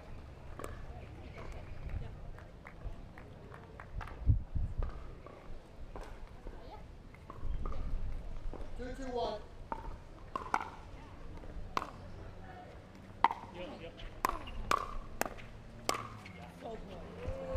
Point.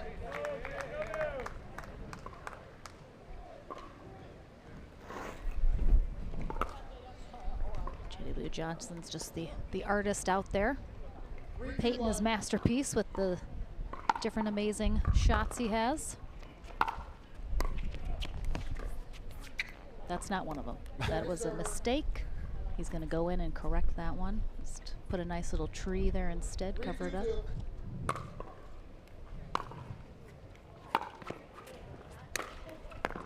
Nice overhead there from DJ Young. Good read on the lob from Jardim.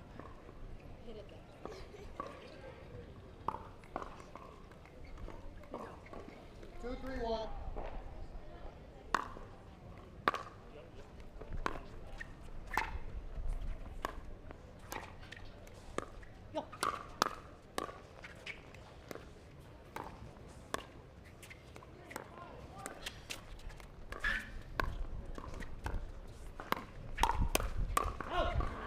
Nice, and I think Whitwell's and Young are trying to do that. They're trying to see if Whitwell can speed up to that backhand of Jardim.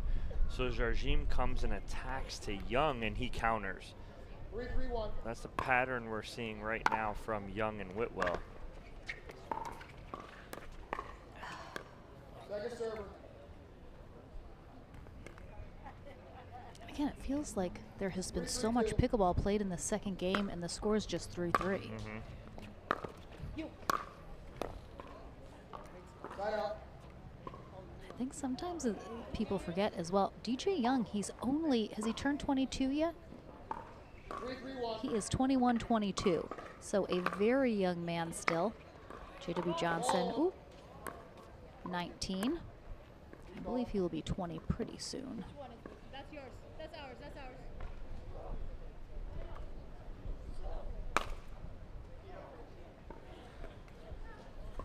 Oh, looks like we get 3-3-1.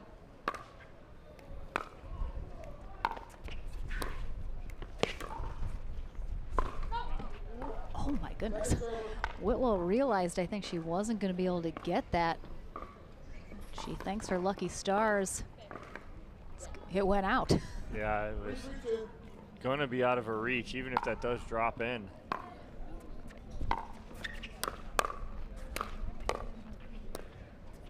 Oh, I thought he missed it. Did she call? Is she calling it out? I mean, I know she went for the ATP, but I thought that was out, and I sounded like she called it out, but Not clear. Not clear. yeah. Side out. Here we go. 3-3-1. She was going like trying to get there. Second server.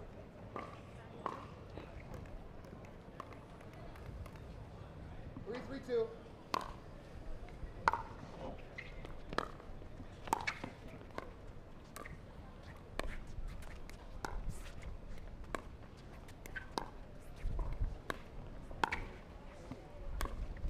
Oh, that's too good.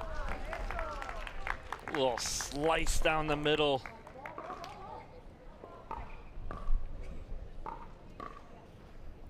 Freezes Jardim and Johnson. She's got some tricks up her sleeve. 4-3-2. Whitwell also recently joining the Pro XR pickleball team. Side out.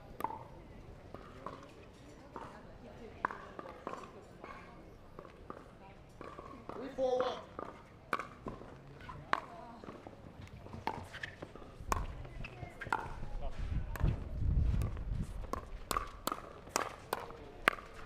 Oh, and DJ Young playing 2-on-1 right there as Whitwell trying to get back after her Ernie.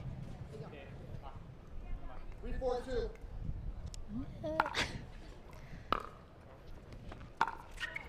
We saw it. We saw it. Oh. Oof. Again, Young looking at his paddle, wiping it off, going to get there. Looks like he's just having a little trouble keeping a good grip.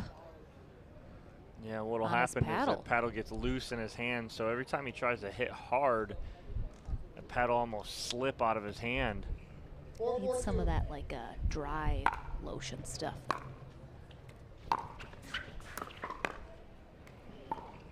Side out.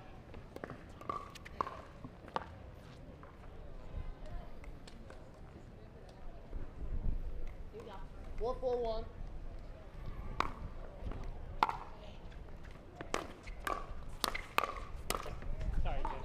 That cord there helps out Young.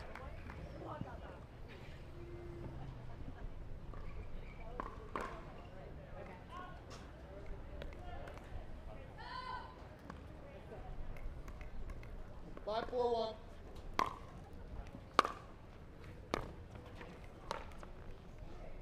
Second server. 5-4-2.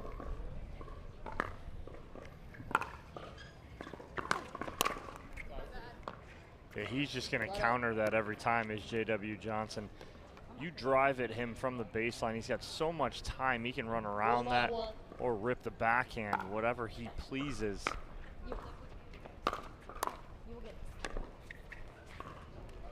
Second server.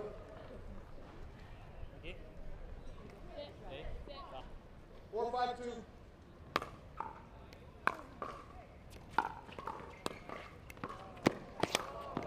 Oh, nice get from Johnson. But DJ Young, calm, cool, and collected.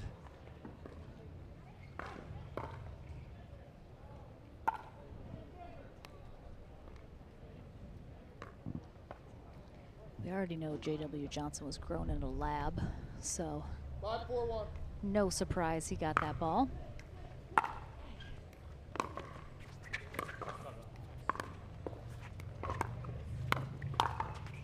Yeah, that may work the first time, but now that Jardim's seen it, it's not going to work, not that quickly.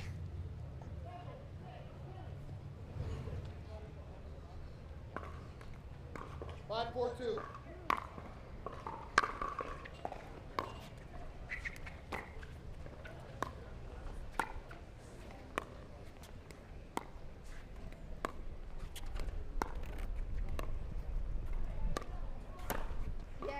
Nice ball from DJ Young there. Nice shot.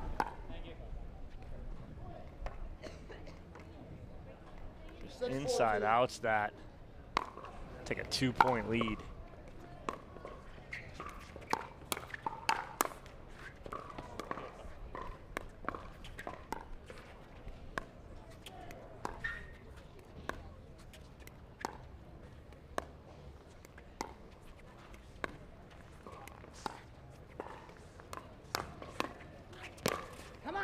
Big step there from J.W. Johnson. You watch that push off that left leg.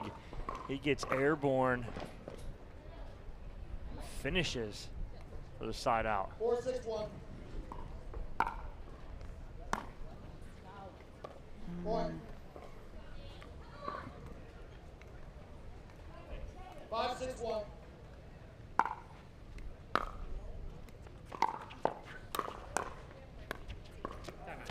So hard to fool him. DJ Young tries to go behind J.W. Johnson. Does not fool him, and we're all tied here at 6. It's so odd because what I mentioned earlier, it feels like the second game has been going on forever, and it's just been even the entire time. Have you gotten any sense of one team being slightly more in control, or is it just like a very ebb and flow between the two of them? No, everything's very even right now. No one wants to take a big lead. No one wants to jump ahead. All we know is that Whitwell and Young need this second game because Jardim and Johnson took game 1. They're sitting a little prettier right now, play a little more loose. So we'll see what happens after this quick timeout from Whitwell and Young, as they had a 2-point lead and that disappeared instantly. Over on our back third court, Austin Gridley and Susanna Barr are taking on Johnson Cola and Rachel Recker. Both teams trying to stay alive in our back draw. Time in 6-6-1.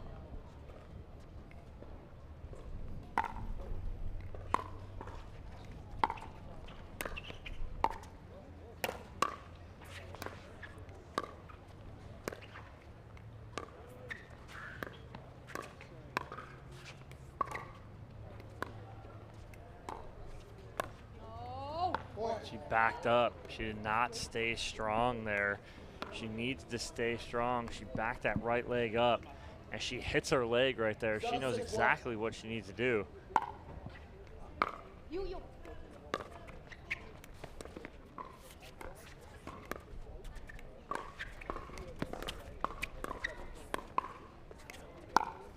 Oh, and Jardim goes ATP. Painting a line to painting a line. Line. Nice job. 8-6-1.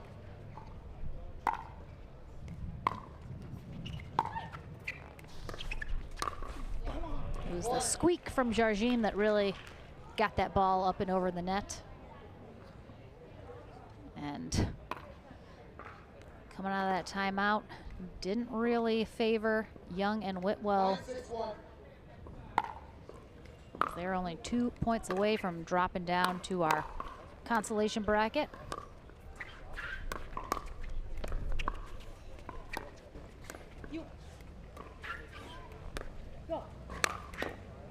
Oh. I mean, picked it up like it was nothing, but then didn't look like he re-engaged for the next ball. And a match point here for our #1 seeded team.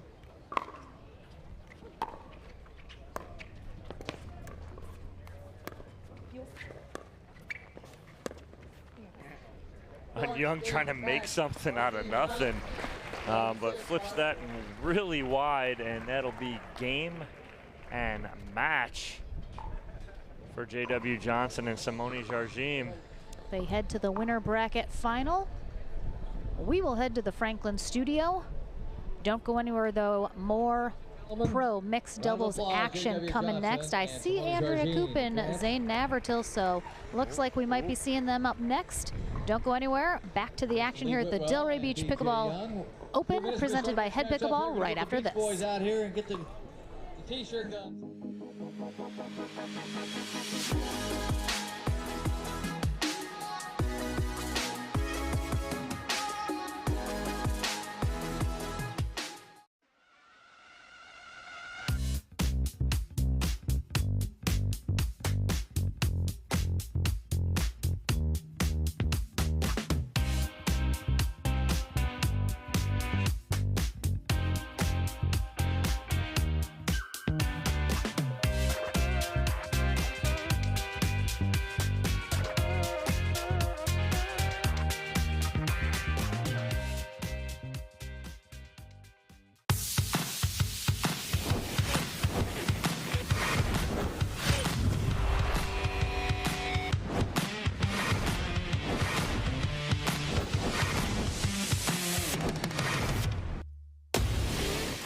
So ready for next gen. This is Next Gen Pickleball. I'm so ready for the Next Gen Tour.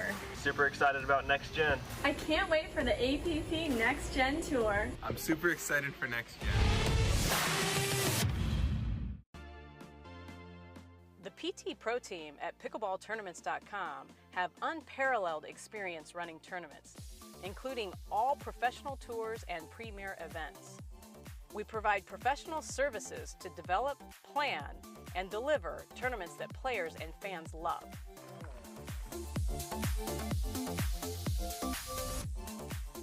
Pickleballtournaments.com, powering pickleball tournaments worldwide.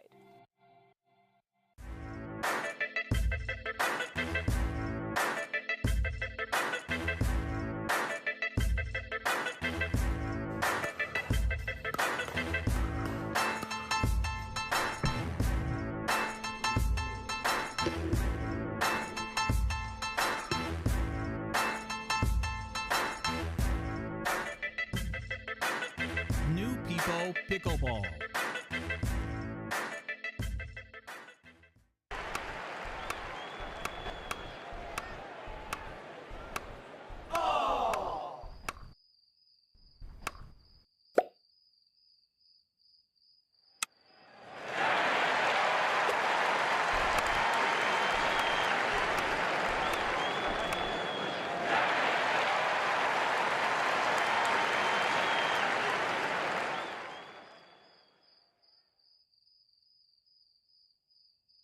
At Coulter Homes, the rules are simple. Grab your paddle and always dink in the kitchen.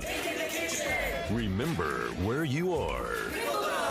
Coulter Homes is the home of pickling. Smash and poach on dedicated courts in resort-style and active adult new home communities across the Southeast, including PGA Village Verano and Port St. Lucie, home of the World Pickleball Open. Learn more at coulterpickleball.com. You ready, La? I'm ready, Ben. Let's do this.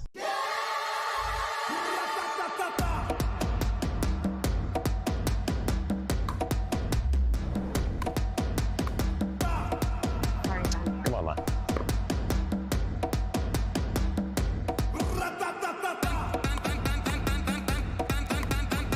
What's going on, Lala? I don't know what's happening today, Ben. What is this? It's my paddle. This paddle is the answer. A Ben Johns custom paddle by Franklin? For me? Yeah, let's crush it.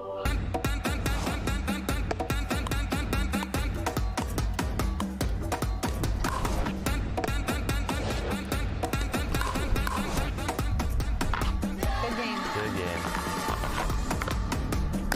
Thank you, Ben Johns. Way to go, Lala.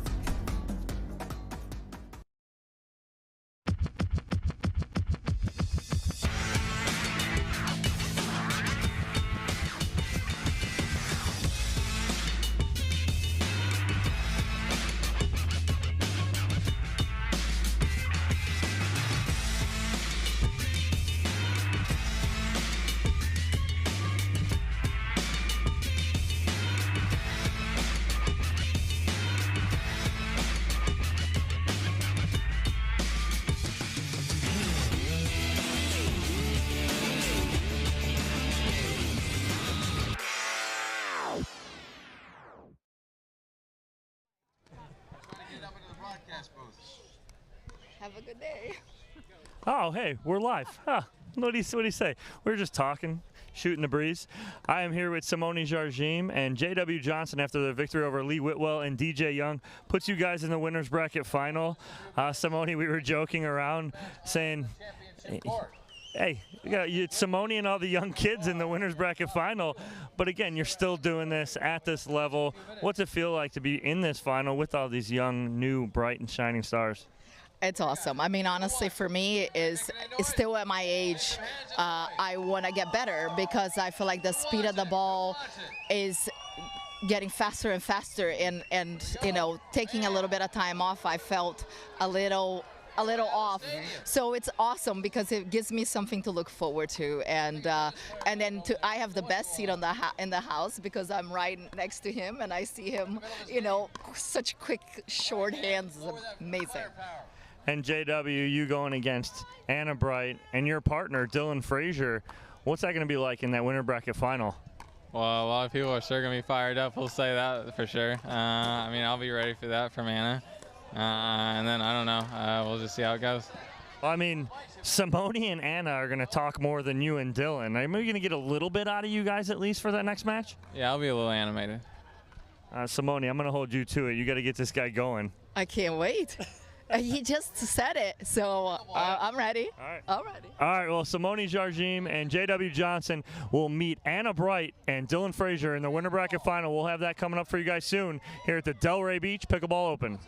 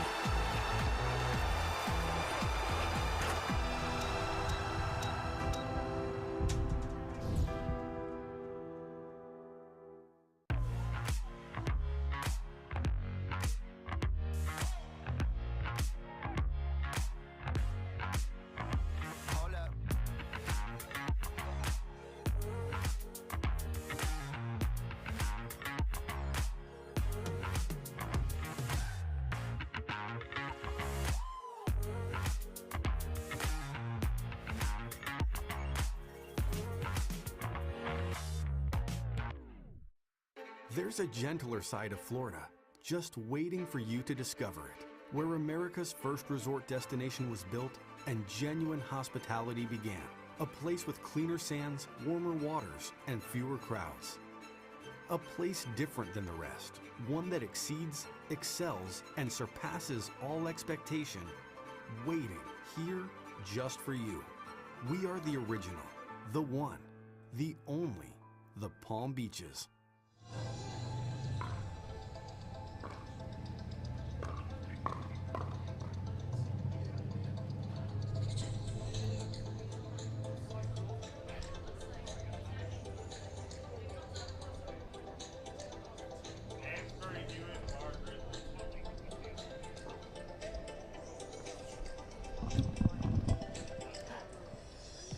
All right, everyone, just a quick update. We are playing a little catch up in our back draw. We will have a consolation match coming up shortly. We have our number 6 seed, Sarah Ansberry and Rafa Hewitt, taking on number 9 seed, Susanna Barr and Austin Gridley, to stay alive here in our mixed pro doubles day, looking to try and get back into that bronze medal match, looking for a chance at gold. Don't go anywhere. That is coming up after a couple more minutes here of warm-up time as we get our players on court. Don't go anywhere. More action coming up shortly.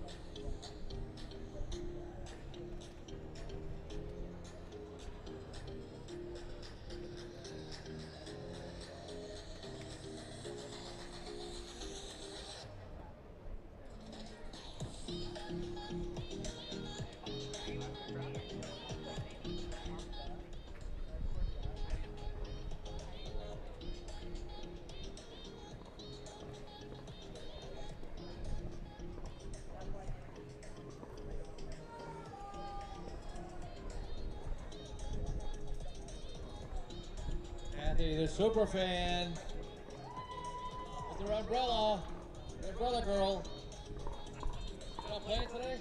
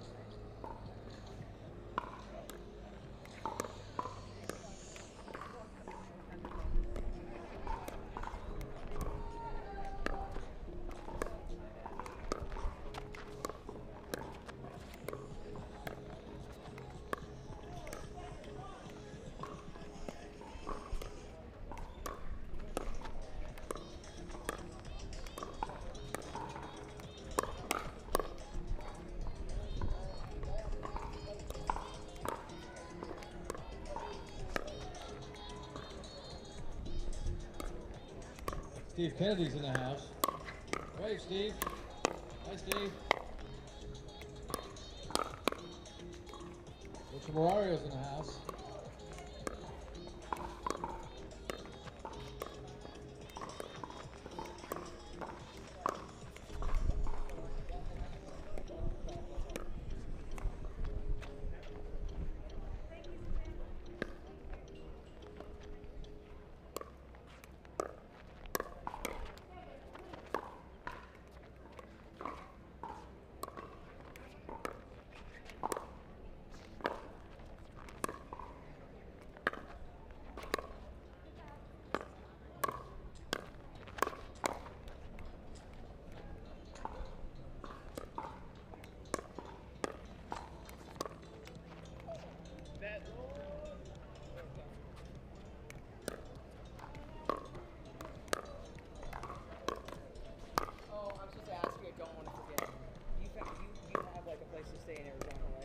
Coming up now for our next match, Austin Gridley, Susanna Barr, and Sarah Ansberry, and Rafa Hewitt. Coming up next on the stadium court. I didn't want to forget. No worries, thank you, Sarah. If you're out there playing, just finishing a match, grab a cold one, come on in here, find some shade, or sit in the sun and try.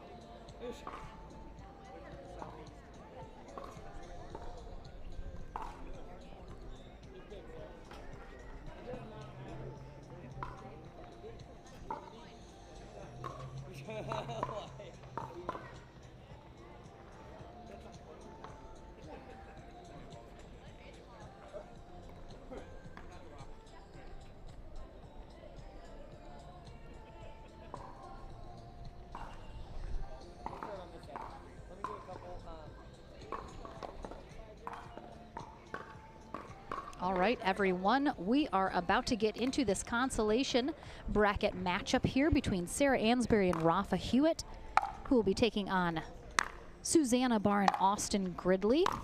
Again, this will be one match to 15. Our teams will switch ends at 8. Melissa Owensby will be our USA Pickleball Certified referee for this matchup. And we are getting into the nitty-gritty here in our Pro Mixed Doubles bracket. Getting towards the end. Just a handful of teams remaining trying to fight it out here for their spot on Championship Sunday.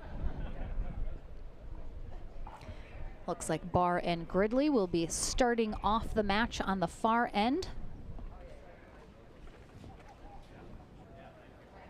Ansberry and Hewitt on the near end. Hewitt and Ansberry had a bit of a heartbreaking loss to Anna Bright and Dylan Frazier that we got to see here on championship court number 1. Lauren McLaughlin along with Dominic Catalano here courtside. And Susanna Barr gets us going. Nice attack there early from Rafa Hewitt. Right at Susanna Barr.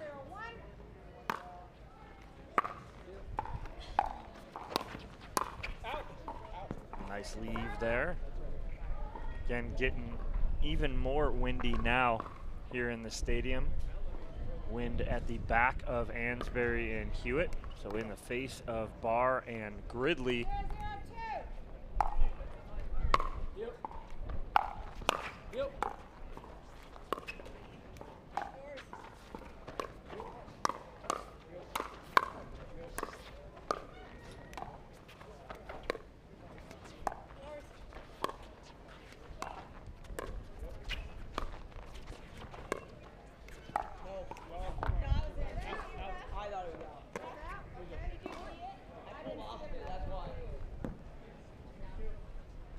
All right, so right out of the gate.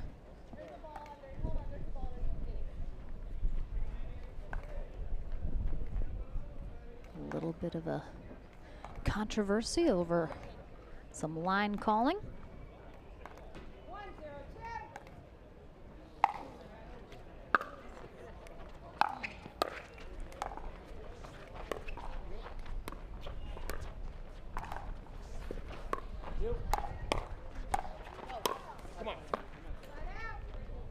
Talk a lot about Susanna Barr and Austin Gridley. Both have a very unique style of play. Makes them very interesting to watch.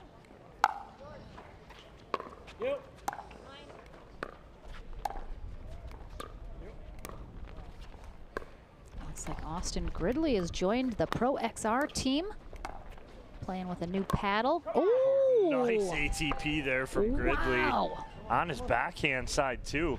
He just snuck that right past the post. Oh, there wasn't an inch between the ball and the post. Not even close.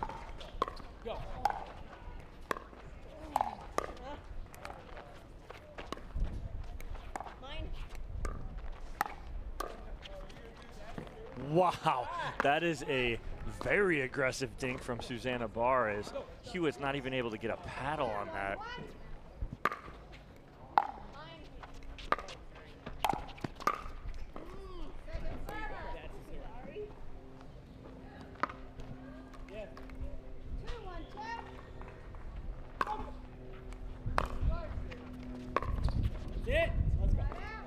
Again, a lot of wind going on here this afternoon in Delray Beach, Florida.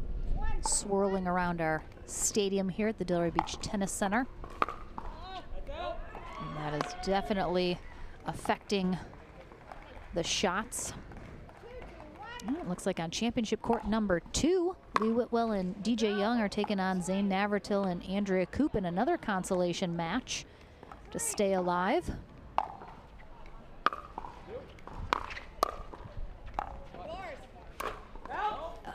Gridley off the top of the tape. Unfortunate there. Ball sails wide, and Ansberry and Hewitt extend their lead. 4, 2, 1. Yep. Yep. Yours. Hi. Oh, forward. Good job, Austin. Forward. Come on. Come on. Forward. Let's go. 4, 2, 2.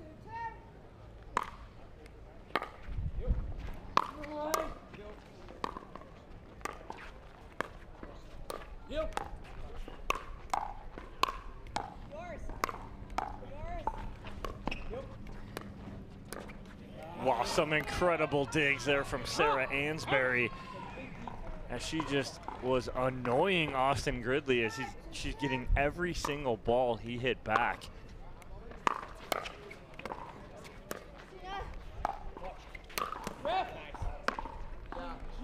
During the point, I thought she was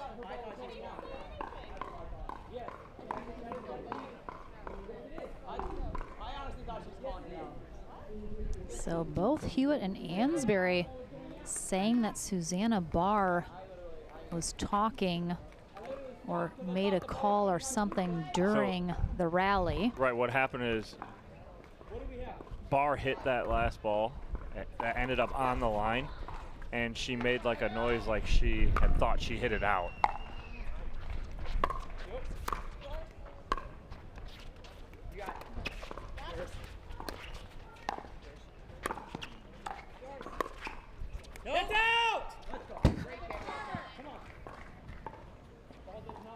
Okay, we're getting a little chippy here on championship court. And again, I mean, this is to keep playing. It's for your life right now. Yep, this is do or die time for both these teams, so I wouldn't expect anything less than a little jockeying back and forth between these two teams.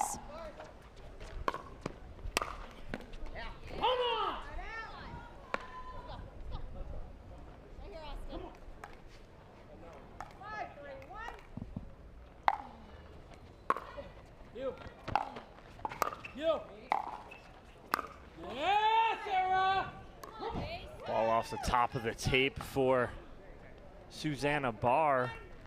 A 6-3 lead here for Ansberry and Hewitt in this game to 15.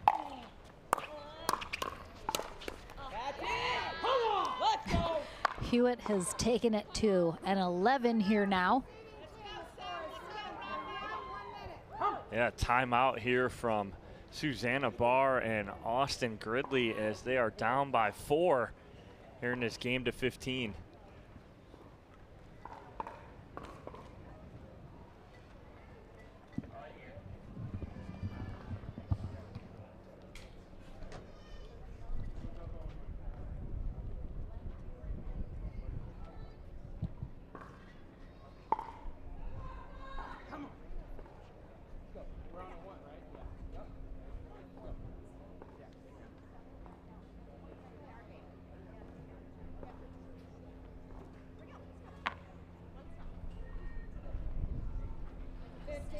Coming out of this timeout, good timeout here for Susanna Barr and Austin Gridley, as they need to stop the bleeding right now, not let this get too far away. But Ansberry and Hewitt 1 point away from an end change here in this game to 15.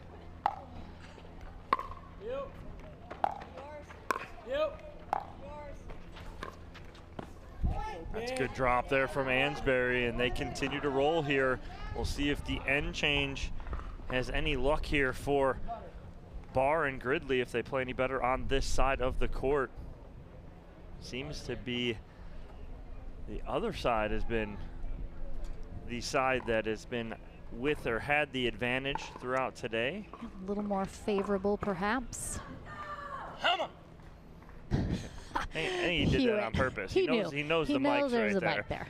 So he says a big come on as he walks past the mic. I'm very surprised we haven't seen Rafa Hewitt into the camera telling everyone at home, let's go. Best one from the weekend, though, was the Kyle Yates one. That was good. That was a good one. Kyle Yates knows how to play up a camera. I'll give him that. All right, so it will be Hewitt and Ansberry serving when we resume play here in this game to 15, up 8-3. Barr and Gridley looking to get a side out quickly here.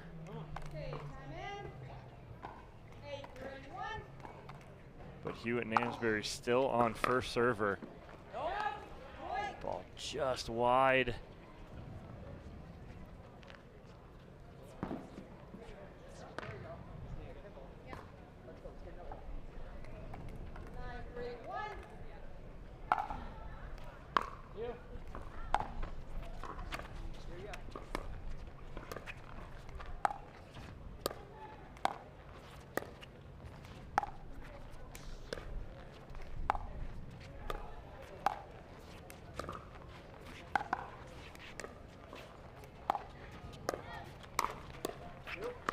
What a recovery from Great Gridley. hands from Gridley right there. Staying in the point off the tape from Hewitt.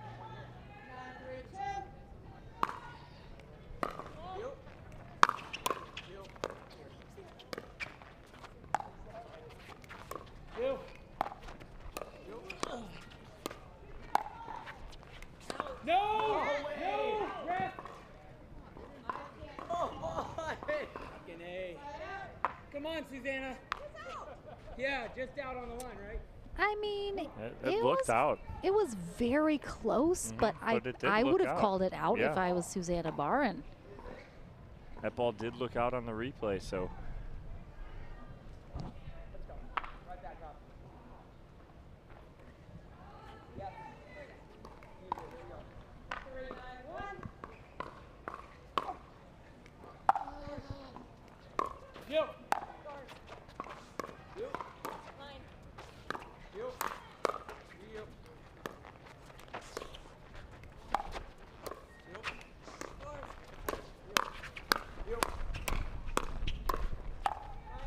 Nice reset from Ansberry.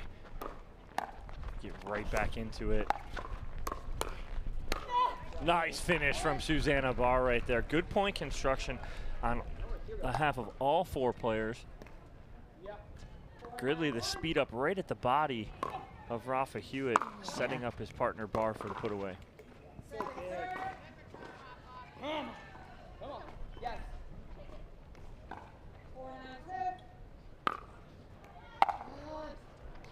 Heads up. Yeah! That ball is not coming back from Rafa Hewitt.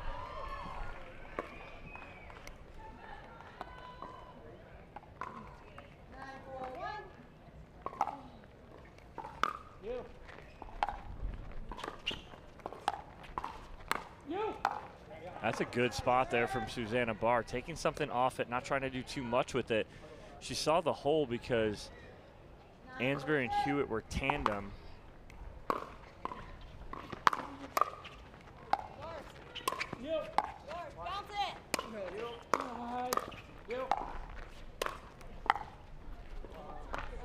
And the winner of this will play the winner of our 2 teams playing on championship court number 2, and that will be the final consolation match to head to bronze.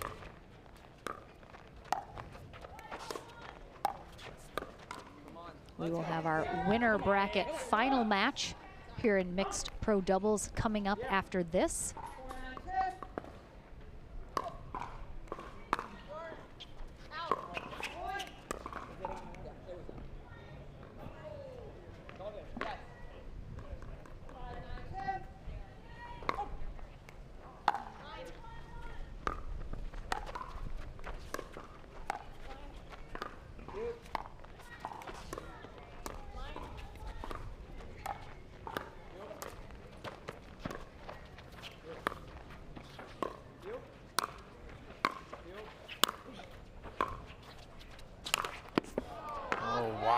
Great work by Austin Gridley, and here they come within 3 now.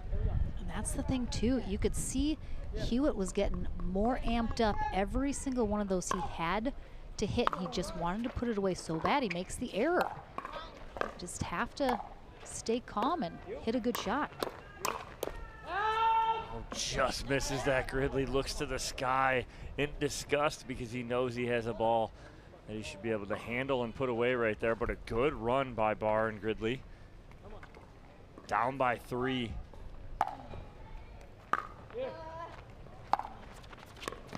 That is an incredible third shot drop from Sarah Ansberry.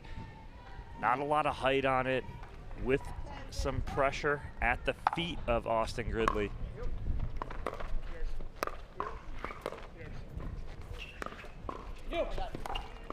The net lord is back.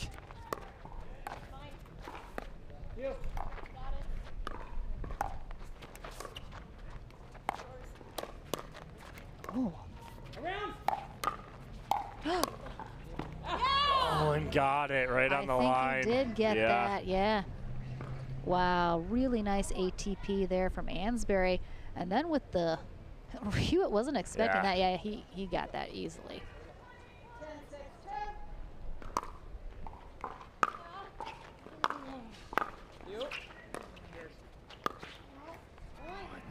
Got a little too low on that. Ansberry and Hewitt extend that lead back to 5.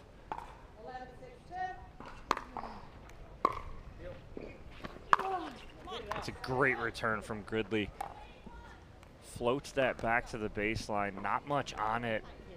Hewitt has to create all the energy.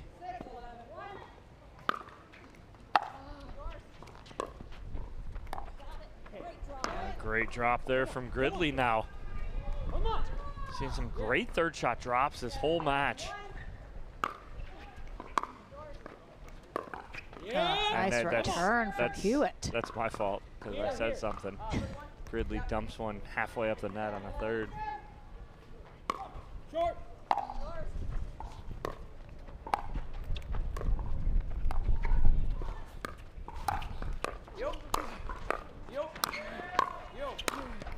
Again, Hewitt, right. He just can't sometimes keep himself, he gets in his own way.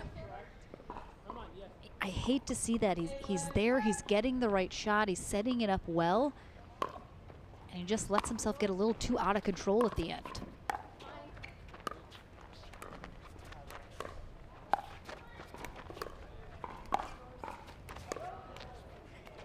Gridley off the top of the tape, no love there, but they get a couple back, now within 3.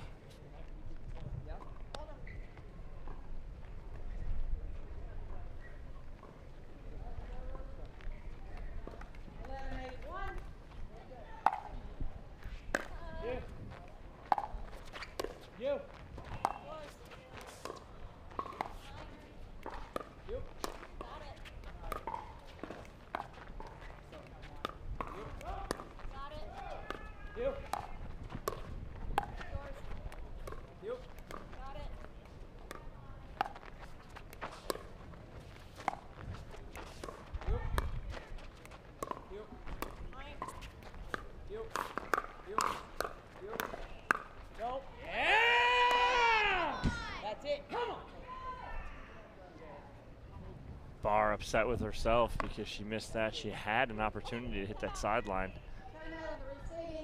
Timeout here from Barr and Gridley as they are down by 4. Ansberry and Hewitt 3 points away from moving on this lower half of the bracket. They will face the winner of the match going on championship court number 2 with Coop and Navratil taking on Whitwell and Young. And I'm popping on over to our second score? court stream. I do indeed. It looks like Coop and Navratil up 8-5 at the end change. So close one over there too. Indeed, that one could be tight. I'd expect nothing less from those 4 players.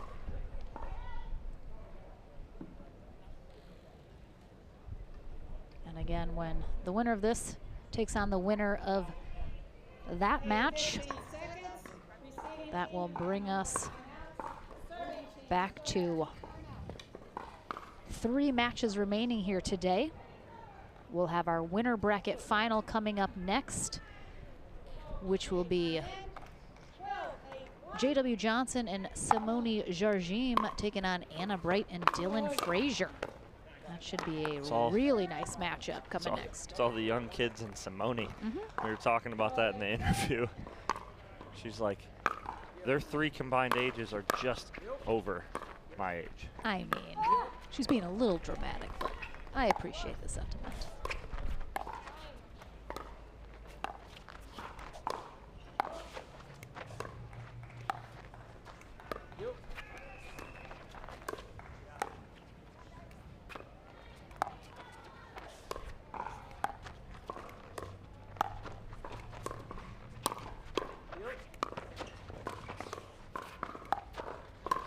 Oh, what a pull there from Austin Gridley down the middle. Yeah, I was not expecting that. I didn't either. I was just like, oh, okay. All right, Austin Gridley, I see you.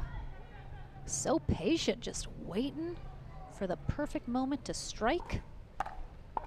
We played about an hour and a half the other night with Susanna and Austin, and he is very inconspicuous with his shots. Very difficult to figure out.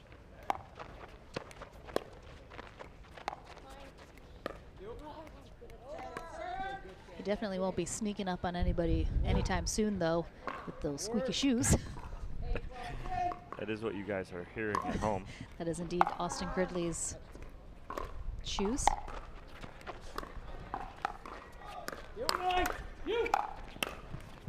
Nice finish there from Susanna Barr. Good hands by Hewitt on the first one. I thought Barr had a clean winner in the middle. He got that one back.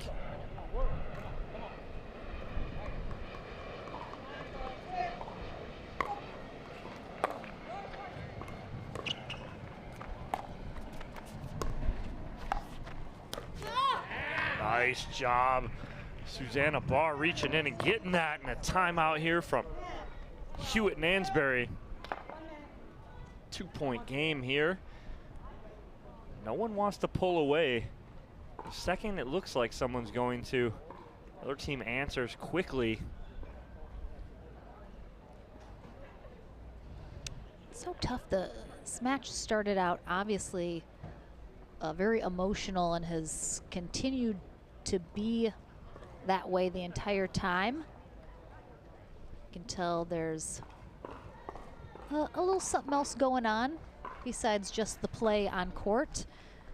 Is that always, I think, I think most of the time to the detriment of the teams, because it can kind of take them out of just staying focused, being in the moment, being in the present. I think we've all been there when you get, very frustrated or think there's a bad call.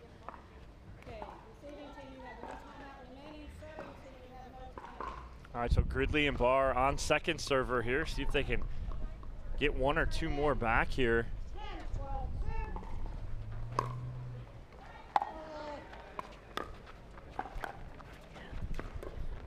Ansberry and Hewitt just need one stop.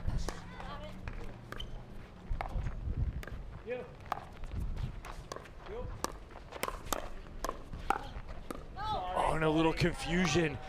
It looked like Gridley was going to stay engaged in that. He doesn't, and Barr was kind of surprised by it. Yeah, good hands from Hewitt and Ansberry, though. Oh my gosh. Okay, so it's about to come to blows. Oh, Susanna's kind of right in the way of that. I was looking right at you and I wasn't moving. Susanna, that's a bad call. Susanna, you gotta stop. That's a bad call. You gotta stop. Yeah, that's tough. We couldn't see that very well on the replay. Susanna was right in front of the ball as it landed on camera, but again, emotions running high.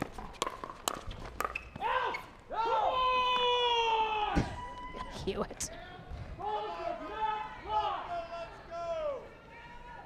So it pays off right there. I did not like the energy from Hewitt in that point. He was trying to make something out of nothing. He got away with it.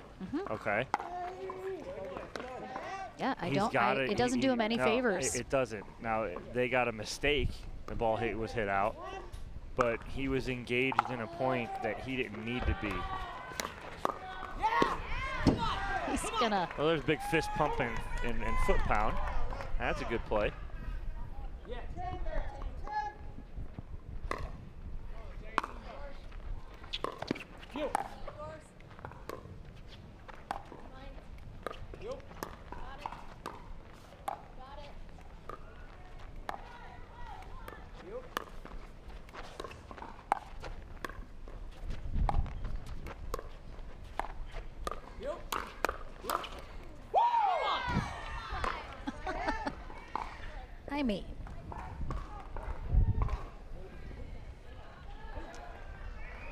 Good finish, 13-10 here, 2 points away. No one can say it doesn't amp up the excitement a little bit for this match.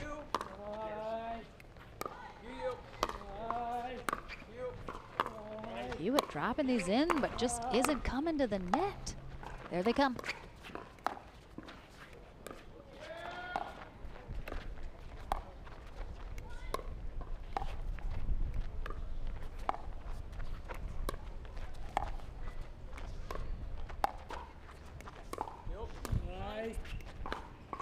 Trash in the court.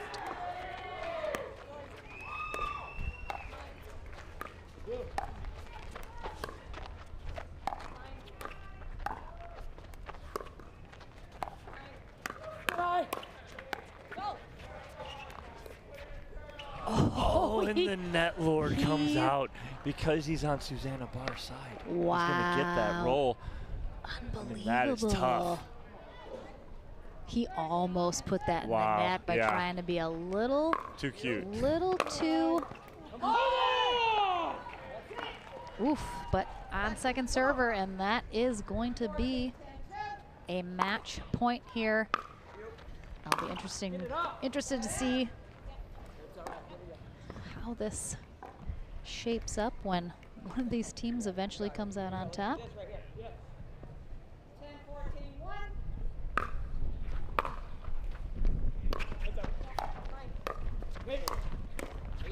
Nice dig from Susanna. Austin with the miss hit right there. Melissa Owensby, our referee, needs to be getting some hazard pay, I think, for this match when she's done.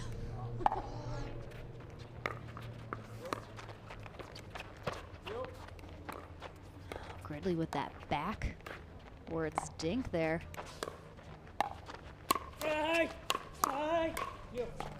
Oh, what happened there? See, she just misread it. I think Okay, Ansberry got a thought it little was. lower than she thought. She thought it was hit harder than it was. They get another point, makes things really interesting here. Go. And I think Ansberry and Hewitt are out of timeouts. Oh, the net lord comes out to play. She gets the roll, and it sets up off here, and then it sets up the put away. All right, it is very, very interesting now. Now it's 1 point at a time. I mean, I've been interested the entire time. That is rough. No Boy. timeout.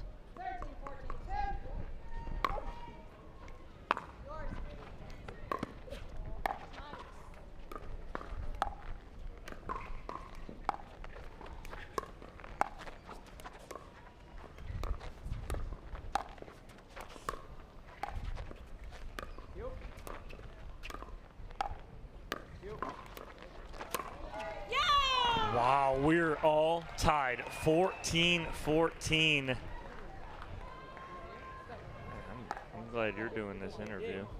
I'm not gonna lie about that. Very anxious right now. Hey, good luck. Oh no, Susanna Barr, what a reaction. I'm telling you right now, it's. Oh my they do have a goodness, timeout. yeah. They had a timeout and they waited until now? So Ansberry asked, she goes, do we have a timeout left? She says yes. Maybe they didn't realize they had it. Wow. We were 14-10. Ansberry and Hewitt serving for the match. Barr and Gridley hold and score 5 straight. And I mean, I hate to say it, I really like Rafa Hewitt, but he will be the death of them. Easy. Ultimately, because when you cannot harness your emotions, even if you're using kind of that fired upness and you're able to focus it in and still play smart, precise, get the shots you need to do, you cannot just be flying around the court. You cannot let that overtake you. And ultimately, if they don't come out on top here, I think that is going to be what was their undoing. Oh no, that is just unfortunate right there. And Sarah not happy. She's still talking to Susanna. So, Barr and Gridley come out on top. Nice. They move on. They will take on the winners. We didn't see what happened. We were paying attention the other way. Let's see if it's posted. I don't want to say. I think it's not posted okay, yet. we don't know who it is. We'll find out and let you guys know. We head to the Franklin studio after this, and then that winner bracket final is coming up right after this. I think Zane and Andrea. Yep.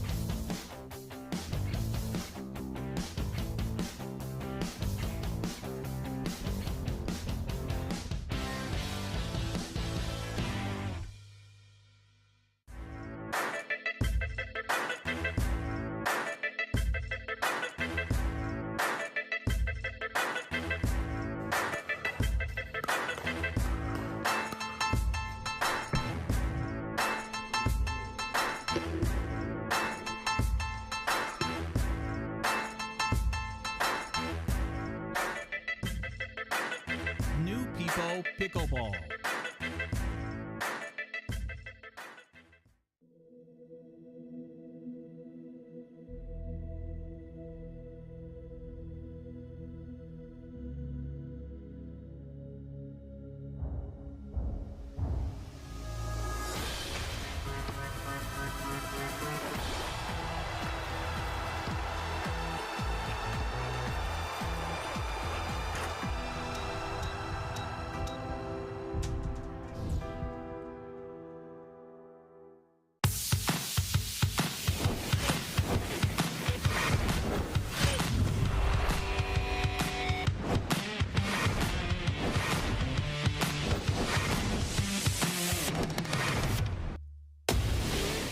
I'm so ready for next gen. This is Next Gen Pickleball. I'm so ready for the Next Gen Tour.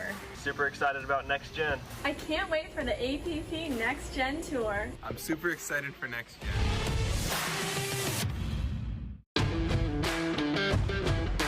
Hey, I'm Ben Johns, and I'm here to tell you why the pros prefer the Franklin X40 pickleball. I really like the durability. It's pretty rare that I crack one of these.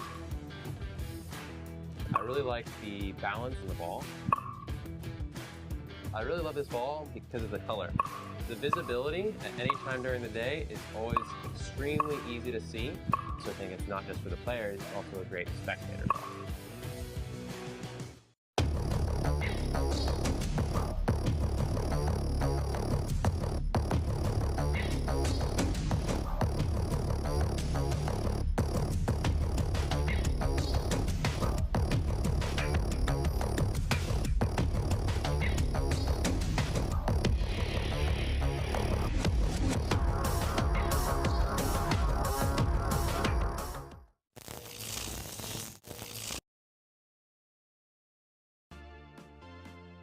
The PT Pro team at pickleballtournaments.com have unparalleled experience running tournaments, including all professional tours and premier events.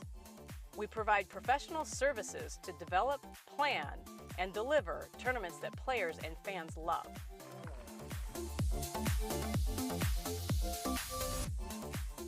Pickleballtournaments.com, powering pickleball tournaments worldwide.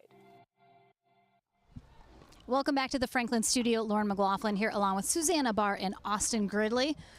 Quite a battle, a very fiery match. Happens every once in a while, you know, a lot of emotions running high. You kind of were Mr. Quiet and calm throughout that. I think your partner kind of felt the brunt of maybe the opposing team. How important was it for you to remain calm and kind of help ground her as you continued on? It just felt right to be a little cold that match, so I guess we were fire and ice there. I appreciate it. So you, of course, a lot of emotions, a lot of hot-headedness, which happens sometime. You stayed calm. I'm sure inside you were feeling a lot of things, but how do you deal with that? How do you just stay focused on the task at hand? Yeah, I mean, I appreciate that Austin, called a timeout when he did. That was really important for us. And then, yeah, I mean, we just, as a team, it's always like, okay, let it go, move on. Let's, just play our game.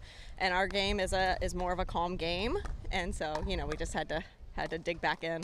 All right, well, you did it. You're going on. You have one final consolation bracket match before you get into that bronze. You're taking on Andrea Coop and Zane Navertil. What are your thoughts as you're going into that? How are we going to prevail? No mercy. I like it. Do you anything to add? I got to go with that too. It's good. I like it. Short, simple, to the point. We are back with our winner bracket final here coming up next on Championship Court. Don't go anywhere. Just a few matches remain to conclude our day. And good luck to you guys as you have one last battle. No mercy, as you said. We'll see you guys hopefully at the end of the day. Thank you.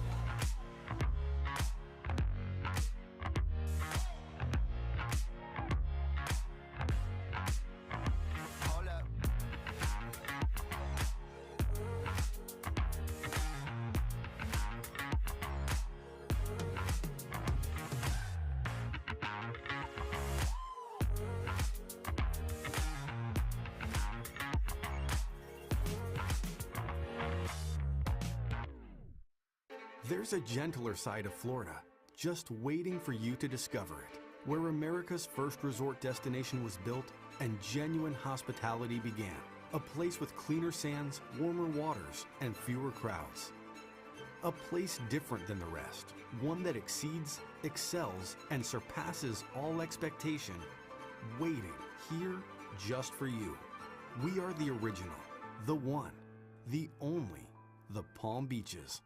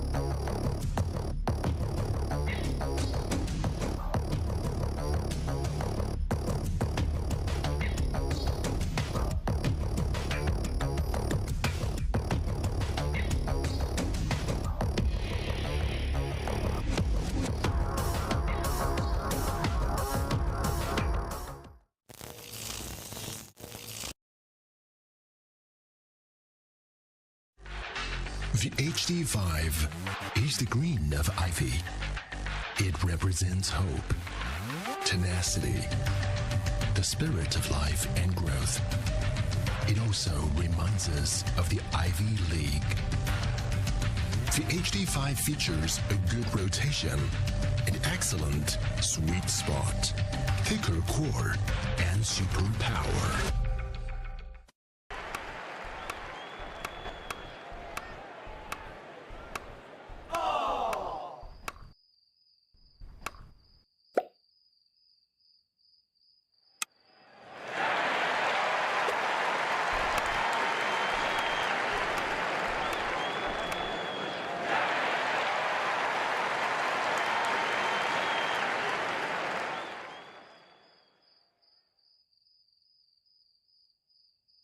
If you like to dink, then Pickleball Magazine has what you're looking for. Our bi-monthly print publication will help you become a better player with instructional tips, drills, and articles from the top teaching pros in the sport. And you'll become a healthier, stronger player with psychological, nutritional, and wellness advice from experts in their fields. Finally, if it's product reviews or the latest news, we have that too. To learn more or to subscribe today, go to pickleballmagazine.com.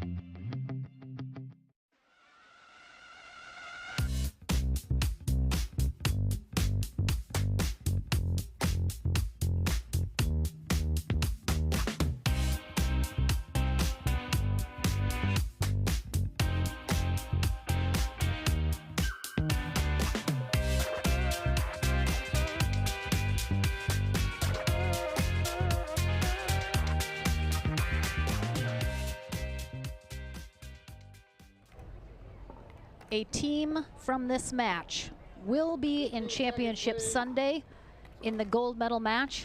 One still has to face their opponent in bronze here today. One of those will be either the #1 seeded team, Simone Jardim and JW Johnson, who will be on the near end here for game one. They're taking on the #10 seed, Anna Bright and Dylan Frazier on the far end. 2 out of 3 game match. Bob Swisshelm, our USA Pickleball certified referee for this matchup.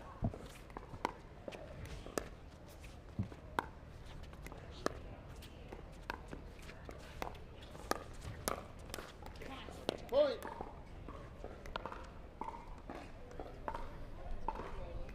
One, 0-2.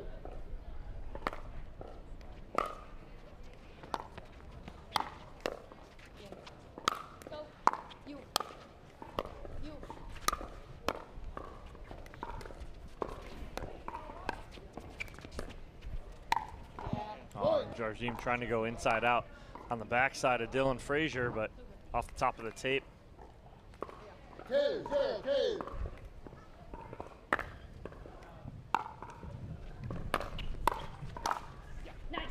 Nice ball from Dylan Frazier.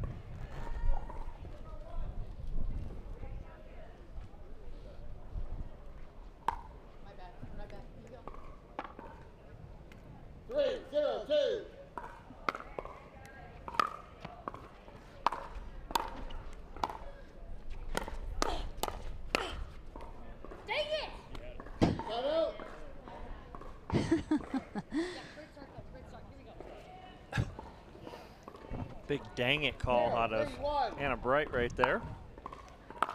I personally enjoy fudge nuggets from her when she says that. Might be my favorite.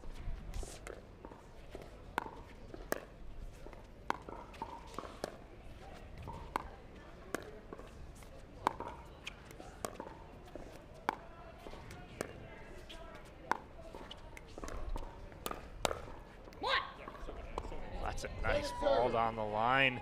He was too close for J.W. Johnson to say that it was in or out, so 0-3-2. ball is in. Watch it, watch it. Ugh. Take it.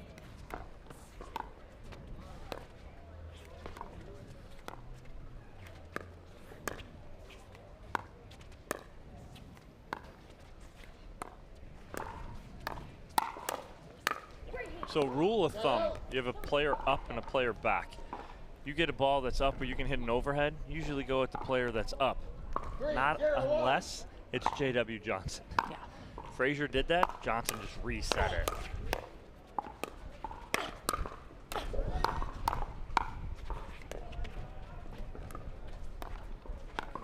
Watch it. Oh, nice ATP from Anna Bright. Yeah, Jardim set her up for that with a nice wide dink there.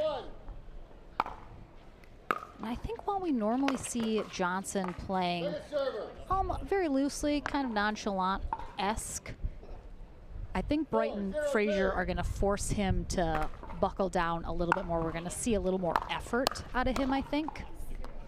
Not that, of course, he's not making a huge effort already. It's just, I think he's going to look like he's putting in a little more effort, being a little more deliberate.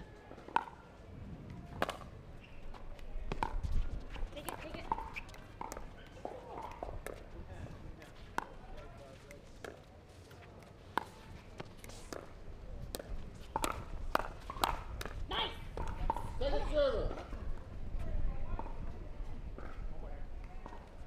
0-4-2.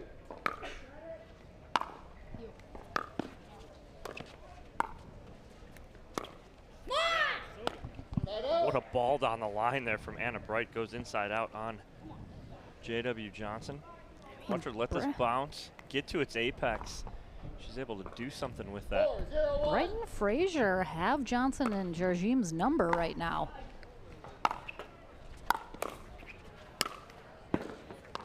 You had to say something. Johnson has enough of that right there, but still need one more hold.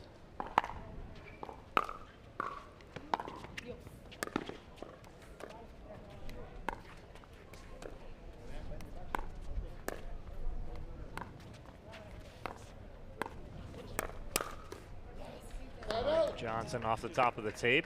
He'll take that right there as they're down by 4. Big side out. See if they can answer.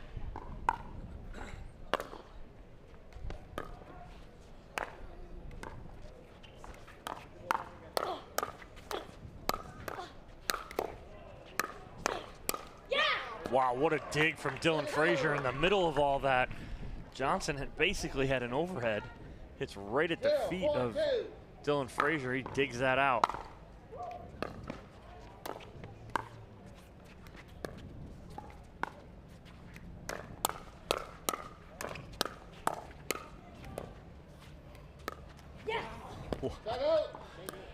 Just no fear out of Anna Bright right now. She doesn't care who's in front of her. From the second she started. 4-0-1.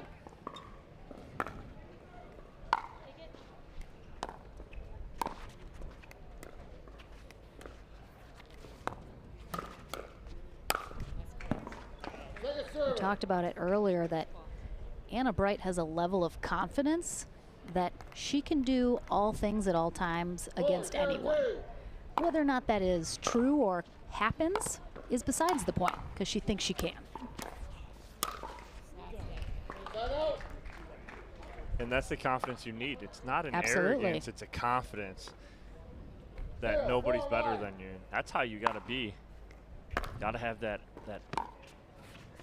cross that line of, oh, wow. Speaking of lines, as Simone goes right down that line, but you got to be willing to cross that line of confidence and arrogance. Be close to both.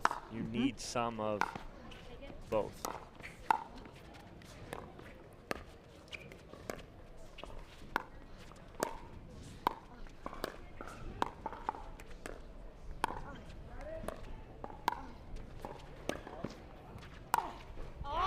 Great setup there from Jardim as she hit the perfect time for a lob. Gets the ball that she had set up for, then just overhits it.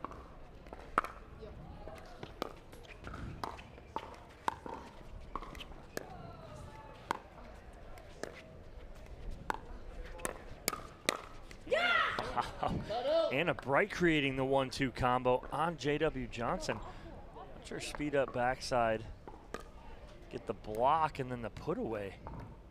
She's like, what? You? Number 1 player in the world? Whatever.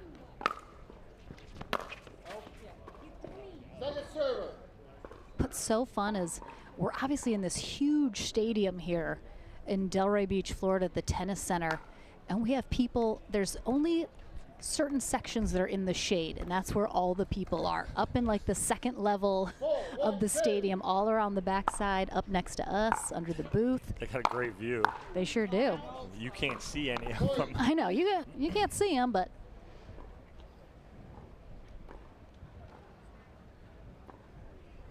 across from us, under in the shade. Again, we're in South Florida. It's a little hot, a little humid, very sunny. Gotta find that shade. 5, 1, 2.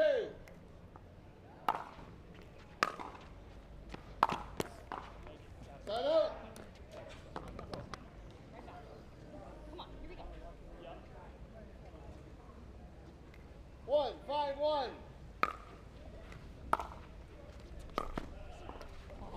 Second server.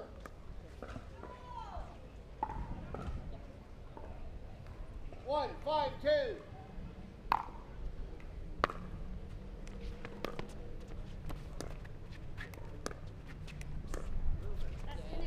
Point.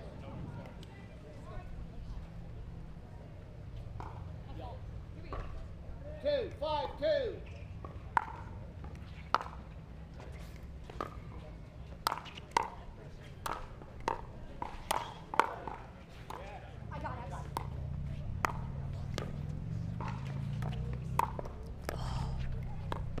Nice get from Frazier.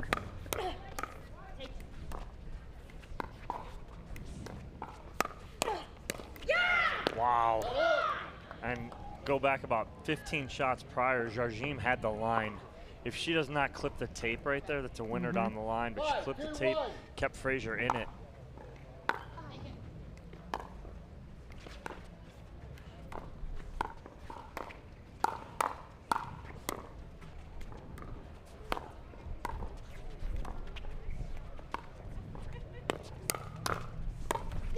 Wow, Anna Bright with the combo again.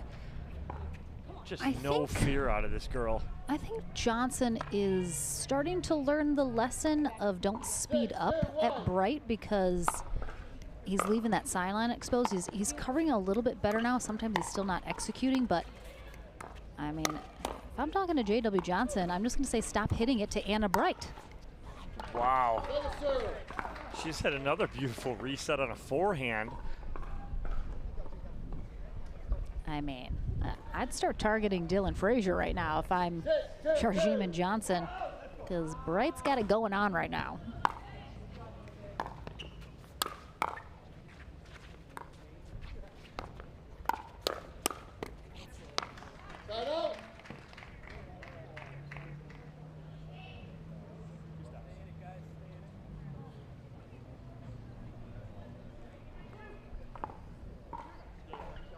6-1.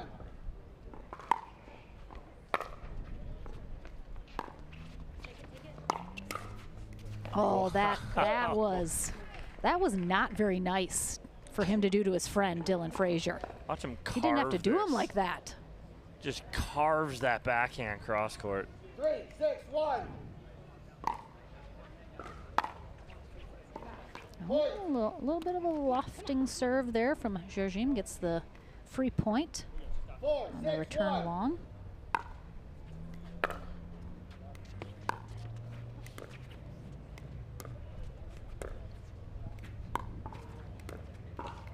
Point. Let's go. Come on, right here. Let's get one. 5-6-1. And now they're within one.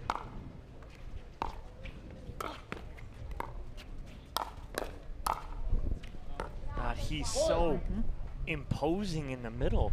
Just when you think you have a ball away from him, he's able to get to it. Not only does he get to it, he does something with it.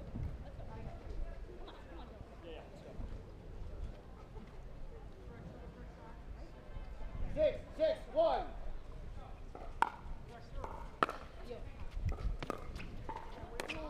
Point. Beautiful drop there from Johnson. Timeout receivers. 1 minute. Score is 7-6-1. Anna Bright with the timeout, hands on her head. Just there's just no answer for it. They were cruising along, all the momentum on their side. And then Simone Jardim and J.W. Johnson just come roaring back and take a 1-point lead here in game one.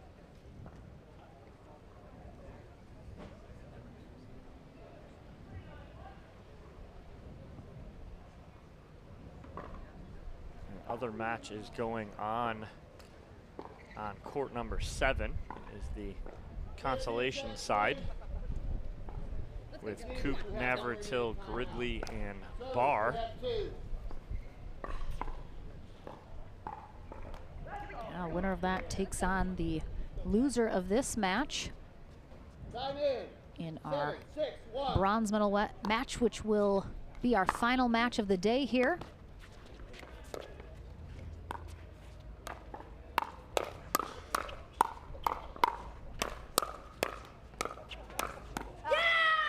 Wow. This girl just got no fear. I love it. 7-6-2.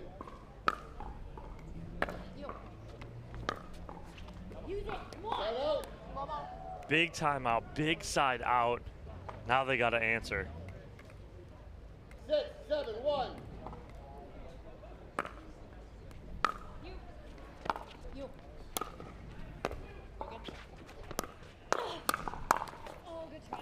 Second server. I'd like to maybe see Johnson 6-7-2. again with that really wicked angle, trying to go behind Frazier, which is a little more open sometimes. I think, again, Bright just so on top of those speed ups like that. Don't no. That you gotta go cross. You gotta try to go behind Frazier because Bright is just, she's not giving up anything. I think that is a dangerous game to be playing.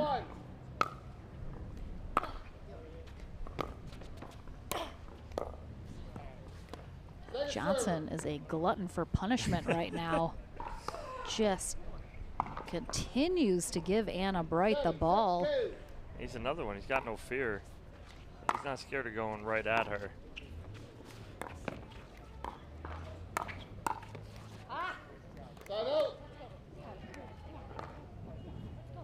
You don't have to have fear, but you gotta have some smarts.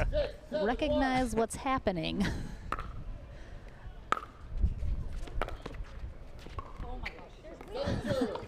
The wind helped a little bit on that one for sure.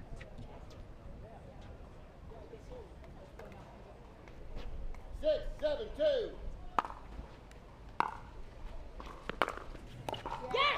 Point. The ball just dies. I'd almost like to see 7-7-2. more teams implement what we saw Whitwell and Young doing earlier, which is telling each other where to return the serve. I thought that was very smart and advantageous of them to do that.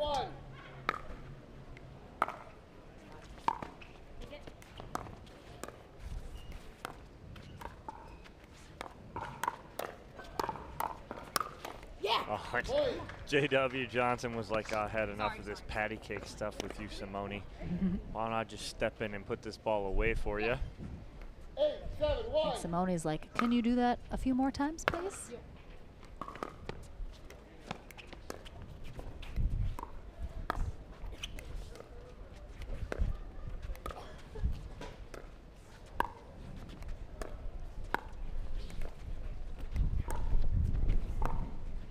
Nice pull right there from Johnson going cross court.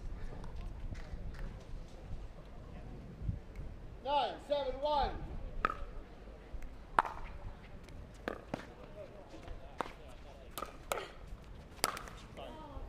Point.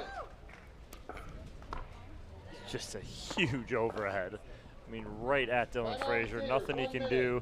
Will be a game point when we come back from this timeout for Jardim and Johnson, up 10-7 in game one. Looked like Brighton Frazier had this first game under control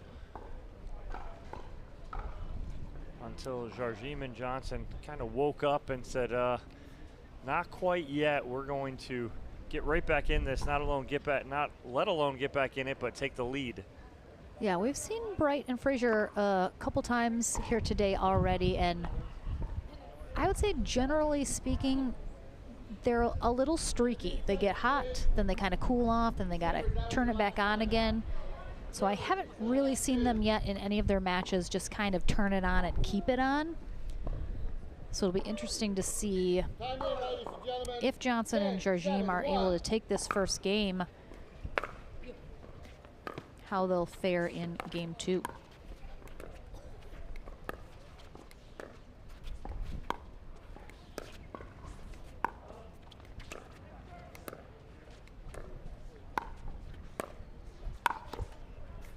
Okay, Dylan Frazier. Oh, and Anna Bright trying to speed it up. Yeah, wrong spot, wrong time. So, Jardim and Johnson, slow and steady wins the race here in game one. Take it 11-7. We'll take a short break here. Game number two in this winner bracket final coming up right after this.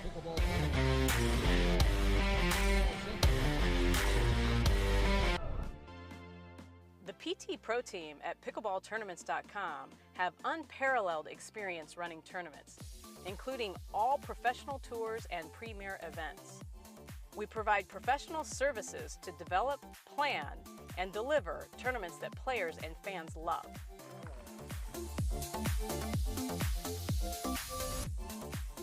Pickleballtournaments.com, powering pickleball tournaments worldwide.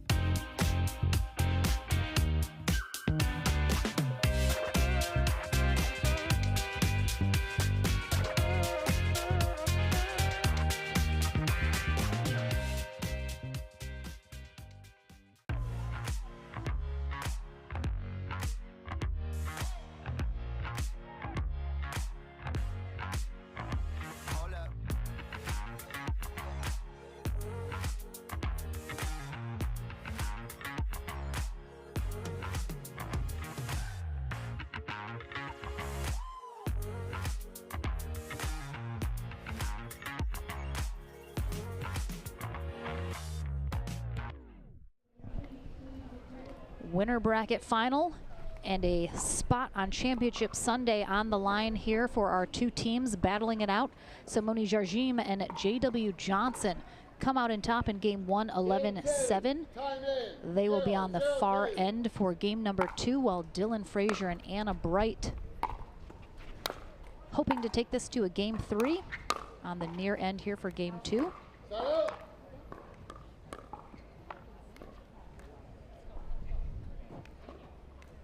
0-0-1.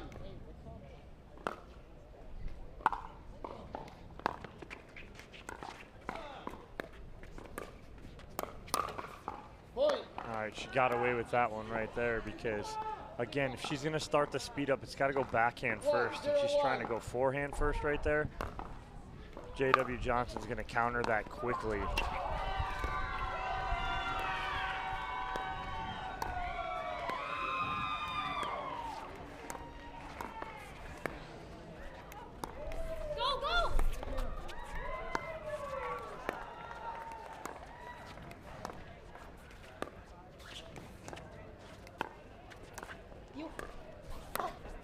There it is right there. Again, the speed up, if it's going to happen, it's got to go backhand first.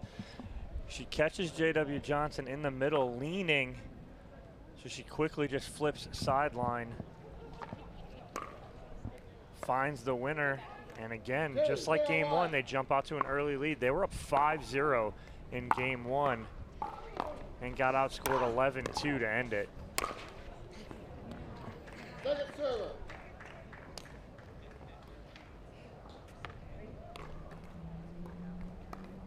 2-0-2.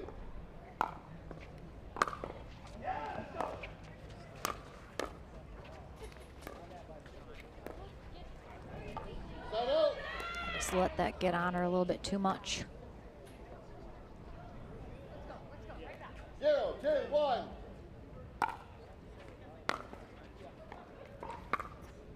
That's a great return there from Anna Bright. 0-2-2.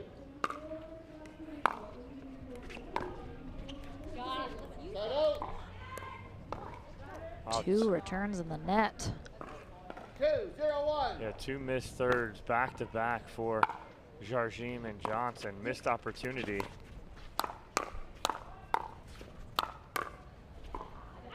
And then taking advantage of that opportunity is Anna Bright and Dylan Frazier. Is Dylan enjoying playing next to Anna as she puts a smile on his face right there. He's almost laughing at her excitement.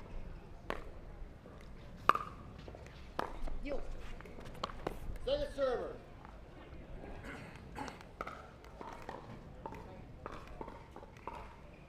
3-0-2.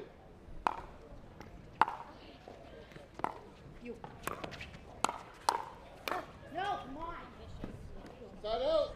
Ball's really low for Bright to do anything with. She's got to reset that, bring that back cross court to Jardim, and get right back in that point.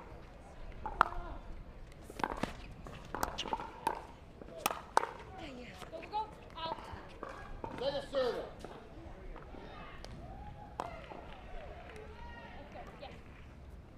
Zero, 3-2.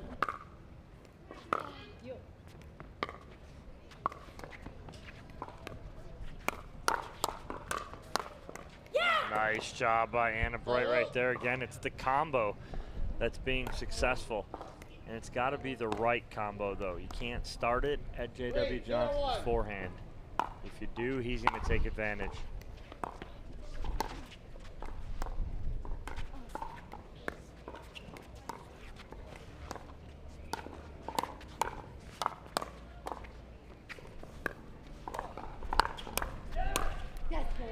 Nice jump in there by J.W. as he recognizes he can get to this forehand right here. Takes it off the backhand of Simone Jardim. She was happy to let him have it.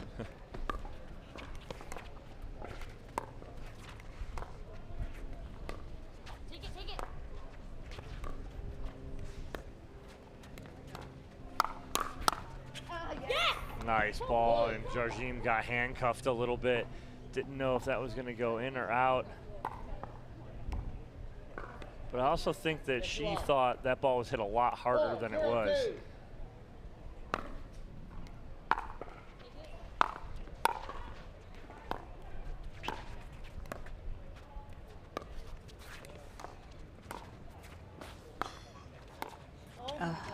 Wow. I mean, deja vu, another 5-0 lead here for Brighton Fraser. Now let's see if they can keep it going. Oh, right on cue.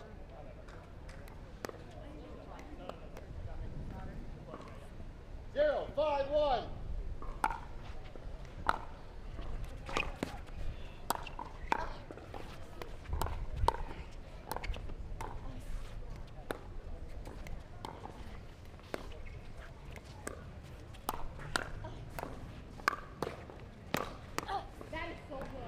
I was talking to Simone Jardim in our last interview with her before we came out, and she was like, you know, I was supposed to play singles in this tournament too.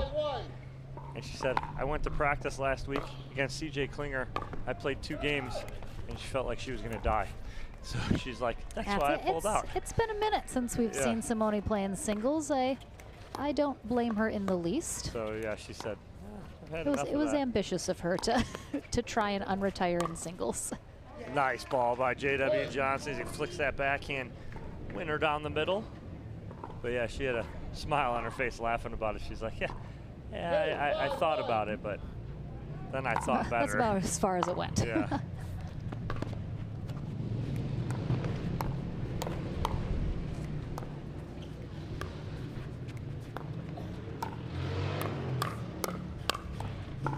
Nice ball there for Johnson. And Bright yelling at herself not to go there, but this is deja vu. Exactly what happened in game number 1.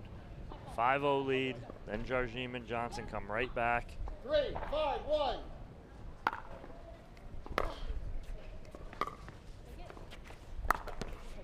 Point.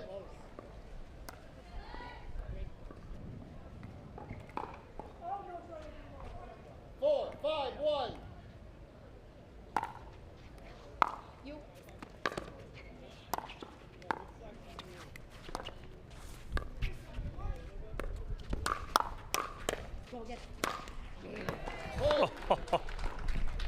Good luck getting that back. Timeout, receivers, 1 minute. Ball over there, thank you. 5-0 run answered by a 5-0 run, and we are tied at 5. Timeout for Bright and Fraser again came out too hot and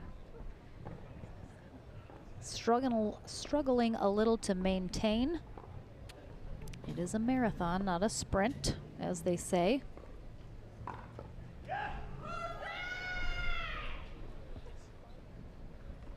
All I know is there is an unbelievable senior pro men's match going on championship court number 2. We saw Whitwell fully laid out on the floor, who then did a couple push-ups before he decided to get up as the crowd went nuts.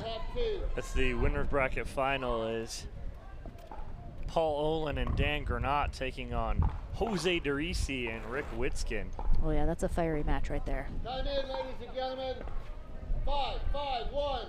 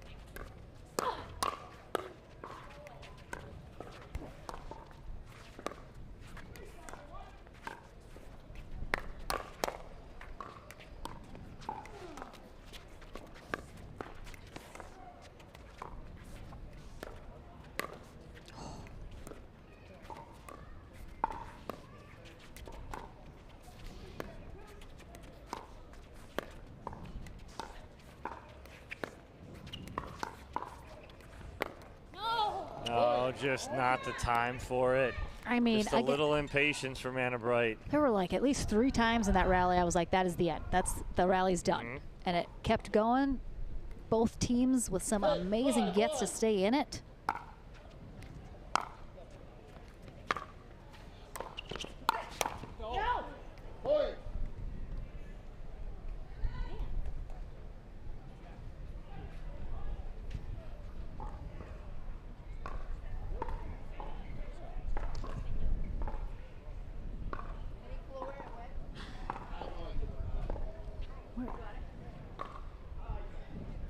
It's like, how does no one see where the ball went?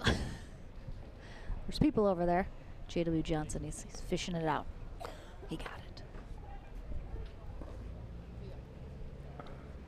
Well, 7-0 run here for Jardim and Johnson.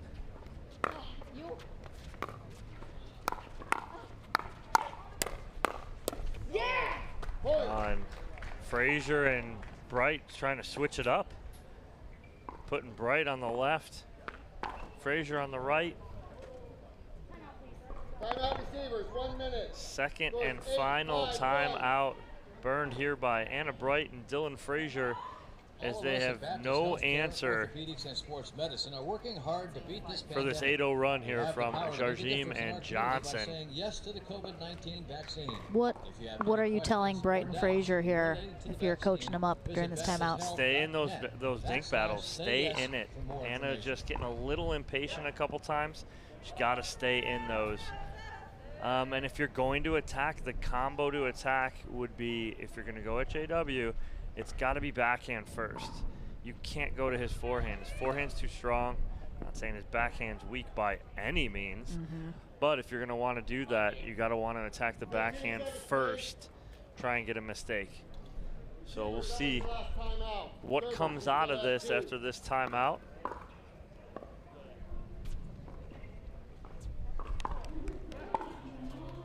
But it is all Jardim and Johnson.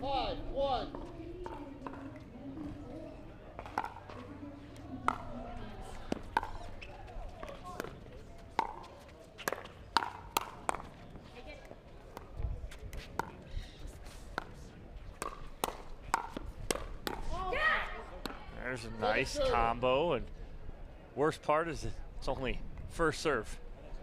Now they got another serve. They ran off 8 straight points on 1 serve. 5-2.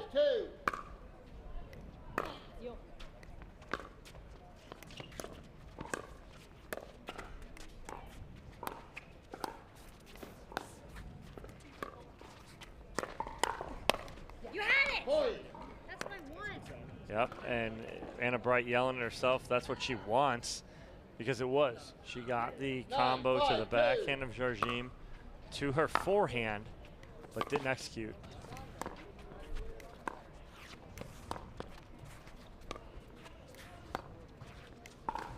Frazier taking up a lot more space now.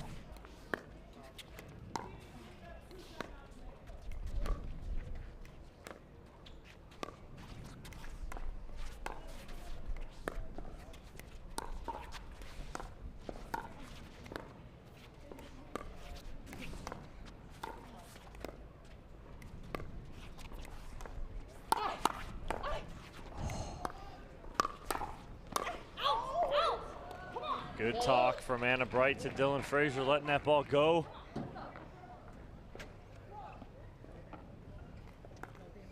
Five, 9-1.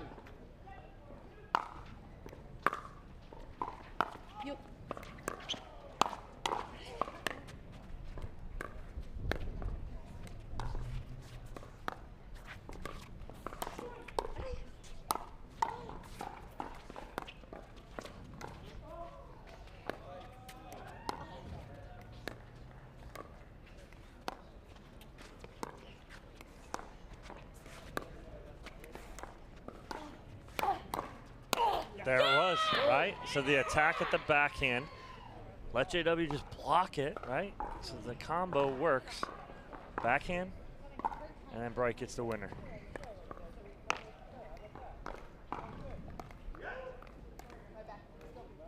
Six, 9-1.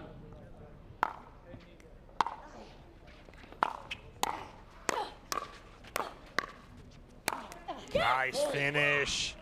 That time, backhand from Johnson for Frazier to put it away. 7-9-1. Johnson's got to be a little more prepared, I think, and expect that.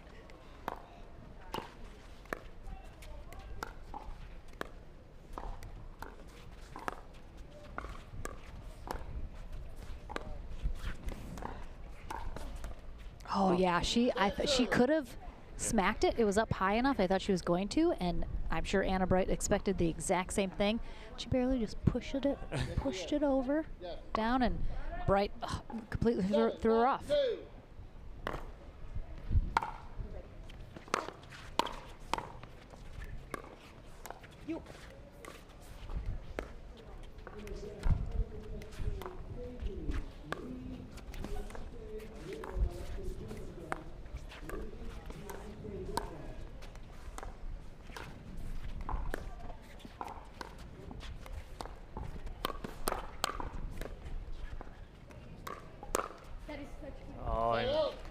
She was going to the right spot. She was going to the backhand side. I like it, but they answer. They get a couple back. 9-7-1. Big 2 holds here, though, for Bright and Frazier. Again, doesn't put a lot on it. She's expecting it a lot faster. And he just kind of flicks it right into her upper body. So good. Match point. Sails that long. 10-7-2. Gotta be feeling a little bit of pressure to close it out here because Bright and Frazier could easily get back in here. Oh boy. What a get. What a get from Johnson. Incredible. Wow.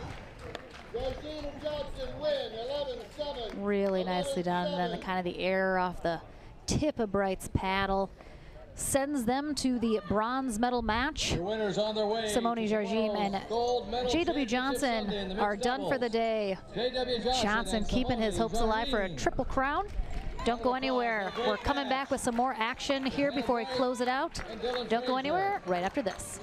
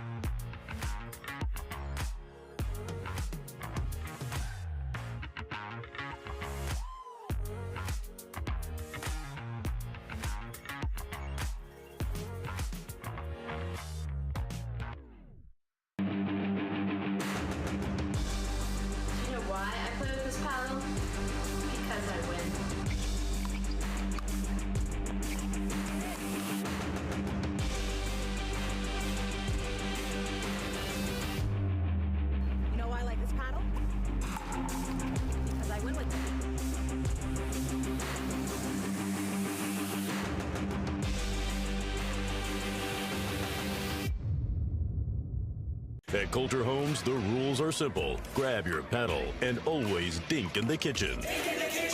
Remember where you are. Coulter Homes is the home of pickling. Smash and poach on dedicated courts in resort-style and active adult new home communities across the Southeast, including PGA Village Verano and Port St. Lucie, home of the World Pickleball Open. Learn more at coulterpickleball.com.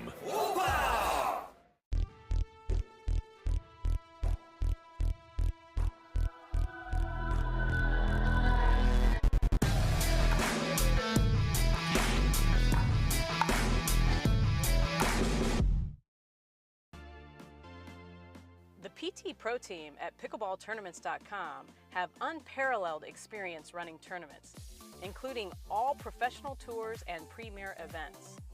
We provide professional services to develop, plan, and deliver tournaments that players and fans love.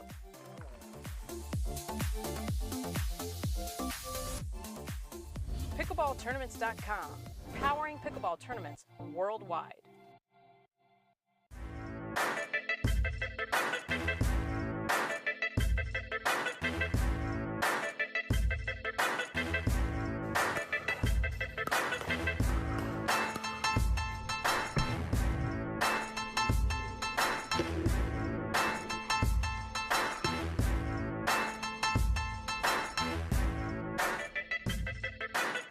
New People Pickleball.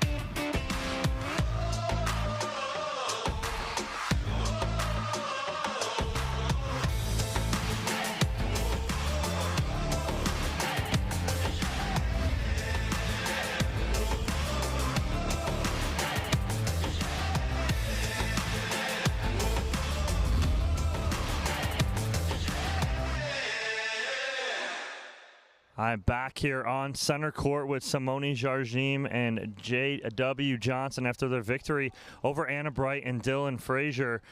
Simone, what was that? You just wanted to go down 5-0 in both games and then just come back? I mean, you guys dug yourself a hole, but then dug your way right out of it. What was the difference? What happened in both of those games, actually? So JW has to play 3 matches tomorrow, so I figured that I would do some mental toughness training today, start early. Right. So I said, like, I'm going to get you in big trouble, and then you're going to figure a way out of it. And he did. So he's ready for tomorrow. All right, so there was a plan. There was a method to all the madness, huh, J-Dub?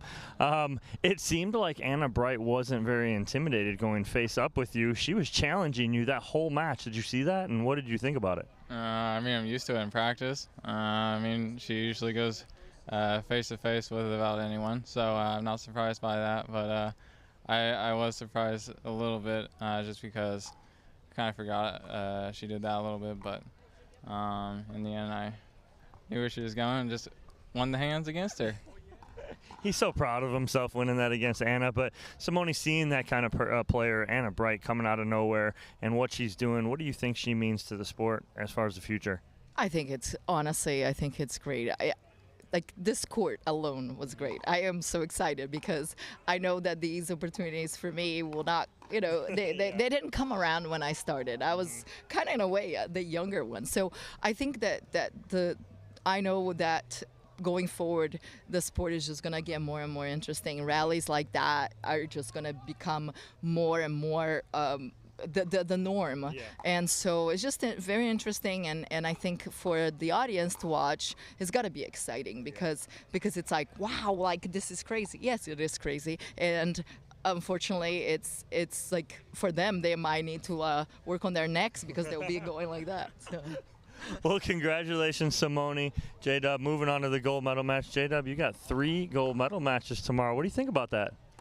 We'll see if I live or not, so we'll see. He's a man of very few words, Simone. All he does is win no matter what. That's it. What we're going to see tomorrow is J-Dub is in all 3 gold medal matches, mixed, men's, and singles. Simone, you have 2 yourself in mixed and women's. And you'll be watching singles. So we're going to take a quick break. When we come back, we'll have that bronze medal match here for mixed pro doubles on Championship Court. We'll see you soon. Hey, I'm Ben Johns, and I'm here to tell you why the pros prefer the Franklin X40 pickleball.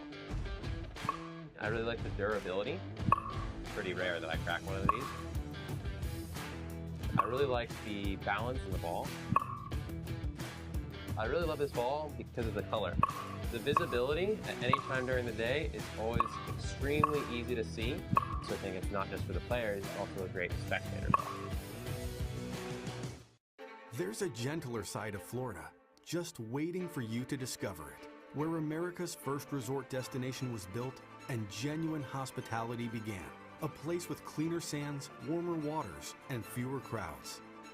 A place different than the rest, one that exceeds, excels, and surpasses all expectation, waiting here just for you. We are the original, the one, the only, the Palm Beaches.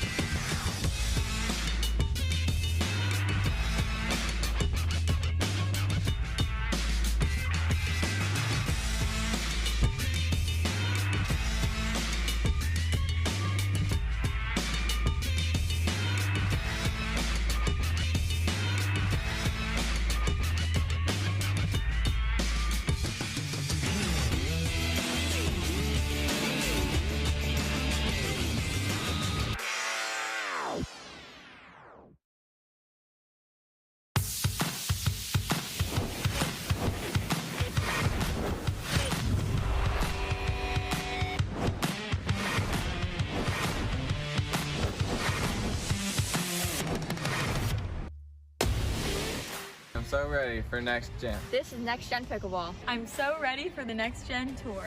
Super excited about next gen. I can't wait for the APP Next Gen Tour. I'm super excited for next gen.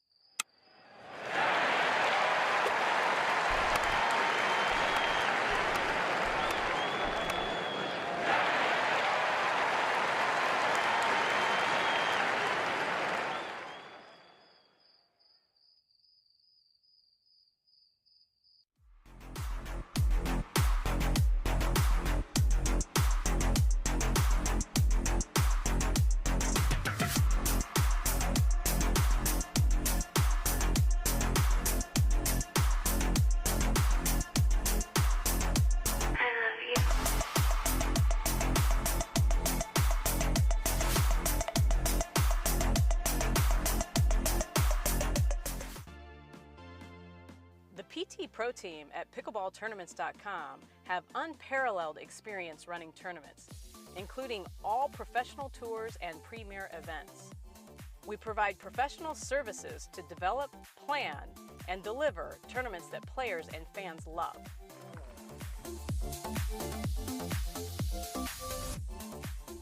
Pickleballtournaments.com, powering pickleball tournaments worldwide.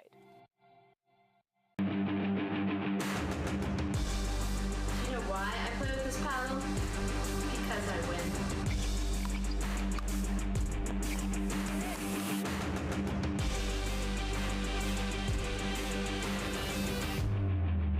You know why I like this paddle?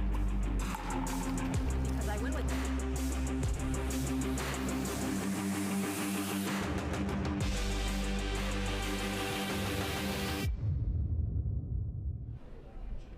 First come, first serve.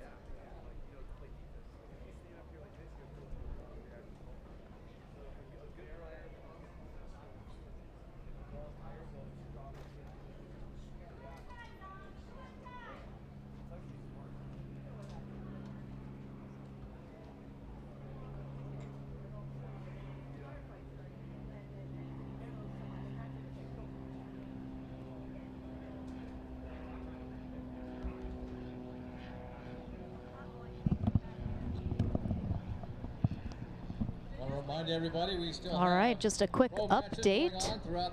We are currently playing our last, oh, it's over, excuse me. So Austin Gridley and Susanna Barr came out on top in the final consolation match of the day to get themselves a spot in the bronze medal match. So they will take on Anna Bright and Dylan Frazier after a short break. So just wanted to keep you guys updated. We'll have just a few more minutes here of some downtime, but that final matchup of the weekend, excuse me, well, I'm all messed up. I thought I had to check in for my flight. It wasn't letting me, and then I realized today was not Sunday. It's a mess. It's a mess. So, excuse me, final match of the day. Start over again. Let's start over. Rewind. All right, bronze medal match coming up shortly. It will be our final match of the day here on this beautiful sunshiny Saturday in Delray Beach, Florida. Again, we have those 4 amazing players looking to take their place back in the gold medal match tomorrow, Championship Sunday, where they will face Simone Jardim and J.W. Johnson. We'll have 5 gold medal matches tomorrow, and that will be it. That'll wrap us up here for Delray Beach. We'll see you 2 weeks from now, though, back in Legacy in Mesa, Arizona for a fabulous time there. It's a golden ticket tournament, part of USA Pickleball's Championship Series. So don't go anywhere. We're gonna take a short break here and back with that bronze medal match right after this.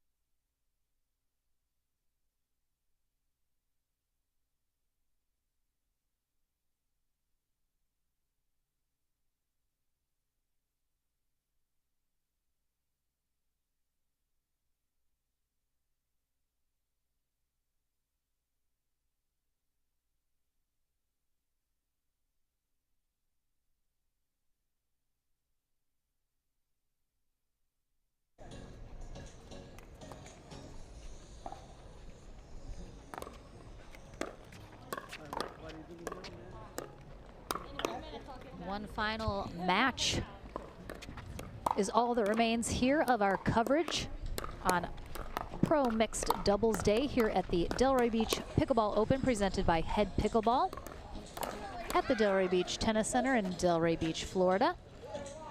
Just off of Atlantic Avenue, which is the main strip through downtown Delray Beach. The beach itself, a stone's throw away, getting that nice ocean air. Stone's throw. I mean, I got a good arm, Dom. I think I could get close probably. But I'm just saying, a stone's throw. That's what you're. Yeah. You're What did using you think I that. said? No, I'm just saying you're using that. I mean, Oh yeah. our grandparents used that. Absolutely not. That is a very still relevant term that is used all the time. Back me up, people. Lauren McLaughlin and Dominic Catalano here for our final match of the day. We have, as we mentioned, Susanna Barr and Austin Gridley, who fought their way back through our back draw, and Dylan Frazier and Anna Bright, who were just defeated in the winner bracket final by Simone Jardim and J.W. Johnson. So both of these teams have a shot at the gold medals still, but they're gonna have to get through each other first. Andy Jones is going to be our USA Pickleball certified referee for this match. Lauren McLaughlin and Dominic Catalano. We will be back tomorrow for Championship Sunday, kicking off at 10 a.m. Eastern Time right off the bat into our first gold medal match. I have not heard the schedule yet for tomorrow, but I'm sure it will be posted. Either way, set your alarms right now. Do not be anywhere else than on Facebook or YouTube, 10 a.m. Eastern Time sharp. You're not going to want to miss anything. All the gold medal matches, nothing but amazingness.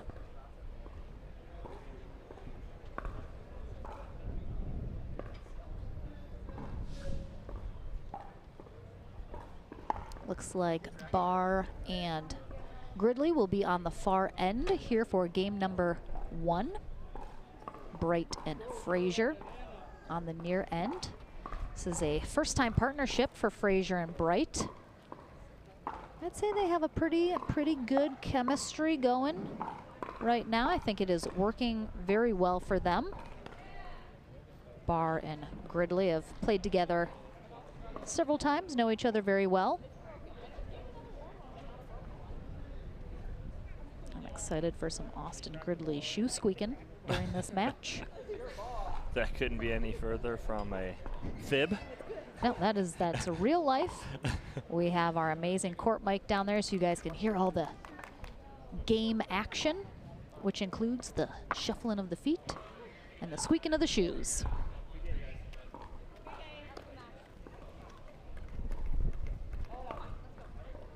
Looks like Byron Frezzo is going to be our second referee for this match.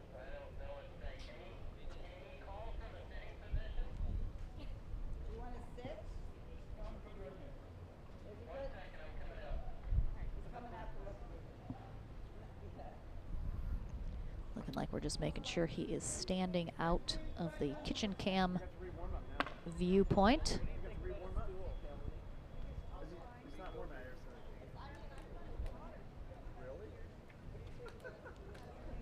Looks like on championship court number 2, our second streamed court, we have a senior pro women's matchup going on over there. I believe that has to be getting to the end of their day over there. How do you like that? She was playing so well.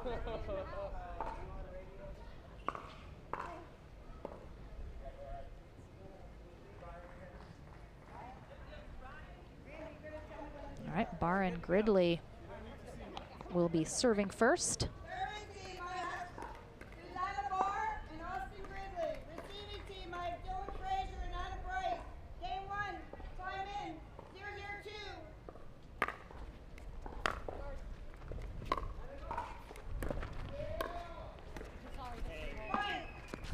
Little miscommunication early there in the middle from Anna Bright and Dylan Frazier.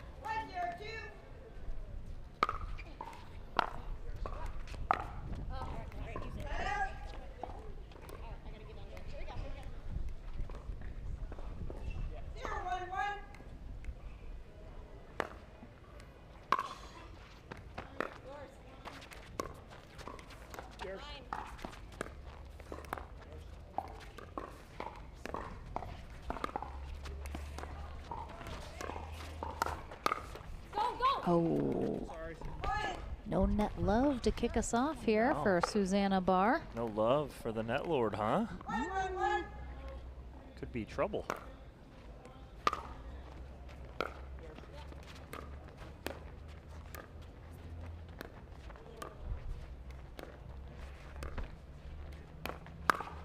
Wow, what a counter from Susanna Barr.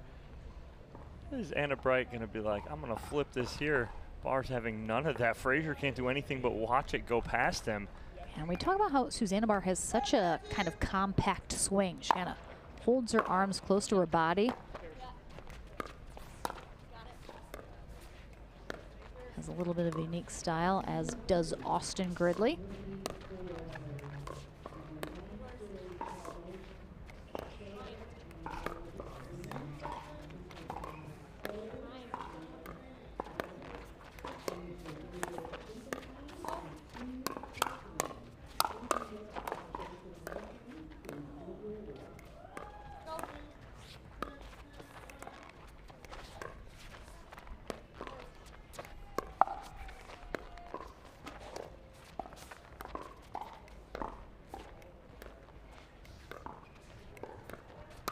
Wow, what a setup there from Susanna Barr.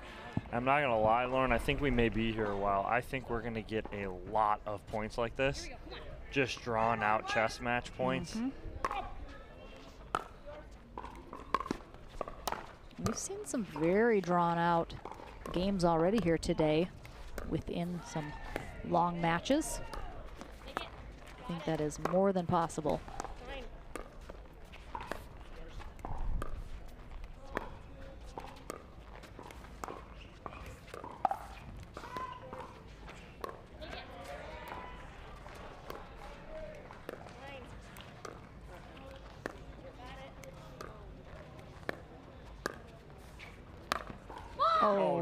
Nice ATP. I mean, she went deep on that ATP too. That's in the back corner. Wow, that's impressive.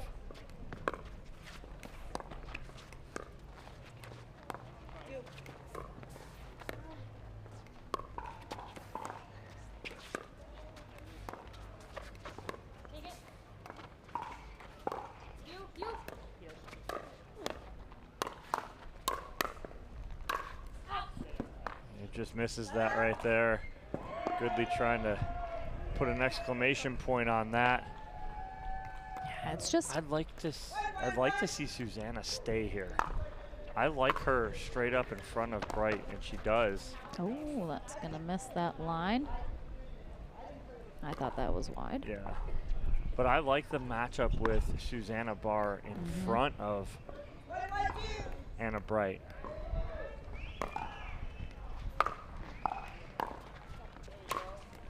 That's a good shot there from Gridley. And I was thinking after that ATP, it's so impressive that obviously Anna Bright has only been playing for just a handful of months now, but comes from such high-level tennis, but she has soaked up the pickleball like a sponge.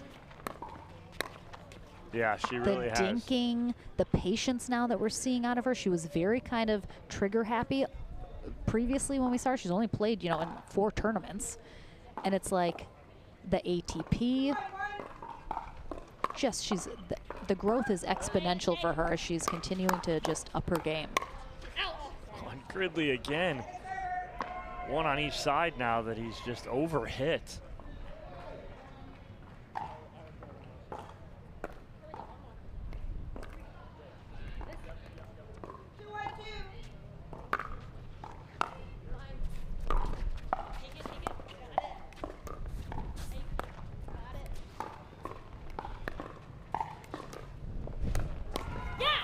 That's a nice little inside out from Anna Bright, going behind Austin Gridley. Seems to be what she really wants to do.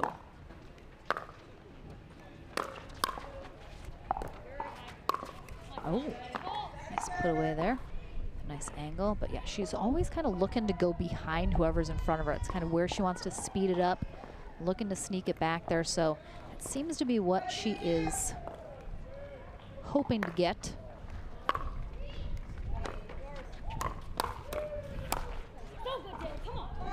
Nice put away there. Down the middle.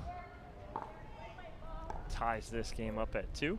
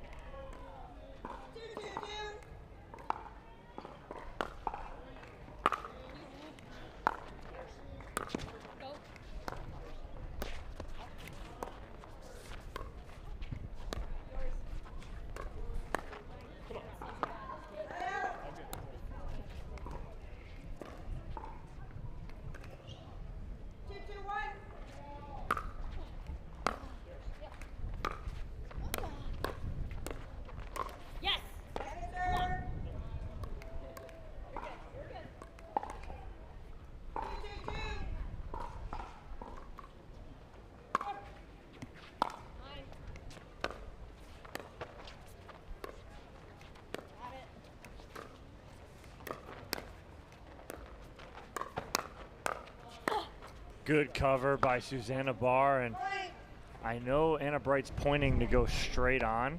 I think what she did was the right decision,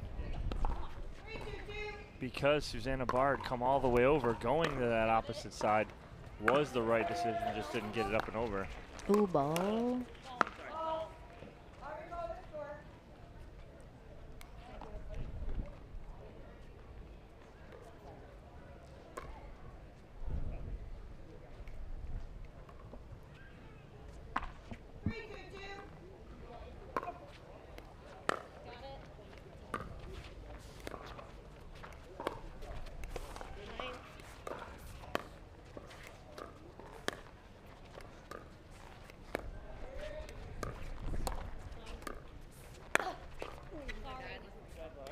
Just off the tape.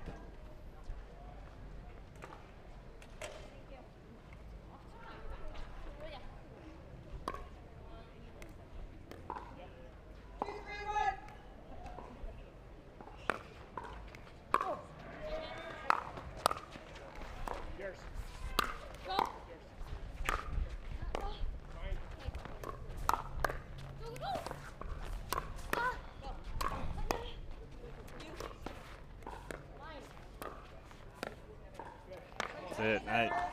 I'd like to see Susanna Barr and Austin Gridley stay in this format where they keep Susanna in front of Anna Bright, force them to change.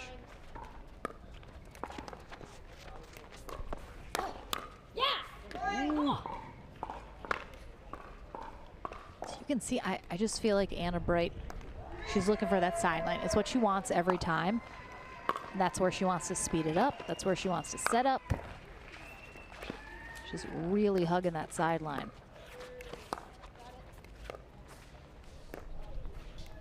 Go, go, go. Catch.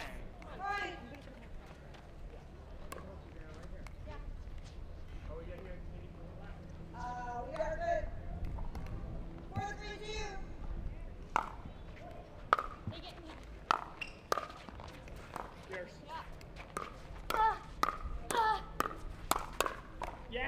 Nice hands by Gridley.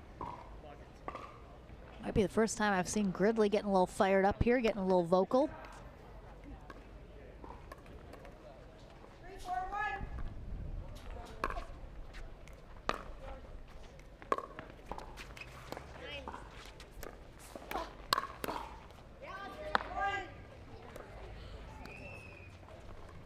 We just keep inching along here. Tied at 1, 2, 3, and 4. No one can pull away. I mean, that just points to how high level the talent is. Yeah. Everyone's kind of evenly matched. Nobody's blowing anybody out. No. It's just either team can come out on top.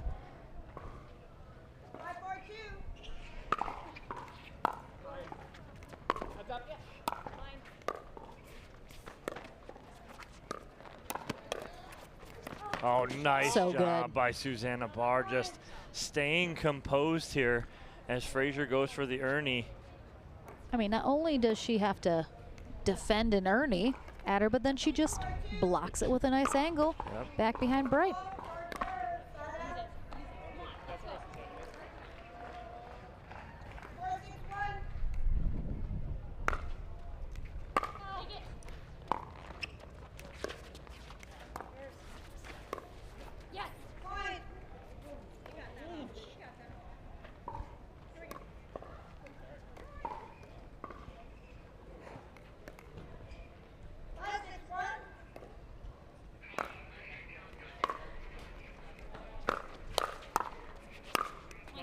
Wow.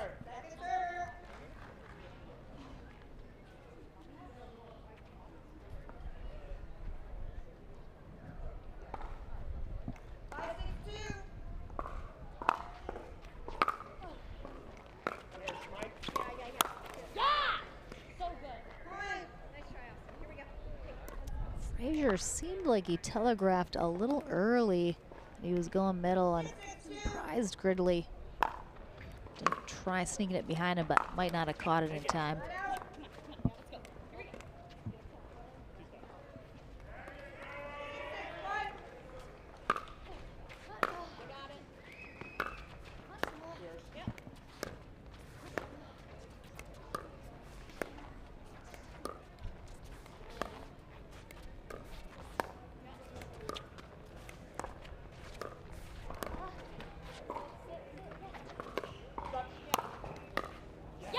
Wow, nice lob from Anna Bright. It was all she really could do with that because that was such a good dink from Susanna Barr. Oh,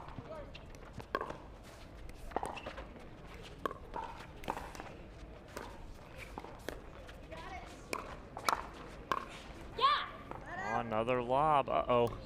That's 2 in a row that have been successful. And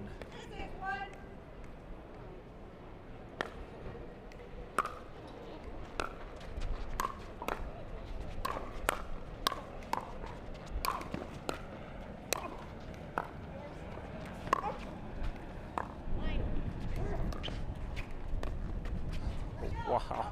Oh, I was going to say, that's a heat check on the lobs right there. See how hot she is.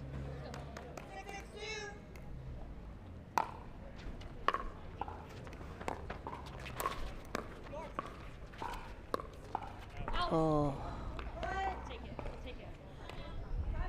An immediate timeout here called by Gridley and Barr. Again, they just go down by 1. It's not so much a tortoise in the hare situation as a tortoise in the tortoise situation Yeah. as they are just creeping their way to the finish line. Yeah, it's just, it's one at a time. We've been tied at 1, 2, 3, 4, and 6. So the only time we weren't tied was at 5. Yeah, we know Gridley and Barr have been battling a little bit in the back draw here, so you wonder if that's taken a little bit of a toll on them here as they've had a lot of work to do. Very hot here, even as the sun's starting to creep a little lower in the sky. It's still been very humid weekend, very hot. And that takes a lot out of you. So Bright and Frazier certainly have not had to play as much here today. But again, just a testament to Barr and Gridley's determination to stay in here no matter what. Fight all the way to the end. And as we've said, very evenly matched games so far here. Game number 2 could be a wildly different story, but we got to finish this first one first, so.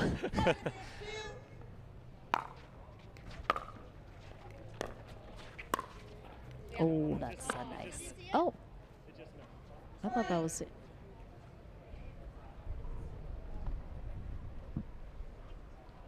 Tough to tell on that. Live, I thought it hit it, but. A 2-point lead. That's a huge lead. I know. Going on a big run. Yes. Oh, all right. Well, now it is a big run.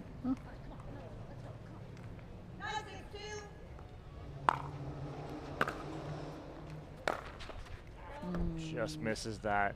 She doesn't get over the top of it enough, kind of inside outs it, which Yeah. caused that fade. Too much curve. Yeah, just fades away.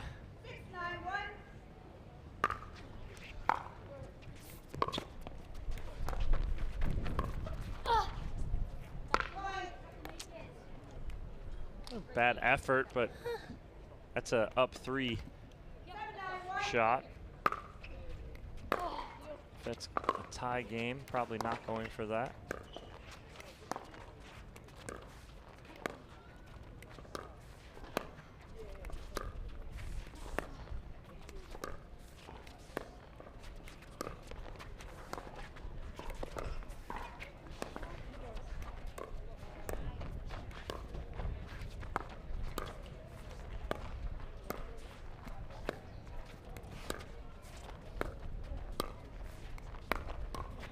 That's a nice pull there from Anna Bright.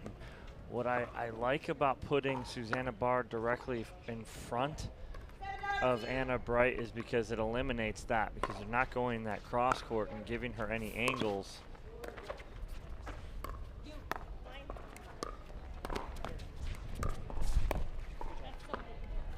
Frazier jumping for that Ernie. Comes up a little short, almost a Dekel Barr drop shot Ernie.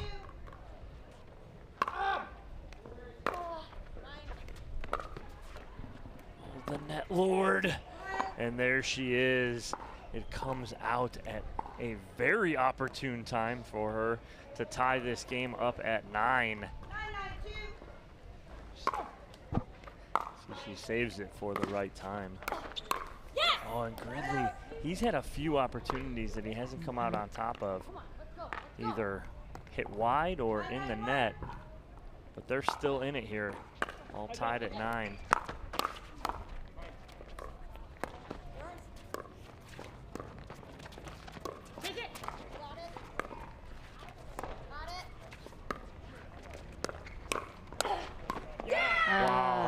I think Barr would have maybe had that behind Gridley, but now we'll never know. Very aggressive of Dylan Frazier, going a little Burt action there in front of Anna Bright.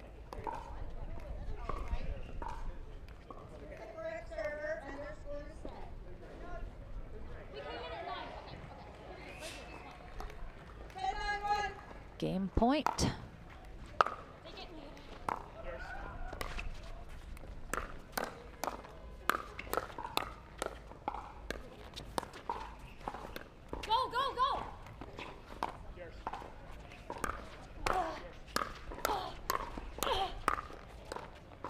Oh, jeez. Oh, I don't know who hit it. I don't know who hit it. Let's see if we can see here. I thought it was Susanna. Oh no, I think it was Gridley. Yep. Just snuck it in there. Hold off one.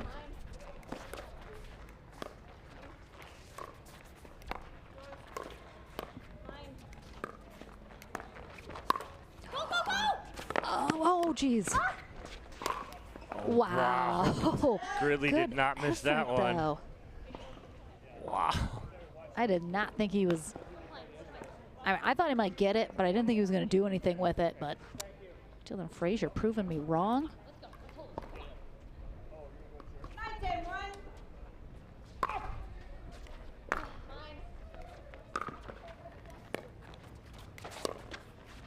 Oh, just didn't bring it in quite enough. Oh, now they're going to go back the other way. Like them the other way. We'll see what happens here. Susanna wanted this. She's the one who told Gridley, oh, and can't convert. Unfortunately, it's for Barr and Gridley, side out game point number 3 for Bright and Frazier.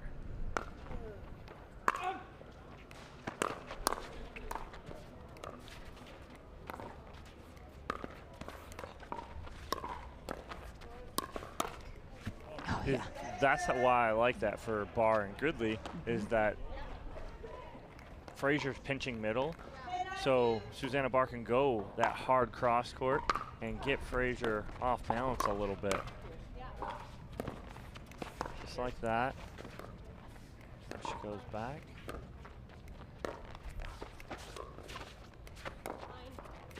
Take it.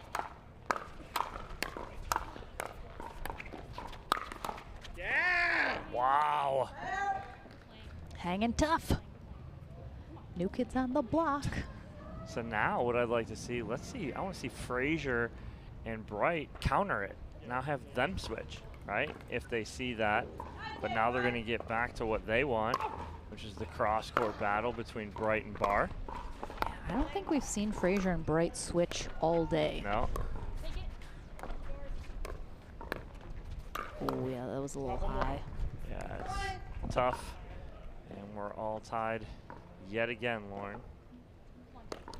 This will be the 7th tie.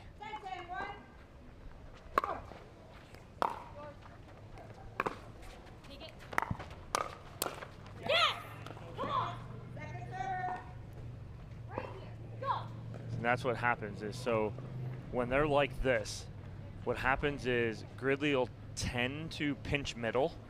When he pinches middle, it allows Anna Bright to attack straight on. And when she's able to attack straight on, it opens up that sideline. When Susanna Barr's flat in front of her, Susanna's not pinching middle, so that's closed off. But now, see, Gridley pinches, and it opens up. And that's what she wants. Yep, it opens up more holes, okay? So that's what we're seeing here.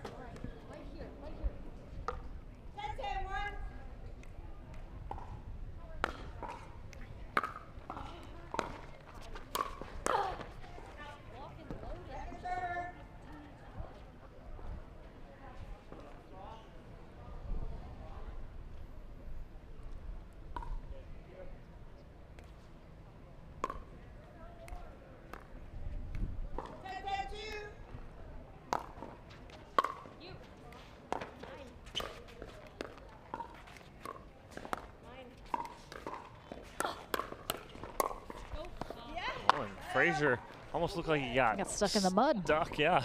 A little quicksand. Got him.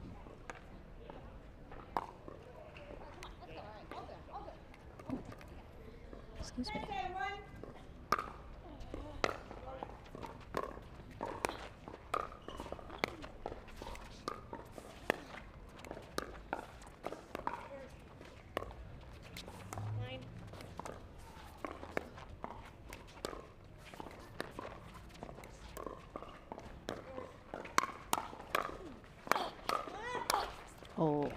Oh, jeez. Oh, I thought that was out. Did you see it? It was literally inside the line. Oh, yeah, that was in. That was in. It was inside the line. You thought it was out? Or the screen by It was absolutely inside the line. No, the screen by him. Oh my God. All right, Anna Bright's going to have to learn this lesson also. Sometimes calls don't go your way as much as you want to fight it.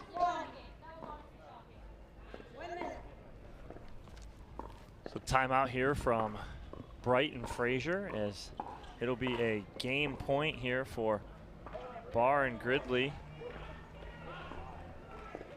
When we come back, up 11-10 here in game number 1. Yeah, this is going to be again, mental fortitude is what will carry Bright and Frazier here. I have nothing but confidence. Dylan Frazier has no problem just shaking that right off. Couldn't care less. I mean, of course he cares, but it's not going to affect him. He doesn't get in his head. He's not that type of a player that we have seen anyway. I'm not inside his head, but I think Anna Bright is going to be the one that needs to really, really calm down here because she's not happy with that. She was chattering a little into the timeout at Barr and Gridley, so she's got to stay level-headed here, stay calm.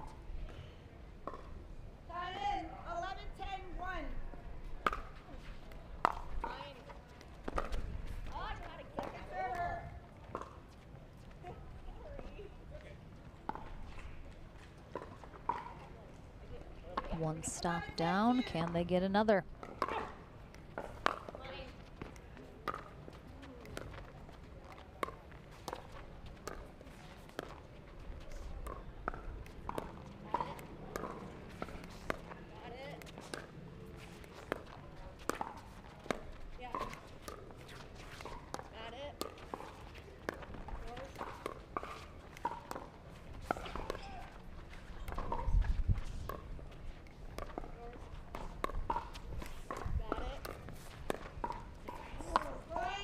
The tape and game goes to Barr and Gridley, 12-10. Anna Bright just turns and walks away. All right, sticking by our convictions. We will take a short break. Game number 2 in this bronze medal, now heated match, coming up right after this. South Florida. Happy goes.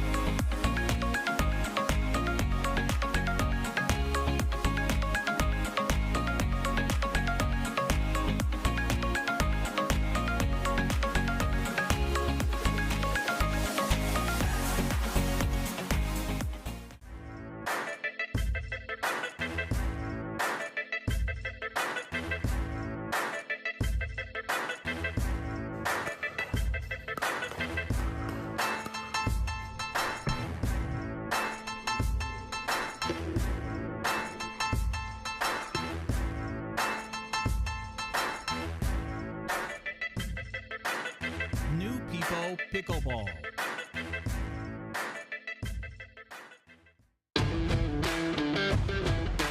Hey, I'm Ben Johns, and I'm here to tell you why the pros prefer the Franklin X40 pickleball. I really like the durability. It's pretty rare that I crack one of these.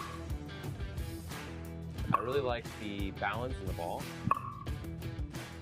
I really love this ball because of the color. The visibility at any time during the day is always extremely easy to see, so I think it's not just for the players, it's also a great spectator ball.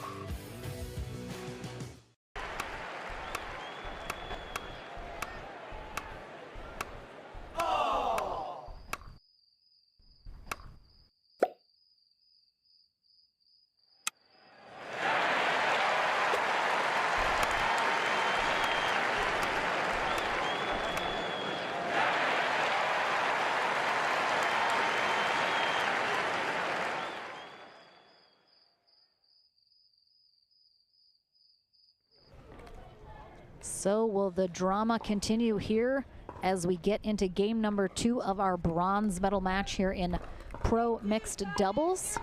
Or will cooler heads prevail? Anna Bright and Dylan Frazier on the far end. Start us off, Susanna Barr and Austin Gridley on the near end. Take game 1, 12-10 after a questionable line call that Bright especially not happy about.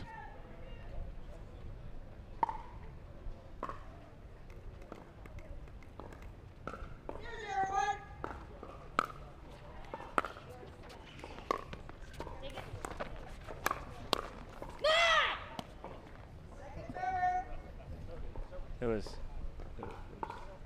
directly at Austin Gridley. I mean, she is fired up right now. I'd be shocked if Anna Bright doesn't lose her voice after every tournament. Oh, nice reset from Gridley. Nice job.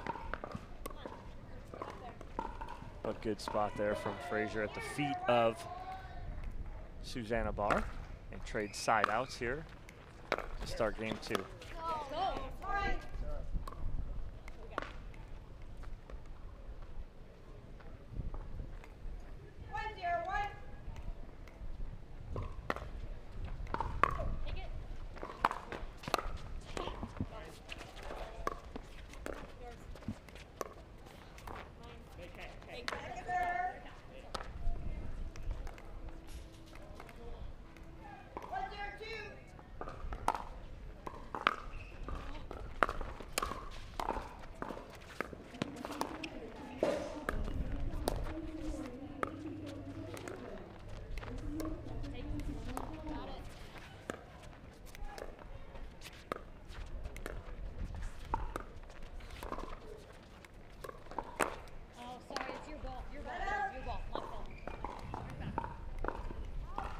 Times 2 is not better than 1.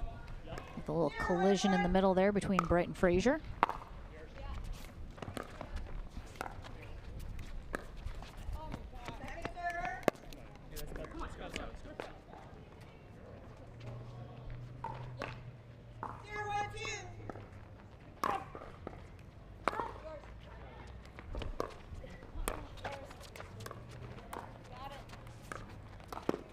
Oh, nice jump of the sideline there for Dylan Frazier as you watch this Ernie. Clears Just it. a nice graceful leap there from Frazier, like a gazelle. Andy Jones like a hawk watching his feet.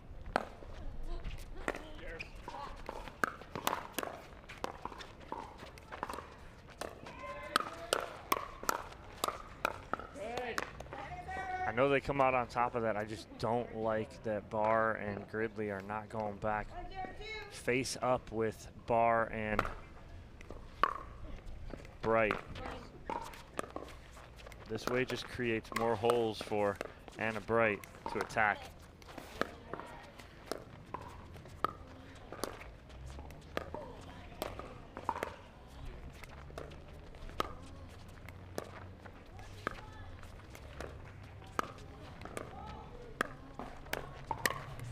Oh, that's just a bad choice right there, and she knows it too. Ball's off her shoe tops, and she's trying to attack at the left shoulder of Austin Gridley.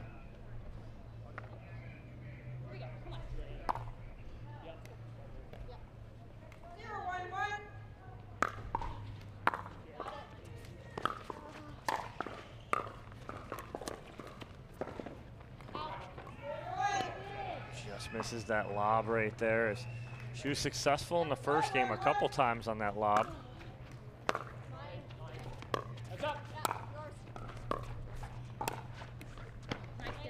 Oh, Dylan with just a checkup right there. Little pancake.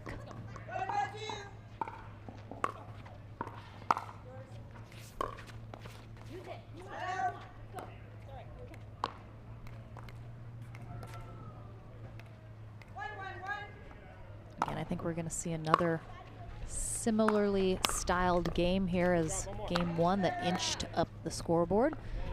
Looks to be more of the same pattern playing itself out here.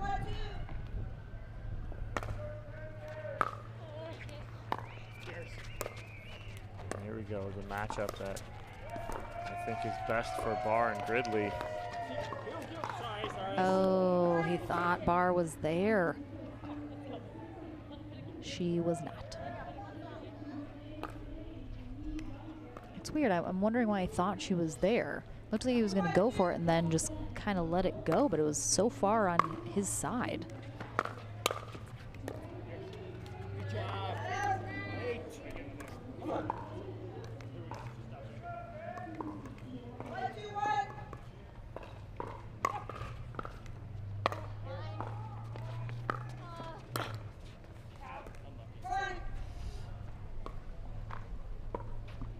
Here we go again, Lauren.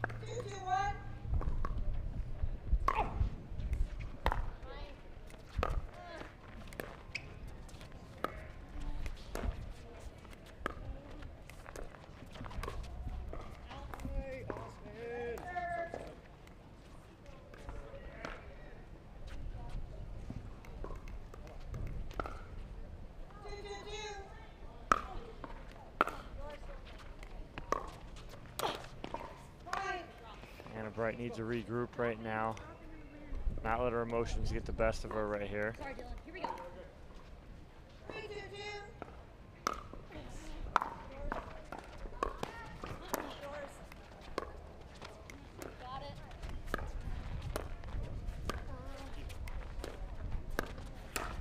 Nice job by Dylan Frazier. His ball just kept getting higher, higher, and higher.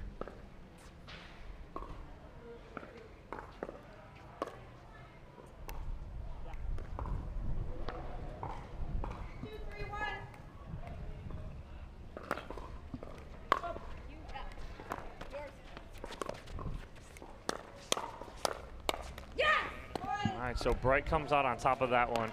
Still don't mind that right there because I think that it's just not creating any holes for her. She has to go straight up at Susanna Barr, and I don't mind that.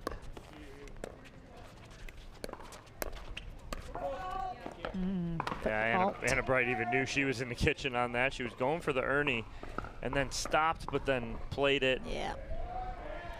Left toe over the line. Good call from Andy Jones.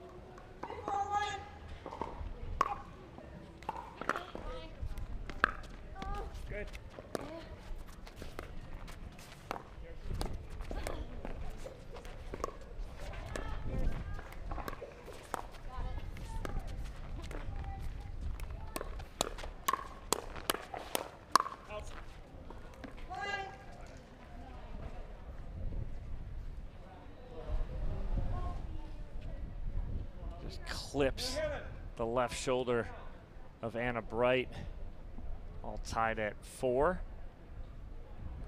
As we just continue, just like game 1, to inch along here. No one seems to want to pull away.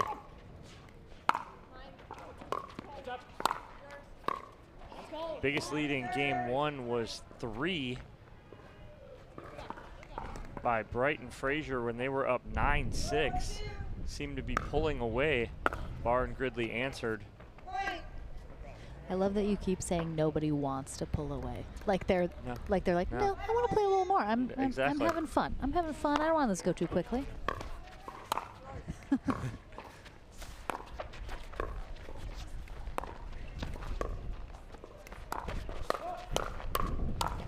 Ooh, nice little backhand block there.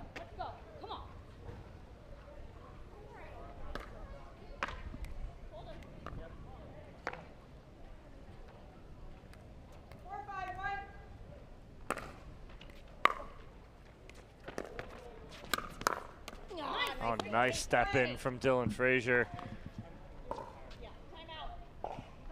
Yeah, really nice poach there from him. Keeps that so nice and low. And who called the timeout? So it was Barr and Gridley, and I think it's the timeout for exactly what Susanna Barr called the timeout for last night at around this time, glasses.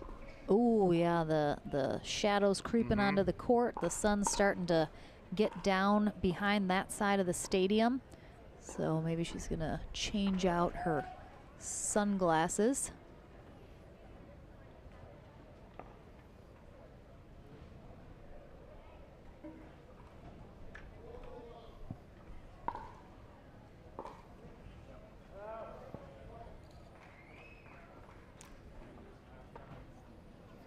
All right, so as these players come back in, tied up at 5, we got an update from the truck. Unfortunately, due to an injury, the women's gold medal match will not happen tomorrow. Simone Jardim and Andrea Koop will take gold. Maggie Remynse ends up hurt today. That's why she had to pull out of mixed. So she will not be playing tomorrow. So Simone Jardim and Andrea Koop are your gold medalists. So tomorrow for Championship Sunday, we will have 4 gold medal matches for you. Men's and women's singles, men's doubles, and mixed doubles.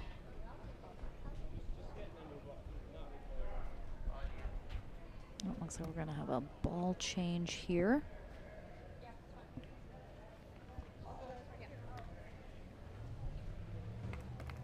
Yeah, always unfortunate when you have players that have to withdraw due to injury. Never like to see it.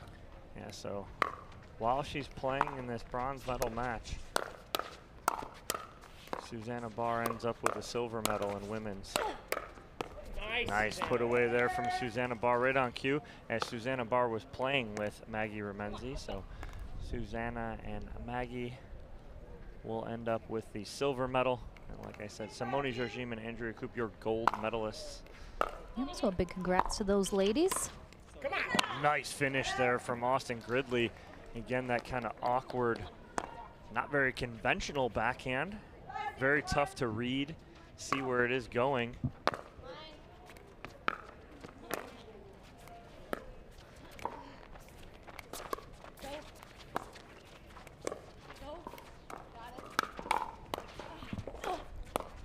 Nice adjustment from Anna Bright off the tape.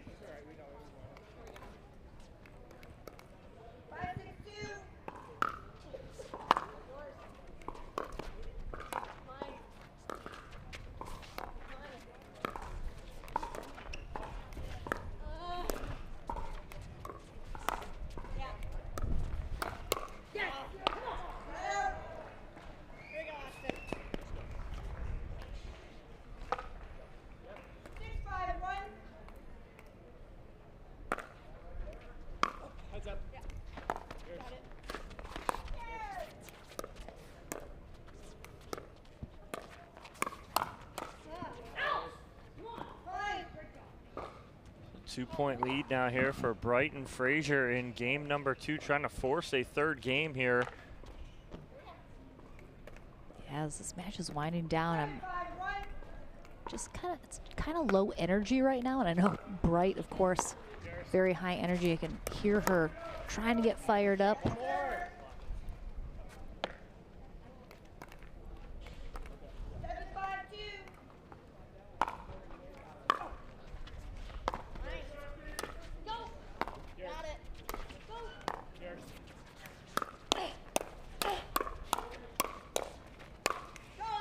Big finish there from Austin Gridley. And a bigger side out, as they did not want to let Bright and Frazier pull away again and have to play catch up.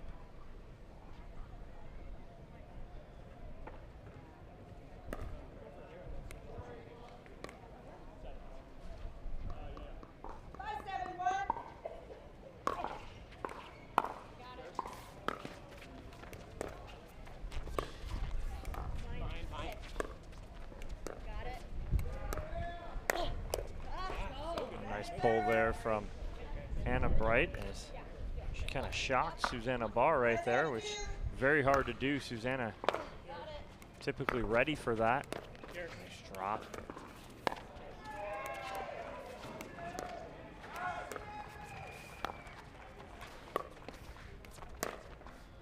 Oh, wow. Usually that's covered right there from Gridley. Gridley not fully committing to the middle, as he was thinking Anna Bright was going to come back hard cross court. She doesn't. Yeah, I just, like I mentioned, I'm sensing just a little shift in energy level for Barr and Gridley especially. I think, again, they had to battle a little bit more today. It's taking just a little bit more for them to keep up the energy. Good. Big holds right there, but got to answer now.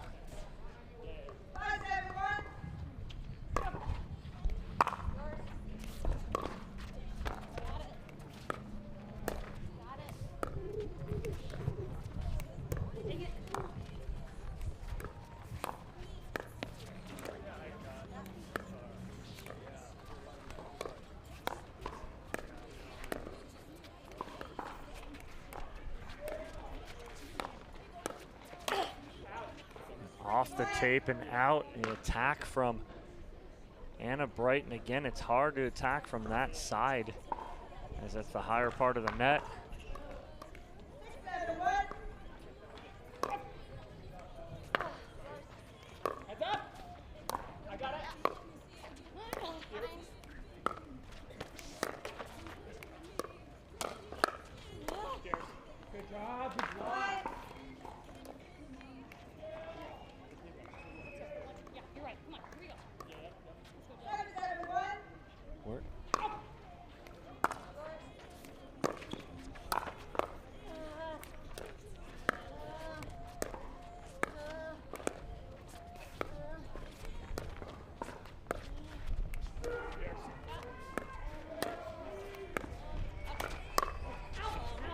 good leave, good talk from Anna Bright too, as she tells Frazier to let that go as he was about to play that.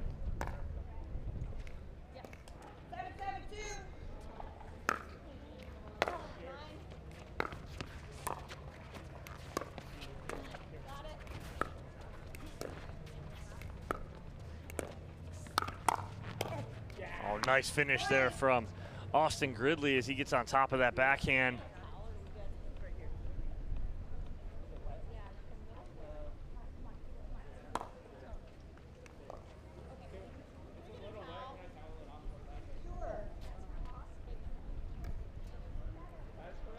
So Gridley asking for a towel. Seems to be a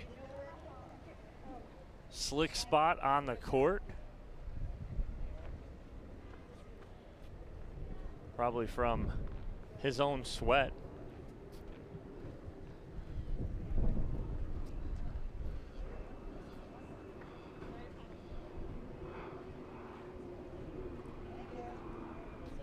There's a 1-point lead here for Barr, and Gridley trying to end this in 2.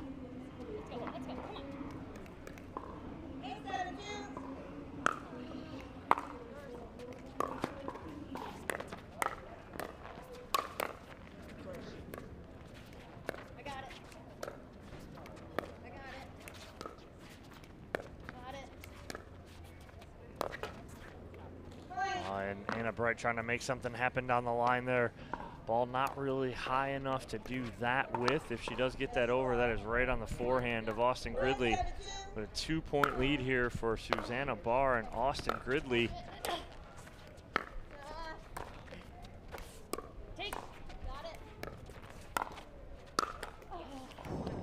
Frazier off the tape.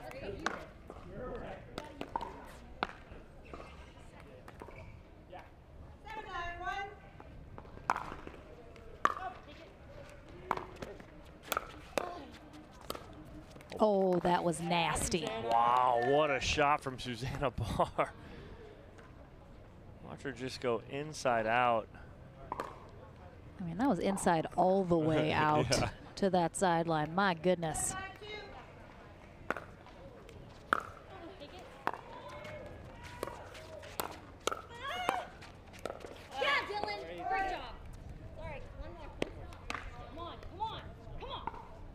Anna Bright trying to fire herself up here, try and tie this game up at 9.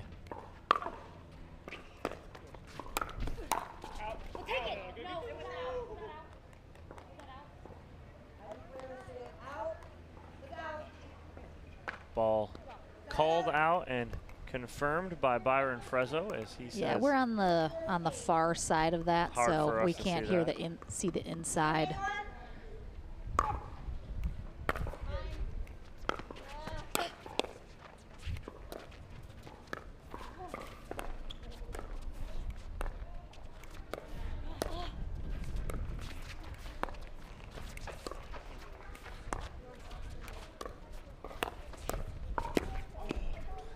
Frazier just hesitated a little bit as he saw Bright there. And what that does is give Susanna Barr and Austin Gridley a match point and a matchup with Simone Jardim and J.W. Johnson tomorrow.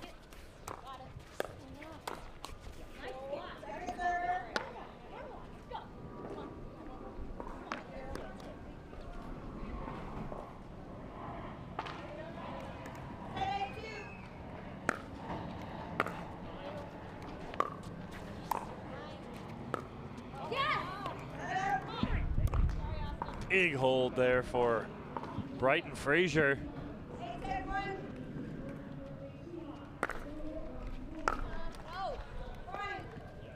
Free point at 10-8 from Susanna Barr on the return of serve error. And there goes Susanna on the timeout. Now it's time to change the glasses. She's going to the bag. Don't forget Sunday. And it is 9-10-1. Brighton Fraser serving, trying to force a third game here. On the stadium court. Also, courts 2 and 3. So come out early, starting at 8 a.m. all the way through 6 p.m.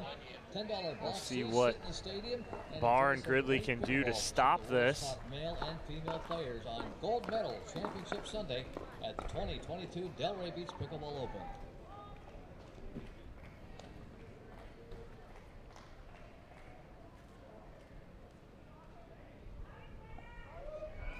I mean, we thought game 2 was going to play out like game 1, and it sure has. Yep. Doesn't get much more spot on than that. 15 seconds. Serving team, you have 2 timeouts remaining. Receiving team has no timeouts remaining.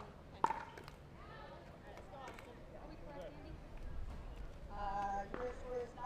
Yes, you are correct. Time in. 9-10-1.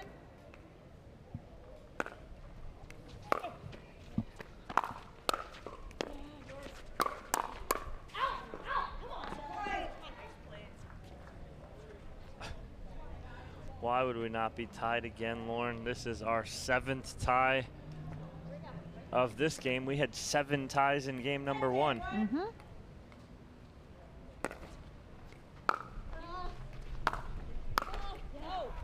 Wow. And now Brighton Fraser, game point on their paddle. 11-10-1.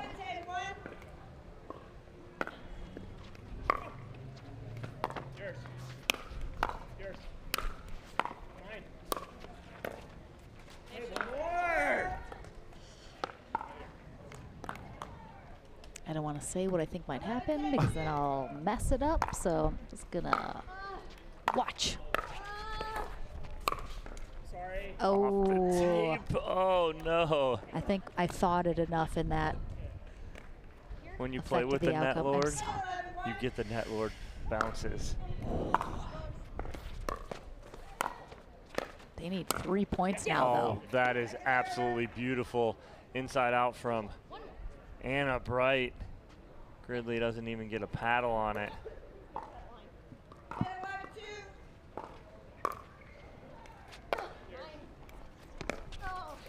Very short. Yeah, and it was because of the Gridley serve. Quick hold. So Very. maybe what I was thinking before will actually come true, and it did. I knew a game 3. I knew a game 3 was coming. I didn't want to speak it because then someone could blame me for what happened. Right. Don't speak, but you. Look at that. Look at that. 10-12, 12-10. Do we have time for this game 3? Are we going to be here? We've got to turn the lights on, I think. Yeah. We'll take a short break. Don't go anywhere. Game 3 of this, a very tight bronze medal match coming up right after this.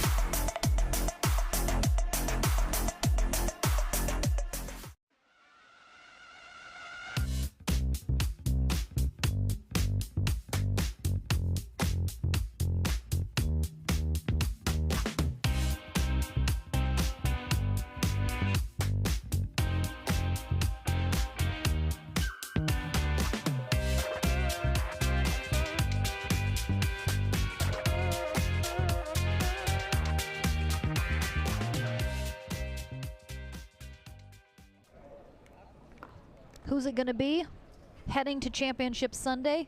Your guess is as good as mine, because we're going to a Game 3 after a 12-10, 10-12 outcome, splitting Games 1 and 2. Susanna Barr and Austin Gridley will start Game 3 on the far end. Anna Bright and Dylan Frazier on the near end. They will switch ends at 6.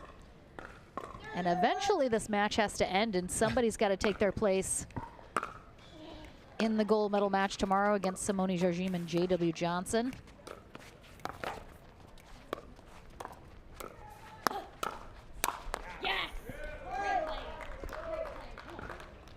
Oh, just when it looked like Frazier and Bright were on strings, they come out with the overhead put away and are on the board first here in Game 3. Nice one.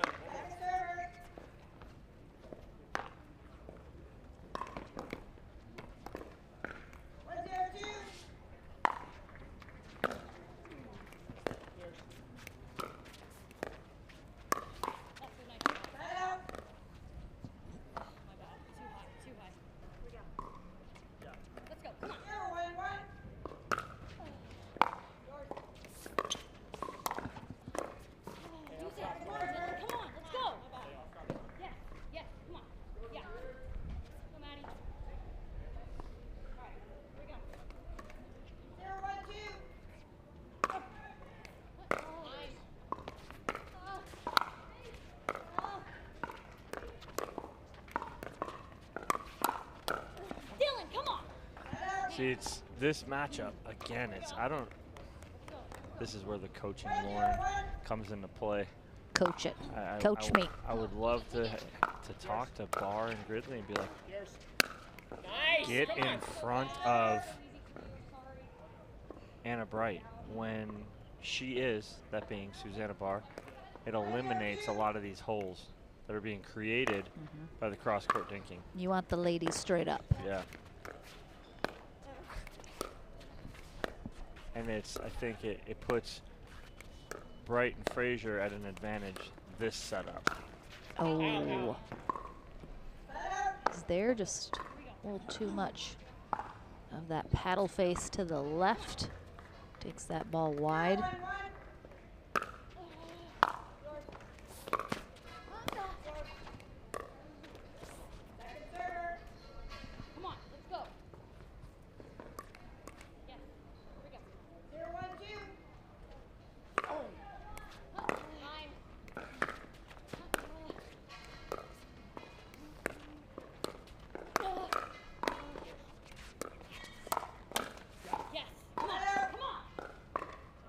Barr was a little bit off that kitchen line. I think that probably is the difference between that ball going over or not.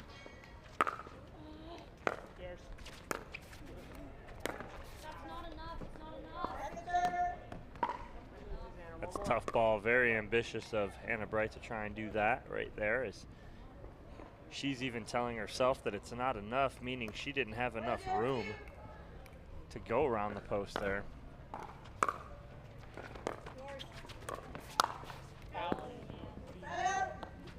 Good thought. Like the aggression from Dylan Frazier.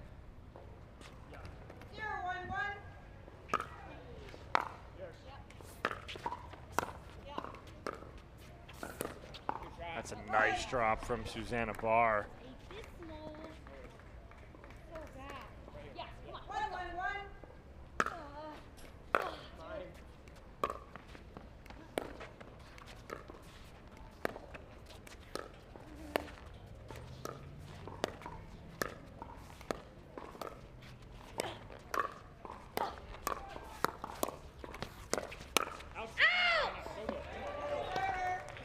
Is that ball out, Lauren?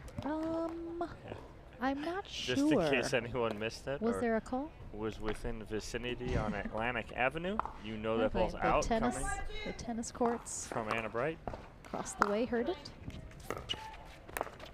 Yes! Get a shot up in the stands. About 4 or 5 of the junior tennis players just stepped in the stadium to check out the pro pickleball. Maybe they'll be joining us in a couple years.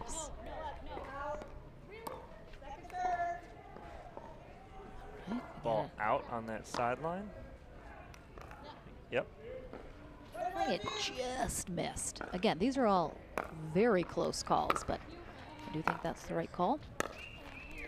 Yours. Oh my God. Good straight, good straight. That's right, sit down there. Okay. 2-1-2.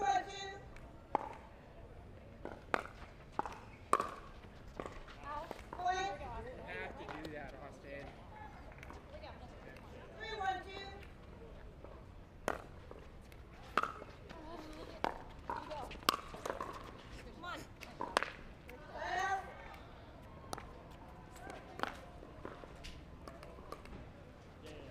3-1.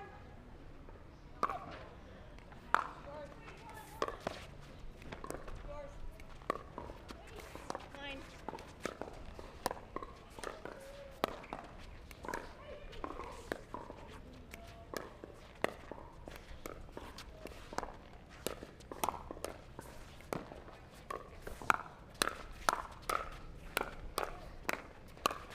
Wow, great exchange there from all four players. Just a matter of who can get on top of this ball quicker. It's Austin Gridley here with the backhand slap away from Dylan Frazier. Bright didn't really move her feet there on that last one and kind of took herself off balance. Ended up popping that ball up.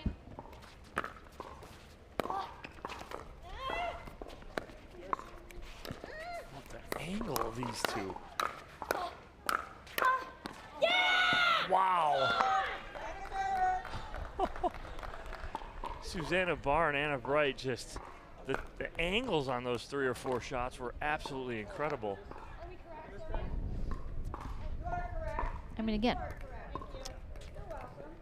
2-3. 2-3 is where we're at.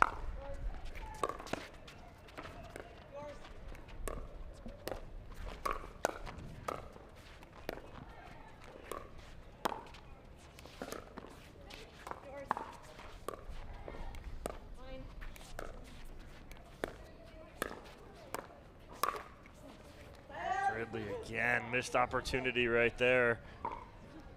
Gets a ball up on that backhand wheelhouse for him. This easily has to be the closest match we've seen all day. Oh, hands down. Go! Oh. That was she got to a lower Yeah, it was octave register on that one. I think the throat's going a little bit. It's starting to get a little raspy, perhaps. 2-point lead here for Bright and Frazier. Nice reset from Anna Bright. Of all players to reset that ball, I did not think it was going to be her, and it is. I mean, this is a huge lead for Bright and Frazier, which we normally wouldn't say under normal circumstances, because 3 points is nothing in pickleball. Can happen in the blink of an eye, but the way this has been going, this is, I think, the biggest lead either team has had the entire time. Yeah, there was a 3-point lead in game 1 by Bright and Frazier. They were up 9-6. And then Barr and Gridley pulled that out 12-10. But then inching along in game 2, no team had any higher than a 2-point lead. Gotcha. And then now this is a 3-point lead. No one's had higher than a 3-point lead in 2.5 games. It's no wonder I don't remember game 1. It was 2 years ago. Well, we will change ends here at 6. If Frazier and Bright can get the next point, it will be the largest lead of any of the 3 games, and we will change ends.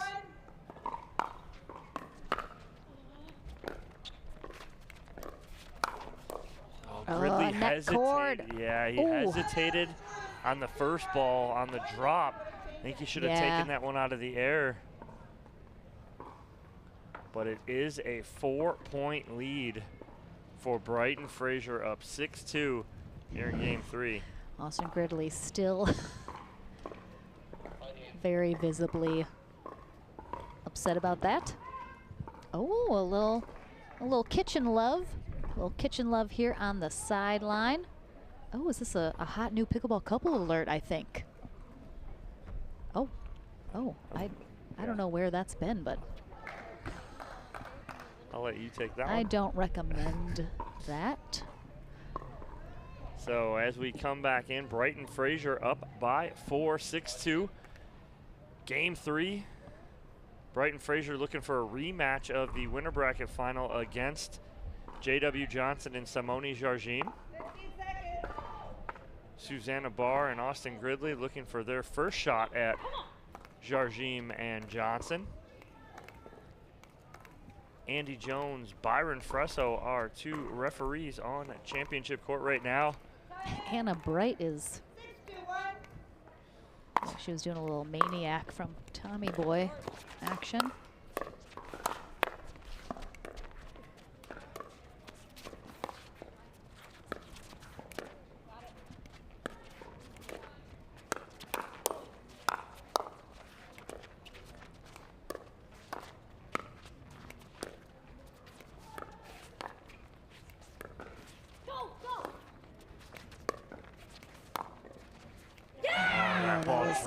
And what a point. I mean, there was about 6 let cords. Oh, and Susanna Barr lets that go. Ball drops in about a foot inside of the baseline.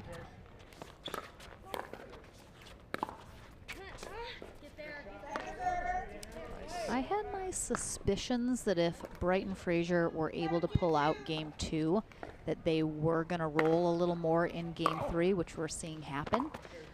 Again, can they maintain that and take it all the way to the gold medal match? Anna Bright is certainly fired up for the two of them. Well, she pulled the same combo she had against J.W. Johnson, the backhand forehand combo. Nice job by Austin Gridley stopping that right there. That was much needed as they need to answer here. Down by 6, which seems like a mountain to climb. Yeah, an unprecedented lead here in this match, the way it's played out so far. Gridley and Barr need to dig real deep here. Great drop from Susanna Barr, one of the best in the game.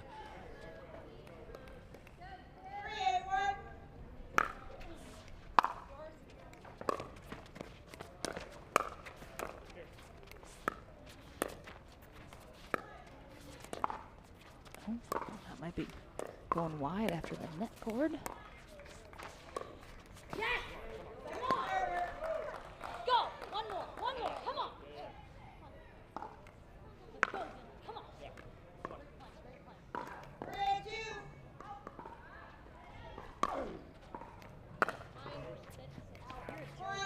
A little long on the return. She's a little juiced up right there. She sure is. Hitting a return long into the wind. Good finish there from Dylan Fraser, but Barr and Gridley get 2 back. Now got a hold again.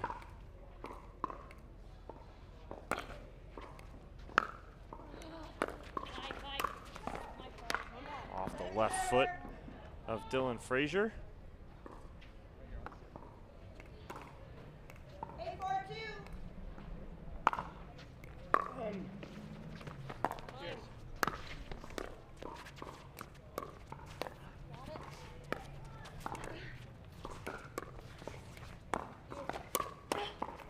Wow, and Susanna Barr and Austin Gridley had Fraser and Bright on their heels that whole point.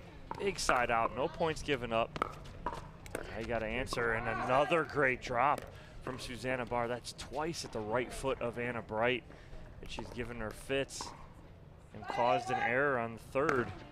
Look for her to do the same thing. There it is. She's going to that right foot. Susanna Barr feeling it right now, keeping that ball nice and low. they continue to just chip away here. Make this third game. Brighton Fraser finally get something going for the first time this match. We're certainly feeling good, but Barr and Gridley just hanging in there. Yeah, 6-8 on the one here when we come back in from this timeout. Just when you thought that it was like, okay, Brighton Fraser in control, up 8-2, serving 8-2-1.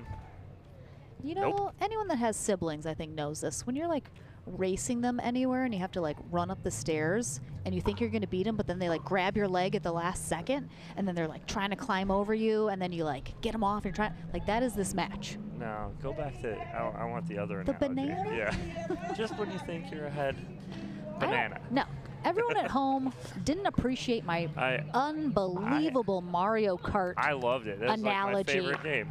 It should be on a t-shirt, but no, they didn't like it. They don't get any more. All right, 6-8-1. There's a drop from Barr again. Right foot of Bright. Again, that right foot of Anna Bright Oh boy. causing her problems right now.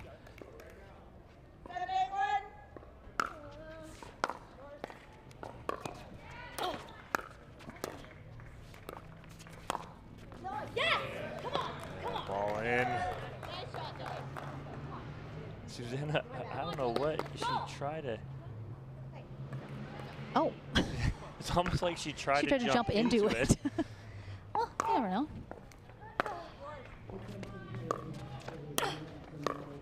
Oh, hello, Austin Gridley. Nice dig out from Austin Gridley, but he couldn't do much with it, but a great run again from Barr and Gridley within one here.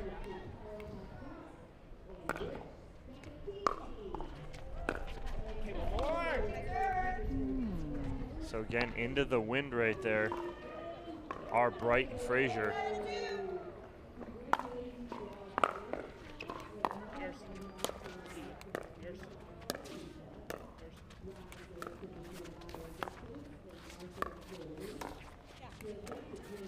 Fraser getting real active right now.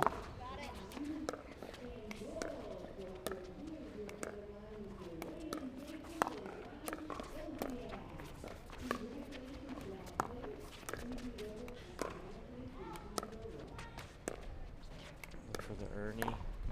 Go, go!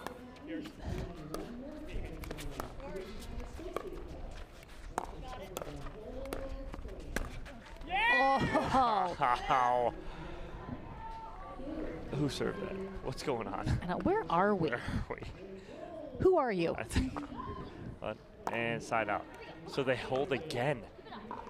So they stall Brighton Fraser on 8 again. That's 3 service games they've been stuck on 8. Oh. Let's go. Come on, Dylan. Miss hit from Susanna Barr. I'm going to look for Susanna to take this third here. No, it's Gridley. Yep, she wouldn't be able to if she wanted to. Oh boy. Oh boy.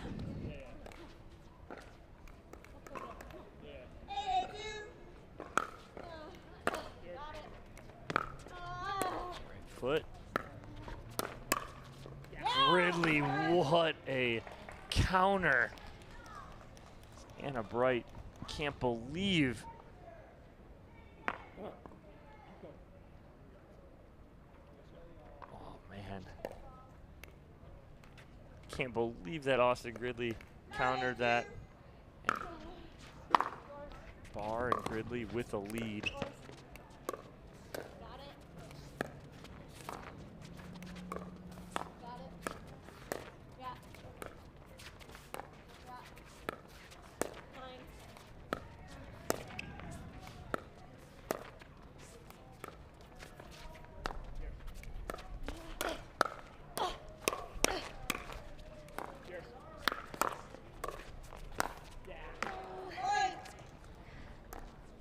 Just, there's not many words that can be said here. And it is match point for Susanna Barr and Austin Gridley. Oh, I want. Frazier's got to put an angle on it. Wow, absolutely unbelievable. 8. Wow. Just not many words. Wow. Wow. That's all. I mean, yeah. Okay, so a big congratulations to Dylan Frazier and Anna Bright. They are our bronze medalists here.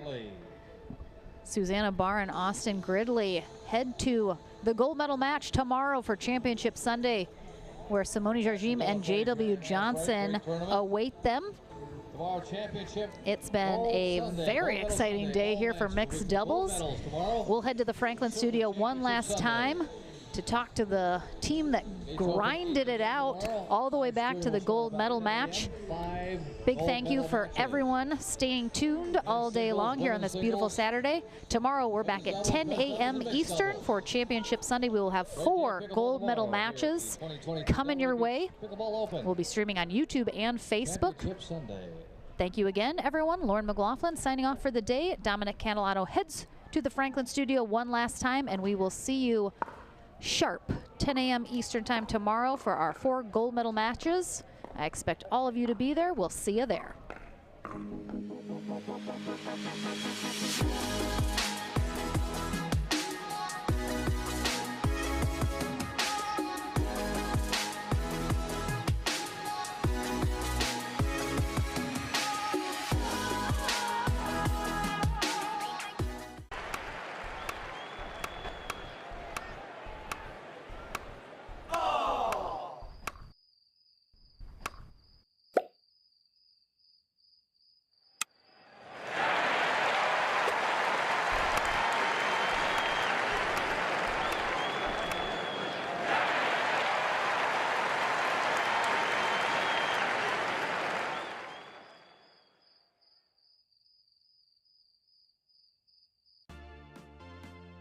The PT Pro Team at pickleballtournaments.com have unparalleled experience running tournaments, including all professional tours and premier events.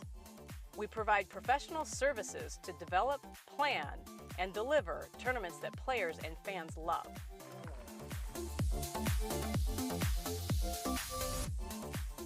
Pickleballtournaments.com, powering pickleball tournaments worldwide.